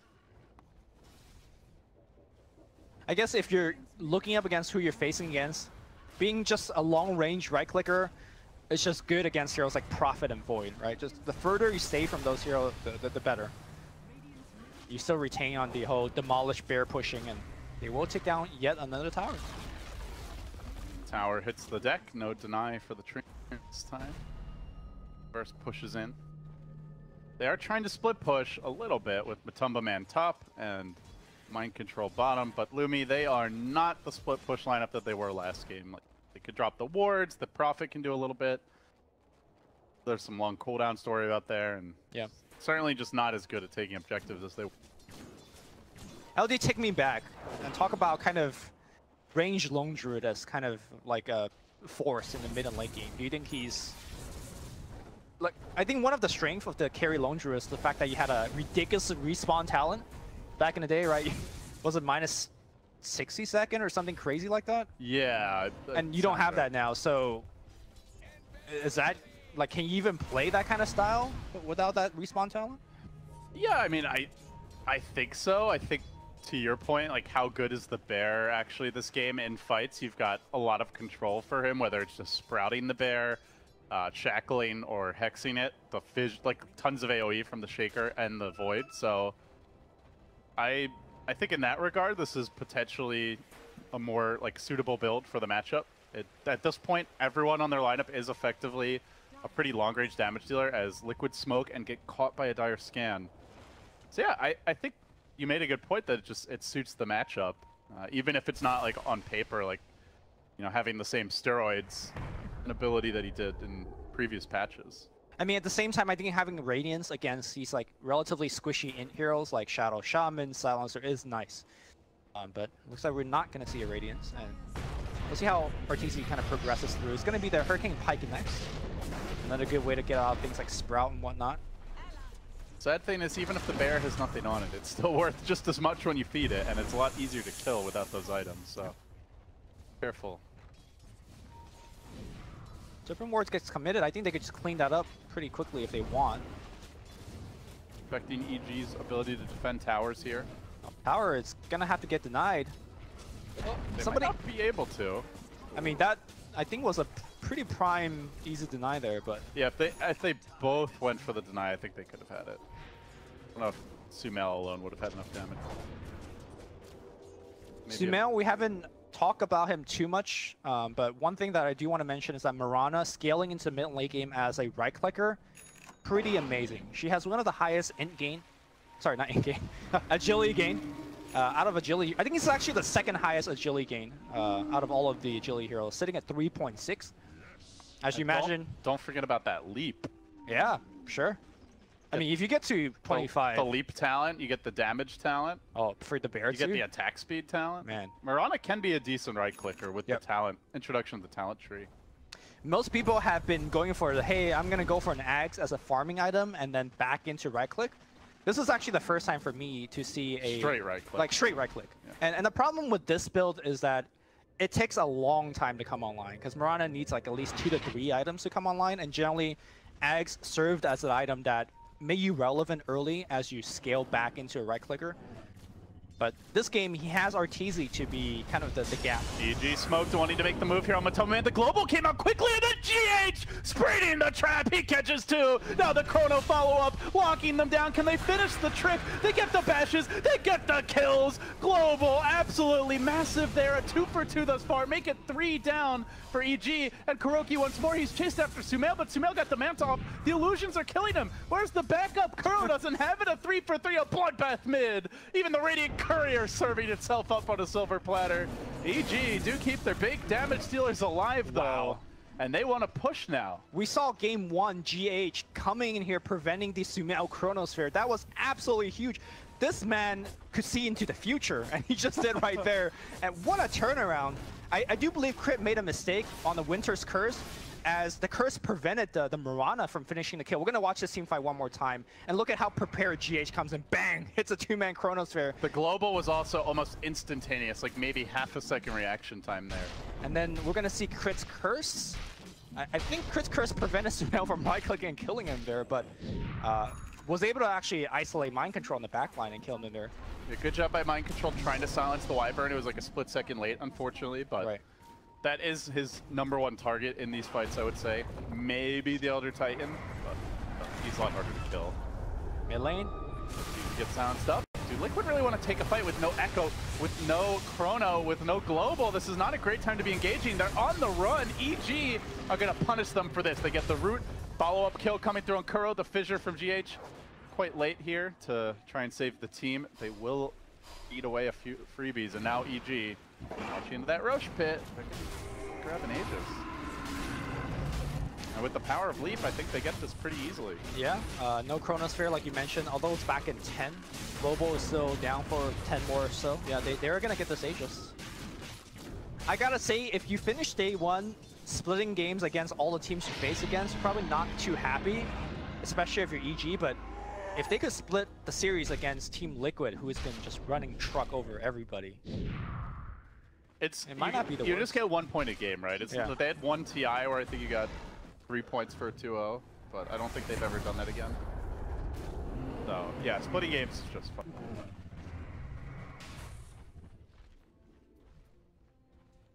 Mail gonna go. Oh, he picks up a Maelstrom, so double Maelstrom. Manta.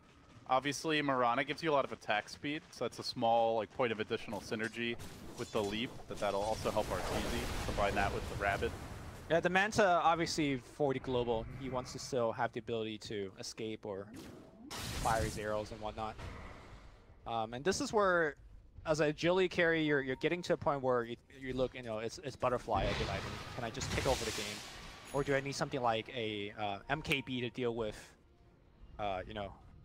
mischance and evasions and stuff like that? Well, there's nothing like that now. So I mean, I just think Butterfly is an incredible value item. It also helps you just farm and move around the map faster with the move speed. There's also things like, do you see Ghost Scepter from coming out? Then you might want to think about like the Fusel Blade. I don't think anything like that is also coming out. So Butterfly straight up looks like a pretty decent option. Man, Ghost Scepter used to just be the for value, just like buy it for the stats, and who cares if you even get the active, but very forgotten item with the Fusel Blade being as good as it is, and Ghost Scepter itself having been nerfed out over the year. Reminds me of another old one was the classic was the Bracer Gaming. Bone 7 Dota. I mean, we were talking about him earlier. Bone 7 Dota? Oh no, I think with him it was the Null Tallies. Bracer Gaming was what else? His was the Null Tally. Crit? But here we go in the mid lane. They're trying to set up a crit. The turnaround comes from Sumail, but now he gets global silence and control the Chrono! They interrupt Sumail as he tries to pounce out. The cat lady has been caged. They kill her once. Can they do it a second time? They try to finish off Zai. They haven't done the job just yet, and now Mind Control's in trouble, dragging him away. Matumba Man chases Sumail, but it's a fool's errand. Now he's in danger. Miracle coming back into the fight, but it's into the waiting arms of Arteezy, who controls him with the bear. They're fighting under the wards, but it's not enough damage. The Earth Splitter cuts them off, deleting the full 5-man squad of Liquid, who now find themselves in danger. Tier 2 about to be mowed down. Maybe even Tier 3. Yeah, like you respawn as Void and Silencer, but you don't have your Global or your Chrono. This is definitely going to be a Tier 3, if not more after that. Sumail is going to jump forward for that attack speed for his team. We'll see. They might go for the full Grax here, Lumi. Yeah. There is no Chrono available. There is no Echo Slam. There are no wards. There is no Global. That is at least half the firepower of Liquid in an actual full-scale engagement. Mirana, Lone Druid, these carries hit just as hard right now, but do EG want to risk it? They are pretty low. They will respect. They decide to back away. I almost think they could have forced the issue there, but perhaps not worth the risk. Yep. So very unfortunate. It was a good chrono. It was just unfortunate in the sense that Sumail had the Aegis. So it was almost like he didn't catch him in the chrono. And the other big problem is that right now EG has two very strong physical damage dealers. And I feel like Liquid is in a situation where the chrono almost has to hit both for them to have a chance to win these team fights. Because if it doesn't, I don't know. It's just too much damage output from EG. It's very difficult otherwise, I think that's for sure. Mind Control is closing on a Silver Edge. That will be a big help to try and mitigate some of that damage. See, Crit has sprung a little trap for him, planning the Sentry Ward down as he farms. Mind Control is going to go for the ring around here. Crit hides under the Sentry. That's the Sentry. Is a likely trap. Silence comes through. Sprout is there, but he's already flying away. Arteezy's in the neighborhood as reinforcements. Dusts upon dust. And the counter dust reigns supreme. He could have easily used Savage Roar to just save Crit, but like, I'll go get a kill. They're going to commit for this, though. The Global was used after GH got lassoed. Now the Yule Scepter comes through. They're going to back away. They were smoking to try and reinforce this position, but the Shaker's been overrun. They'll sack him as well. That's 2 down. That's a Global down. And just a Global as well. That's going to be another tier 2. Miracle, they ping him out. Liquid, all that discipline we saw in Game 1, all the cool, calm, and collected Dota, escaping them now, and EG stepping up to the plate in a big, big way. Looking, they might finally be able to take a game off Liquid, who've just been unstoppable so far in the groups. Yep. And like you said, it's a very important game for EG. You don't want to go into day 2, 2 and 4. Train 3 feels manageable. All you have to do is win, a couple of matches. Maybe you tie the rest, and you're likely to get through the upper half. But you go in 2-4, and suddenly you have very little margin for error the rest of the way. And for EG fans out there, this could be arguably the toughest day in terms of the opponent, the quality of opponent that they're facing. I think the rest of the group might be a little bit... Well, there's LGD, right? Yeah, LGD is the other tough team, but... I think... And I mean, I do remember there have been TIs in the past. God, who was it at TI3 or TI4? There was somebody who went 6-0 on day 1. And just tanked. Didn't make it to the playoffs, Yeah. I want to say. God, was that Liquid? That might have actually. It sounds like a very old Liquid-esque thing. I can't remember now. Melody is really kicking and looming. Man, you got that sleeping voice going on as well. Thank goodness this is the last game of the day. I have energy. I'm saving it. Saving for the right play. Saving strats for the TI main events. You're saving your vocal cords. I'm saving myself for Dota that is worthy of hype. I've learned from my WoW days. Man, this is when I was a young lad. This is not the LD I casted with. No more chat wheel. Like the LD I casted with back in TI3, like vocal core was dead at the finals, and you're like, just vocal cords were in. dead after the group stage. I came to TI2, yeah. And you were still going in. There's no saving vocal cords. You just go in. We don't need more WoWs. The world has enough WoWs. Or not enough, depending on who you ask. All right, well, then you can create them. All right, bring me back to this game, LD. I feel a little lost. The Go Graph says EG 10K lead. Well, Lumi, it's the year 2017. Thank you. Keep going. We are currently at a hotel in the great city of Seattle. All right. This is not Bulba's Liquid. Kuro's Liquid. Explains a lot, actually, now that you say it like that. And meanwhile, Liquid are 5-0. EG are 2-3, but they're looking to make it 3-3 as a smoke Liquid. For that opening, the Moonlight Shadow quickly activated to ensure their retreat. Miracle sticks around, though. Oh. Miracle sticks around, curse him, though. They actually don't see... Oh, they get him with the curse. And there was, to be honest, and now he's in a lot of trouble being pounded. The arrow comes through. Beautiful connection. Of all the heroes to die, that might be the worst, and he's out for a minute. I think he wanted to force sap down the river, and his hero just kind of turned in the trees. And the result was... it looked pretty questionable, but... What has the Silencer done for you, LD? Because it has done jack all for me in this game. I would agree. There was one good... The global mid where they turned the fight around. That was more GH. Let's be real for a second. It was like the combo, but yeah, even then it wasn't just the Silencer. It hasn't been all that effective. I do think Silencer generally struggles a lot more against heavy physical damage cores, especially ones who you know, aren't super reliant on spells to do damage in fights. I think Mirana and Lone Druid both fall in that category. I also think EG just hits so hard right now that like the timing has to be absolutely pristine to avoid someone just dying.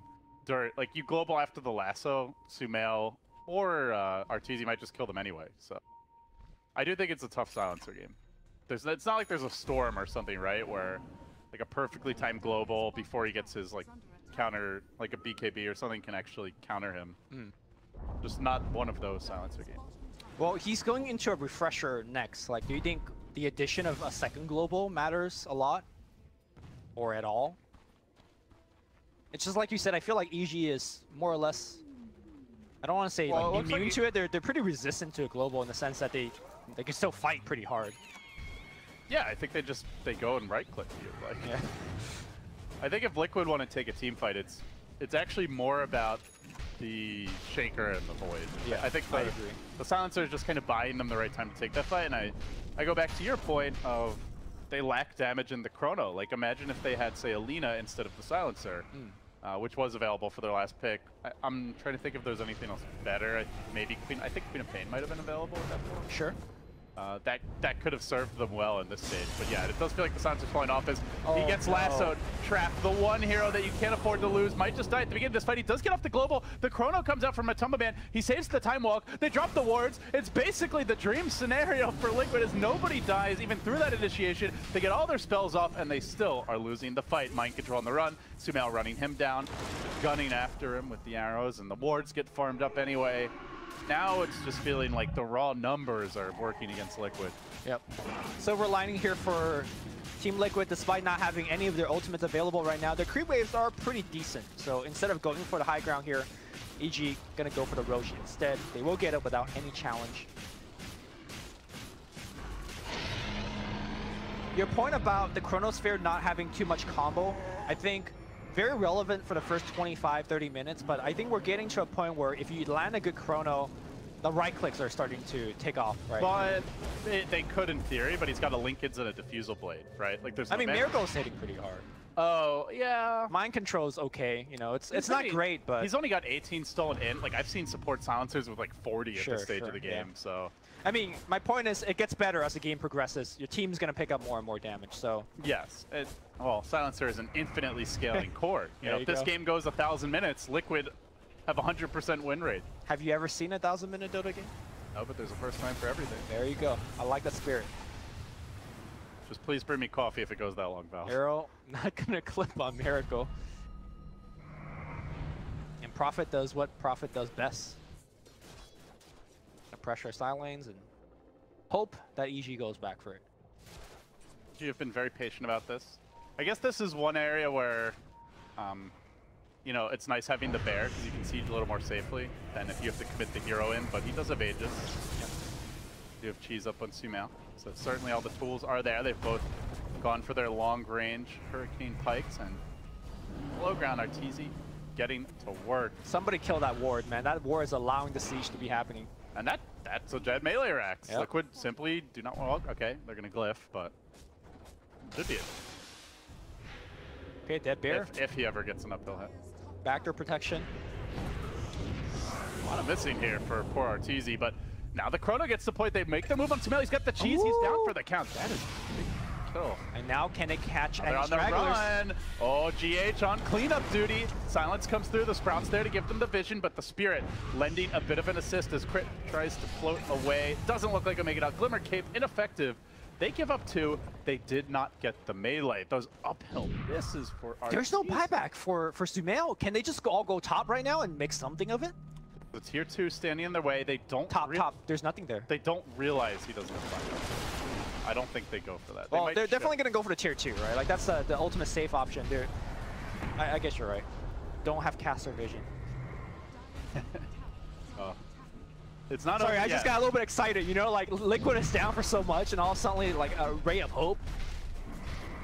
Don't count them boys out Lumi. I know you've got a lot of Liquid cards. Don't lie to me. This is a safe space. Safe space. No one can hurt you here. I actually forgot to do my fantasy. Oh really? I was so tired. I just went to bed. What's your best card? I don't have a golden envy, so it doesn't even matter. That's the real reason why I'm not doing the fantasy. Although to be fair, if I had a golden envy, I would have like negative points by the end of today. So who knows? Liquid are now finally able to venture outside the base. They get Precious Ward down, and immediately Universe kills it. So, oh, it was good while it lasted. Now going for the BOTs. EG are going to try this again. It looks like they still have the Aegis. There is no glyph this time. Butterfly coming soon for Arteezy, who is extremely farmed. Sumail still has the cheese, so, I mean, all they've really lost is a bit of gold. Can they make their move now? Chrono is ready. Global cooling down to 15. Almost enough time. Echo! Interruption on Universe, but there's no follow-up. He gets back safely. Didn't even commit the lasso. This could really come back to haunt Liquid. Got the Hex off as well, but G just retreat. They're going to probably wait for this next wave and then try it again. And they did get the melee racks while that was all happening. Objective clear. That was the one that they came for all along. They go get it. Dire's bottom tower. So you know the play that Liquid just made? You jump on Sumail, you chrono him, and you get him killed. I'm not sure if that play is going to remain effective as the game goes on, because Crit is going to be watching out on that. He's going to position himself in a way where he will get off the Embrace. In the draft, we're saying the Embrace might not seem very good at the time, but as we move more and more into this late game scenario, the Embrace is going to get better and better. Might be the game turner, in fact. Yeah, and Liquid, while they have like okay early to mid game nuke damage, it's not damage that really scales that well. There's no Lino with Laguna Blade or Invoker who could really dish it out and counter the Embrace hard. I'm pretty sure Miracle will global though, in conjunction with the Chronosphere, so Crit needs a way to debuff that silence off of himself, and he is working towards a Lotus Orb, but it's gonna be a while. Yeah, gonna be a while given, you know, it's a 5-stage support and stuff like that. 38 minutes in, EG still struggling to break this game wide open. It's been about that 10-11k gold lead for some time now. They did get closer to 20, but the spike has halted. Do you, like, walk me through in your mind how Liquid can fully get back in this game? Do you feel like this type of lineup just can take it late? Should they just be trying to farm? Should they be making plays, going aggressive? What's your ideal scenario if you're a Liquid fan right now? Remember the way I describe how the Liquid lineup kind of scales is that they don't have spikes, but they scale very gradually. And the game has been kind of going long in a point where I think their heroes are scaling to a very dangerous manner for the EG fans. So I think for Liquid, you just drag the game out long. Even though they lost the melee racks, I don't think it's like, oh my god, you lost melee, it's GG. In fact, I think EG needs to do a lot more work. Like 2 lanes at least. Yeah, 2 lanes with multiple waves constantly being pushed in, because you have a Prophet on your team as Liquid. You could easily repel this mid lane pressure. So for Liquid, it's about finding the right fights. This whole game has been fighting about finding the right fights.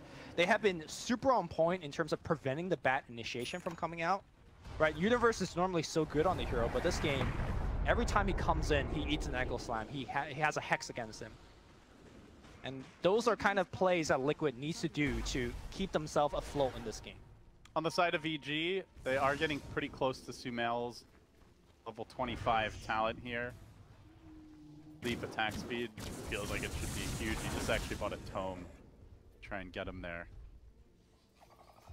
Pops the tome, 2/3 of the green is up.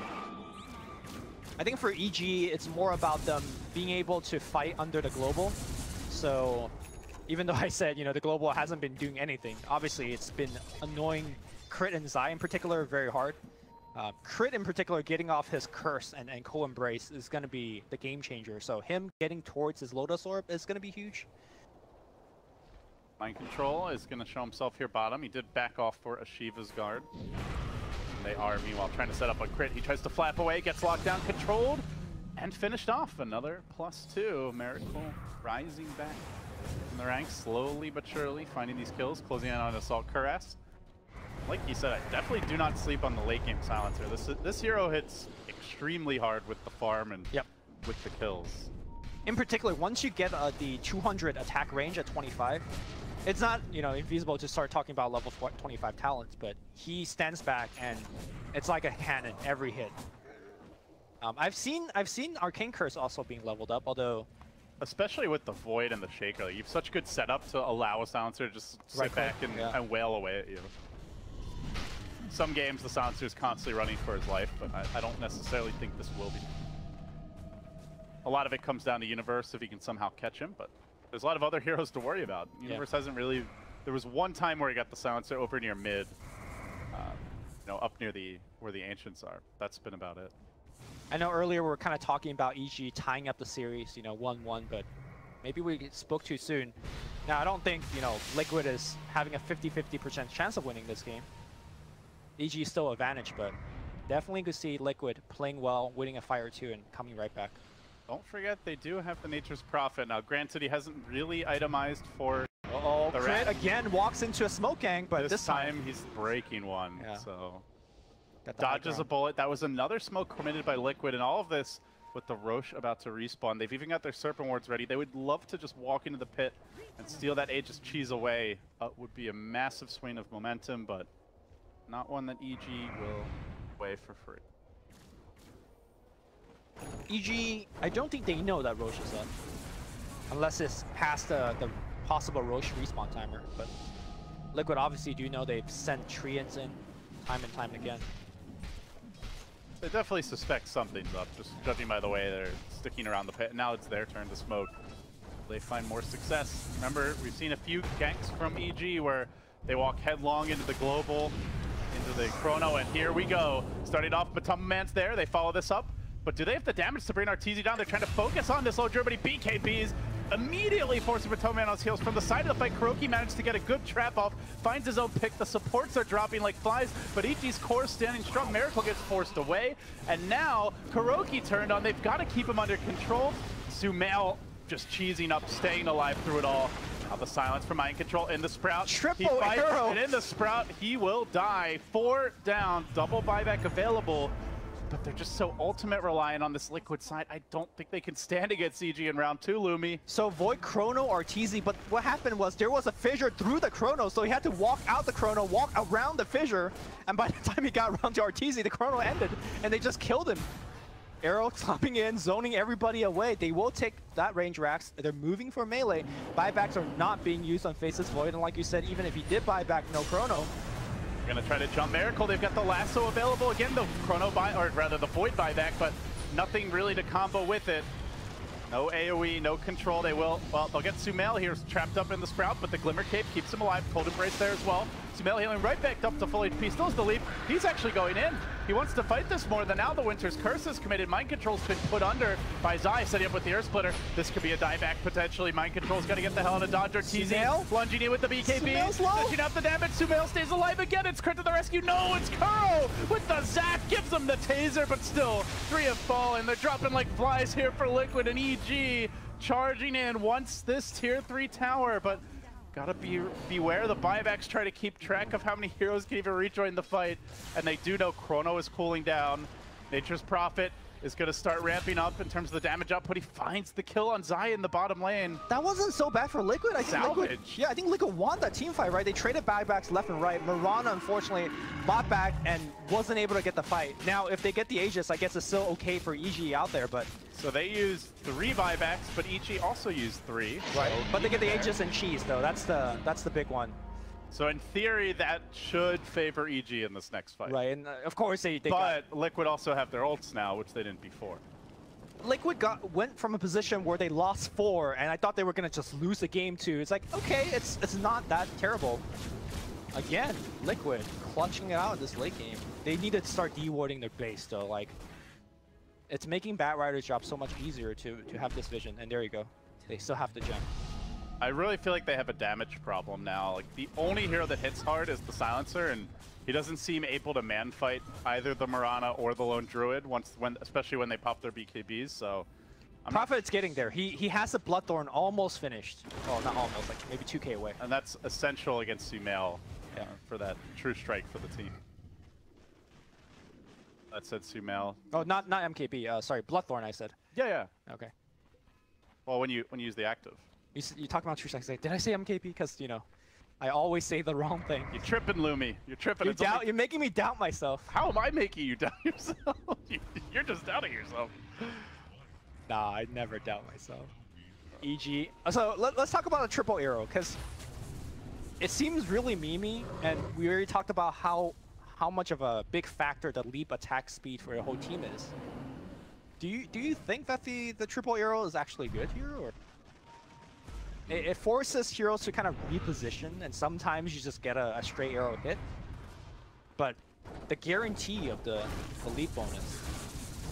I thought for sure he was going to go for the leap, to be honest. I guess it's very annoying, like during Chronosphere, like where no matter where you run, there's like a pretty good chance that you're going to get arrowed. It's also a nice scouting tool. It's just spray and pray from Sumail. I guess that's the idea, right? You just keep on spraying and praying, and maybe one of these arrows connects, then you have an opening. I mean, you're looking at this push, and I guess the attack speed bonus is not necessary, right? Like, a Treasy is just going to hit things. It's excessive. There's the Bloodthorn that you mentioned. Buybacks are completely lacking. Only Lone Druid has one. That's the one hero that's been caught, but the arrow comes through. Matumba's got to run. Now the BKB from Arteezy on the chase. Diving towards Kuro, who's been silenced. He gets the wards off in a decent position, protecting the racks at least for now. But Sumail, though he has been controlled by mind control, there isn't the damage bomb to kill him off. Matumba lunges back in. He might just drop. They can't deal with Sumail. Then they get the silence off. They will bring him down once. The Aegis is there, though. Lone Druid buyback also available if he needs it. So they've got extra life. Curse comes through. Matumba's dead. He doesn't have to buyback. Now charging forward is Universe Arteezy cleans up. 5-man wipe. EG saved the day. Make it 3-3 for them and a first loss at the International for Liquid. There will be no undefeated boys in blue heading into tomorrow. Oh man. This game just makes me want to think, why is it not a best of 3? Like, these two teams are so good playing against each other. That last team fight, that curse, he blinked in, used Splinter Blast to break the Lincolns, and then just BAM!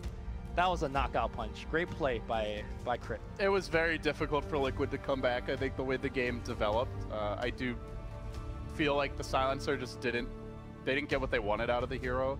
He didn't shut down either of the cores. I like the way EG itemized going for the early BKBs on both the Manta on the Mirana, the BKB on the Lone Druid, so that they would be able to just consistently dish out damage in fights. And I mean, I think if that was like, say, I don't know, a Storm or an Ember who's super spell reliant, and you get timely globals that shut them down early, it could have been a lot different. But yeah, EG adapted well. I really like the... Maybe Liquid need to reconsider when they pick the Silencer. I really love how Arteezy kind of took us back to the times where the baby Arteezy was playing the hard carry. I really felt that this game. He put the team on the shoulder, especially through the first 25 minutes when Sumail, like we pointed out, was slowly ramping up on the Mirana. His contribution, he was able to take down so many towers and win so many team fights for them. So I guess we don't need to say that Artur is a good player, but he definitely... to me, he's not washed up yet, that's for sure. Oh, no. Far from it. Raise your baby rages if you're an EG fan. They saved the day. They are 3-3 now, and they have had some stiff competition, but still Liquid, the real winners of day one, as they are 5-1 and looking fantastic heading into the later stages of the group. So guys, thank you so much for joining me and Lumi. That is going to wrap it up here as far as the gameplay action goes. I will have the panel wrapping up the day, and then day 2. Thanks for joining us, guys. We'll see you next time.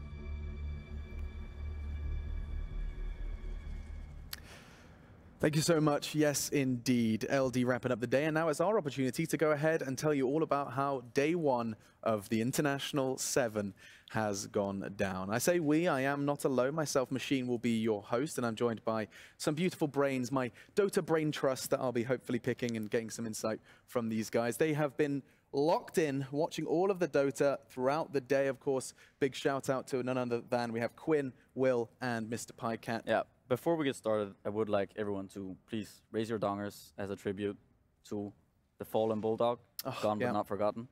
Gone but not forgotten. Will, of course, standing in for Bulldog after a plethora of drama came his way. Of course, commiserations to him, and we'll be seeing him shortly, I'm sure.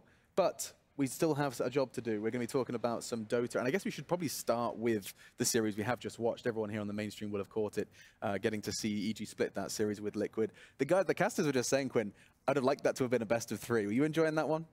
Yeah, I mean, it's 2 of the teams that people expect to go really deep into the tournament. Both the games kind of one-sided, which is a little bit unexpected. Maybe a little bit of an outdraft coming in both games, but you can see they definitely have potential to like go very deep in the tournaments. From both of them as well, Will. Does that seem to be the general consensus? Especially, was that just kind of confirming your initial suspicions? Well, I feel like the game just now, I think it was quite even up until the point where I think EG kind of escalated with a few kills. I think the score was 16-16 at one point. Yeah. And then it kind of just got out of hand. They got a few too many kills on the Lone Druid, and then they kind of roll off of that. I think this was actually a pretty even game we saw just now. Like, up until that point, it looked like it could have gone both ways. Yeah. And, yeah, just it's cool to see EG actually pulling it back. They started rough. They went 2-4, 2-3, and they could have ended up 2-4, but they actually managed to pull it back together. Cool yeah, we'll be taking a look at all the standings just to put it all into perspective for everyone at home towards the end of this one. But we're going to kind of walk through some of the highlights and lowlights. I think actually lowlights is where we're going to be starting because expectations were a little uncertain for a team known as none other than Cloud9. The Anime Boys gave it their best shot, but I think what was interesting was that the observation you were making, Pyket, that they'd kind of put a lot of preference, a lot of weight on Lich. Now, what was going on there with that? I mean, that was a pick that took a lot of people by surprise. Yeah, well, I'm still a bit curious, like myself. We haven't seen that much Lich recently. At least I haven't seen in recent tournaments, and the hero's kind of been forgotten, sort of. Sure. Now it had some of the Chinese teams were banning it first phase, and well, C9 kept picking it up first phase. First phase Lich? Yeah, they first phase Lich, but it didn't go so well for them, so I'm not sure what that is about. Well, Cloud9 is sitting at the table as well, 0-4, so it wasn't a great start to them. Is there anything to add to that? I mean, Quinn, getting to see Chinese Dota obviously have something in mind with Lich. Yeah, I think one or two of the teams have been playing it in scrims, have thought it had some value, and I think they may have scrimmed against the Chinese teams, and like LGD, LFY, like sister teams. I'm sure some of their friends with Newbie as well, and word sort of goes around, hey, maybe this hero is really good, and then teams start picking it in scrims, they're winning with it, and then suddenly a hero just moves up to first phase priority because it's a support, it's a hero you can first phase, and it's not like there's a lot of hard counters to Lich.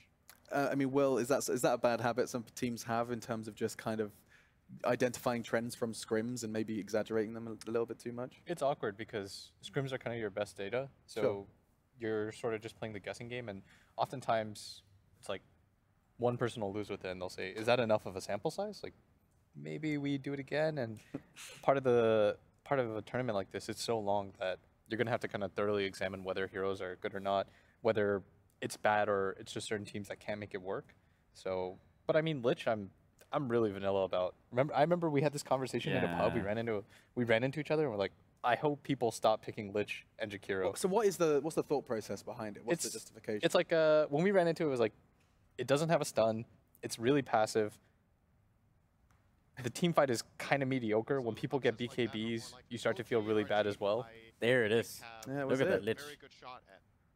Just pulling it out first phase. Just goes in there. If you see that in a pub game, Quinn, you're running down mid, right?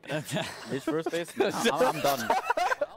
No, he's quitting Dota. Yeah, he's done. He's quitting Dota. It's like first two. His 6K player has taken Lina. His other 6K player has taken Lich. That's a Nature's Prophet immediately by Quinn. I don't know. I feel like, and this is kind of, to me at least, what I'm seeing, the opposite kind of what the more successful teams. Oh yeah, this. But this is the one time where Lich was actually like pretty cool, right? Right. This was where you got to see. It was Cloud9. You got to see. I think it was a full 5-man. Yeah, but they did end up losing this game with the Lich. So even though the Chain Frost is pretty cool, I don't know how good is it.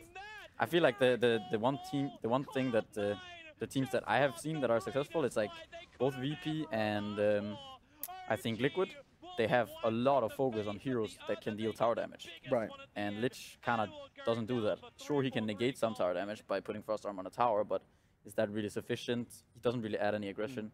Like Liquid, they're doing this. I mean, they're running some Prophet combined with a lot of summons or with this Rasta. Now they didn't win the last game, but that seems to kind of be their thing, to go for heroes that can kill towers. VP playing their DK, a lot of heroes that scale with physical damage and whatnot. I mean, just while we're on the topic of heroes, if you kind of to cast your eyes amongst the most picked, is there any surprises? I mean, I'm going to shout some names at you now. I'm sure you're not surprised about the Night Stalker. Bat Rider, I know, caught your eye just because it's still, once again, doesn't matter what they do to him, Bat Rider seems to be at the top of that list. He's always, at TI especially, he's always one of the most prevalent heroes. Just because he does so much? they have nerfed. They don't want. At this point, I'm like convinced that iStrike just does not want Bad Rider at TI. He's just like, how many times can I just destroy this hero? Like, what more can I change about him? I took away his other stun in his flame break. I made everything worse. Like, what else do you do to this hero to make it bad? But that ultimate, when you're at a TI, you're just getting lassoed away. Like, I mean, Bad Rider's just he's like Darkseer 2.0, right? Yeah, it's like those heroes. iSpark does not like those two heroes. Hey man, while we're talking about lassos, you do a mean cowboy accent. Can you say Bat Rider lasso? Can we hear it?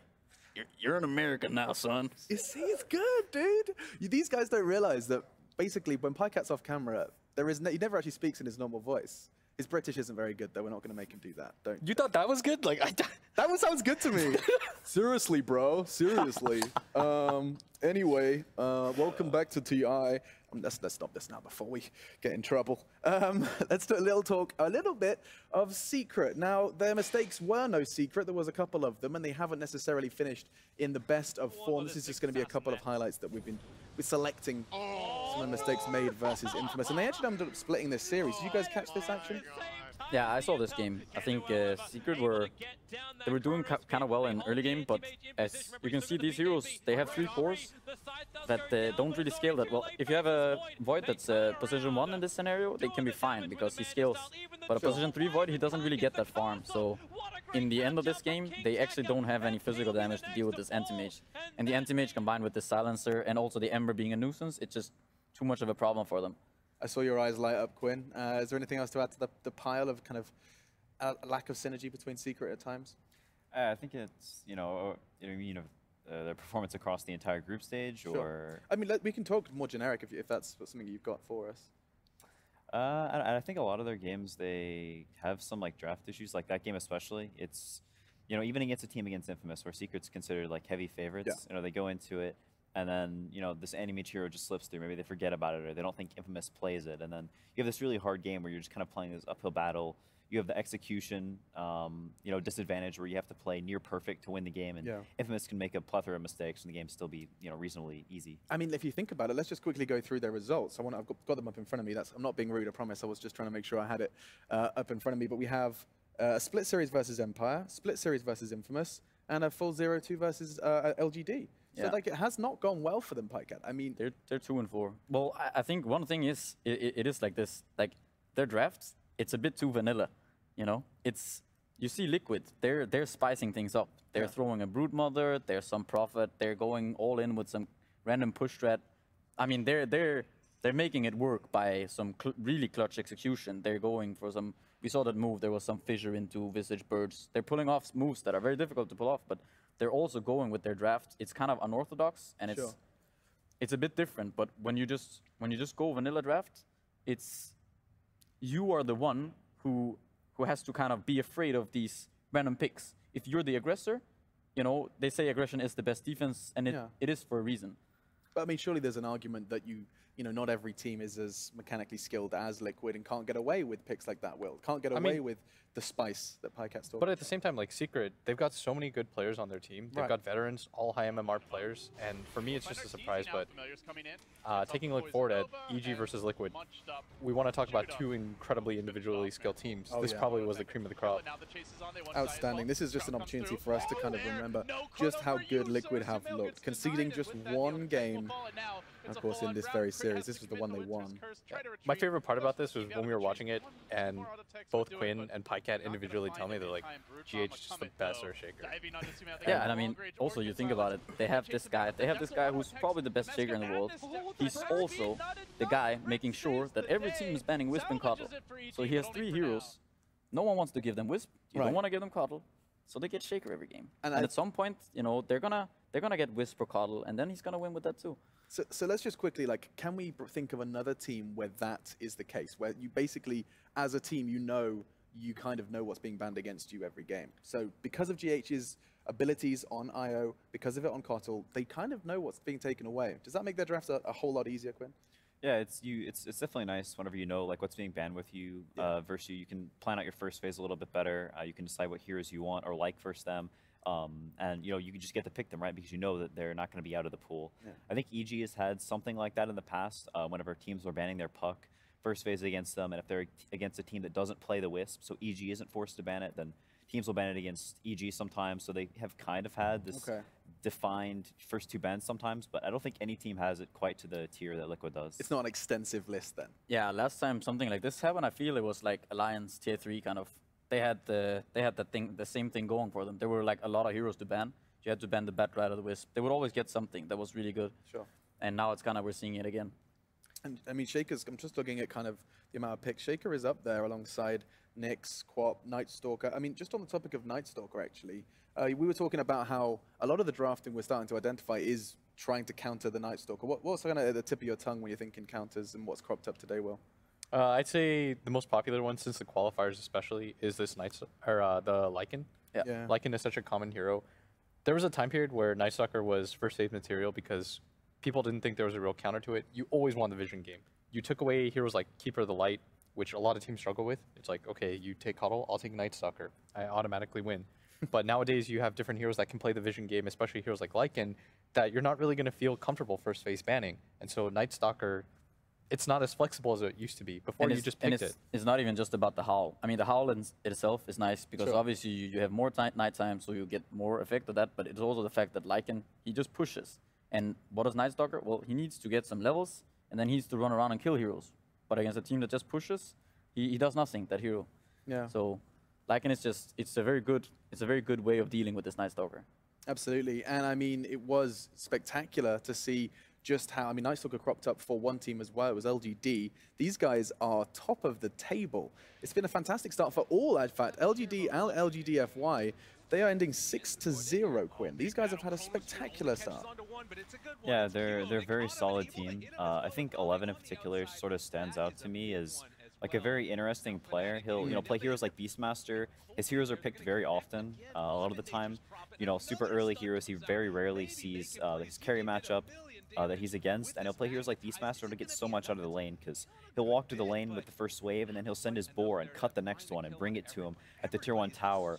Or they'll do Night Stalker, Bat Rider, dual offlanes, and they'll pull multiple waves to the towers. He comes up with all these shenanigans to get a lot out of the lane, even though he's given very, very little. I think shenanigans is a good word for it. Goofs and gaffs with 11. And just, I mean, was this expected for you, Pycat, to see a 6-0 next to LGD's name?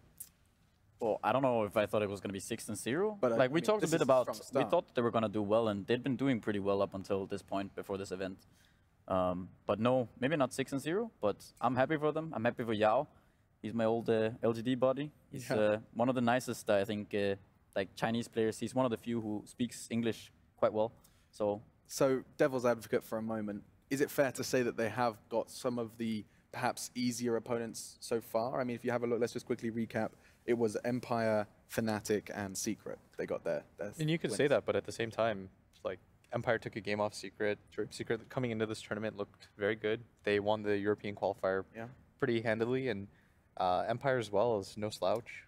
And just on the topic of Empire, word on the street is Rezo had a fantastic game. I didn't get to see it myself. Did any of you guys have eyes on that screen?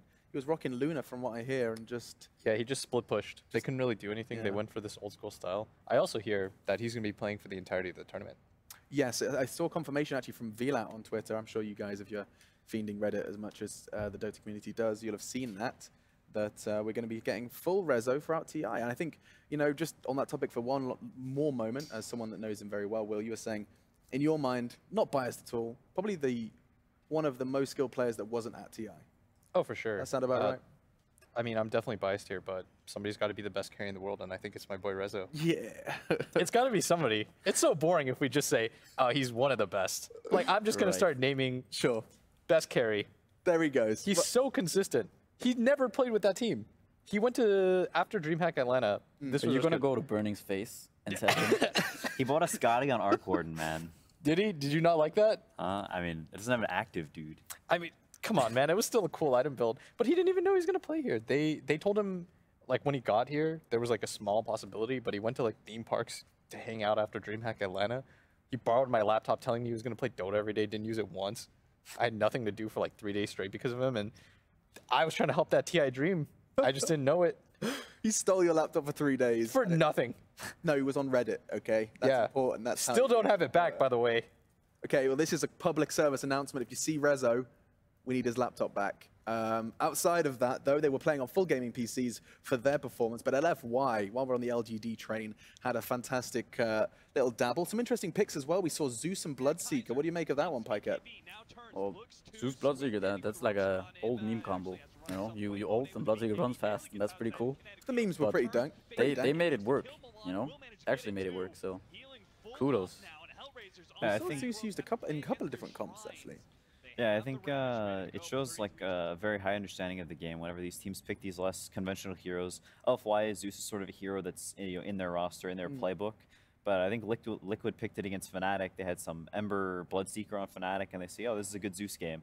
And they're not scared to pick these like less conventional picks, like Pikette said. Like they're pulling these spicy picks out, and they have like a very open mind about the game. They understand heroes, the roles they fill. And whenever you understand a lot of heroes, that means you also know how to beat them, right? So I think it like shows a lot of prowess for these teams that play these like less conventional heroes in games that are good for them. And at the group stages as well. I don't know, in my mind, I always think like less conventional picks, maybe the ace up the sleeve for playoffs, but you really can't do that. Saving strats for playoffs is not a thing, ladies and gentlemen, perhaps not. But what I do want to do then, gents, with all of that said and done, is just outline the fact that, in terms of meta, in terms of what we're seeing, you can save drafts if you're wings at TI6. Then you can Yes. save a lot of strats. You can just do whatever you want. I'm totally okay and with just that. go Pudge Techies if you want to. And still win the tournament because, you're Or wings. VP at the summit. Do they do that same thing? They picked every hero in Dota. Just to mess, 113. just to mess with people.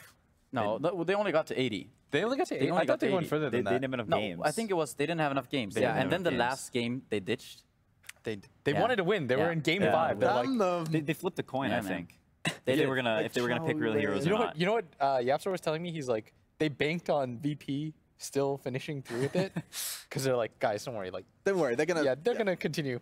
Nope. No, VP were like, okay, guys, maybe on the 5th. I mean, The it's pretty ultimate BM pick though up. because you saw what Seeker were doing at that tournament. In the end, they were banning the heroes that they hadn't picked. Yeah, so they would banned have like a- Wiz They and actually Mikey and did stuff that? first phase. yeah. They weren't banning normal heroes anymore. The Sly Bean. Yeah.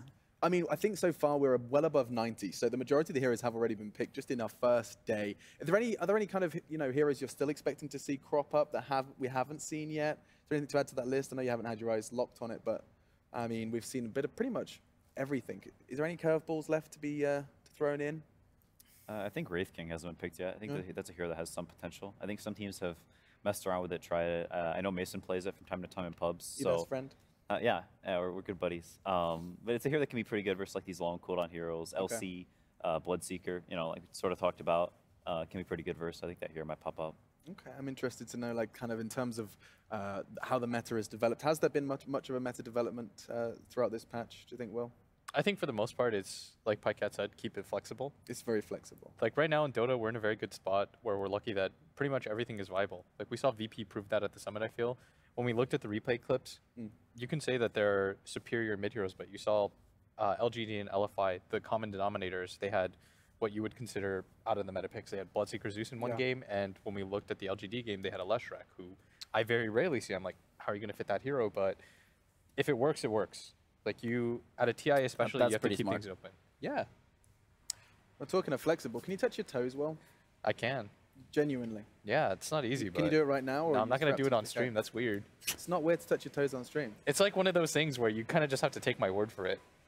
I want a video on your Twitter of you touching your toes. I'll do it just for you. Thanks, I appreciate that. So we're learning a lot. We've learned some Dota. We've learned Will can touch his toes. Can everyone on this couch touch their toes? I haven't tried in like 5 years. Not even I close. haven't tried. Not even, no way. Not even close. Quinn, you look limber.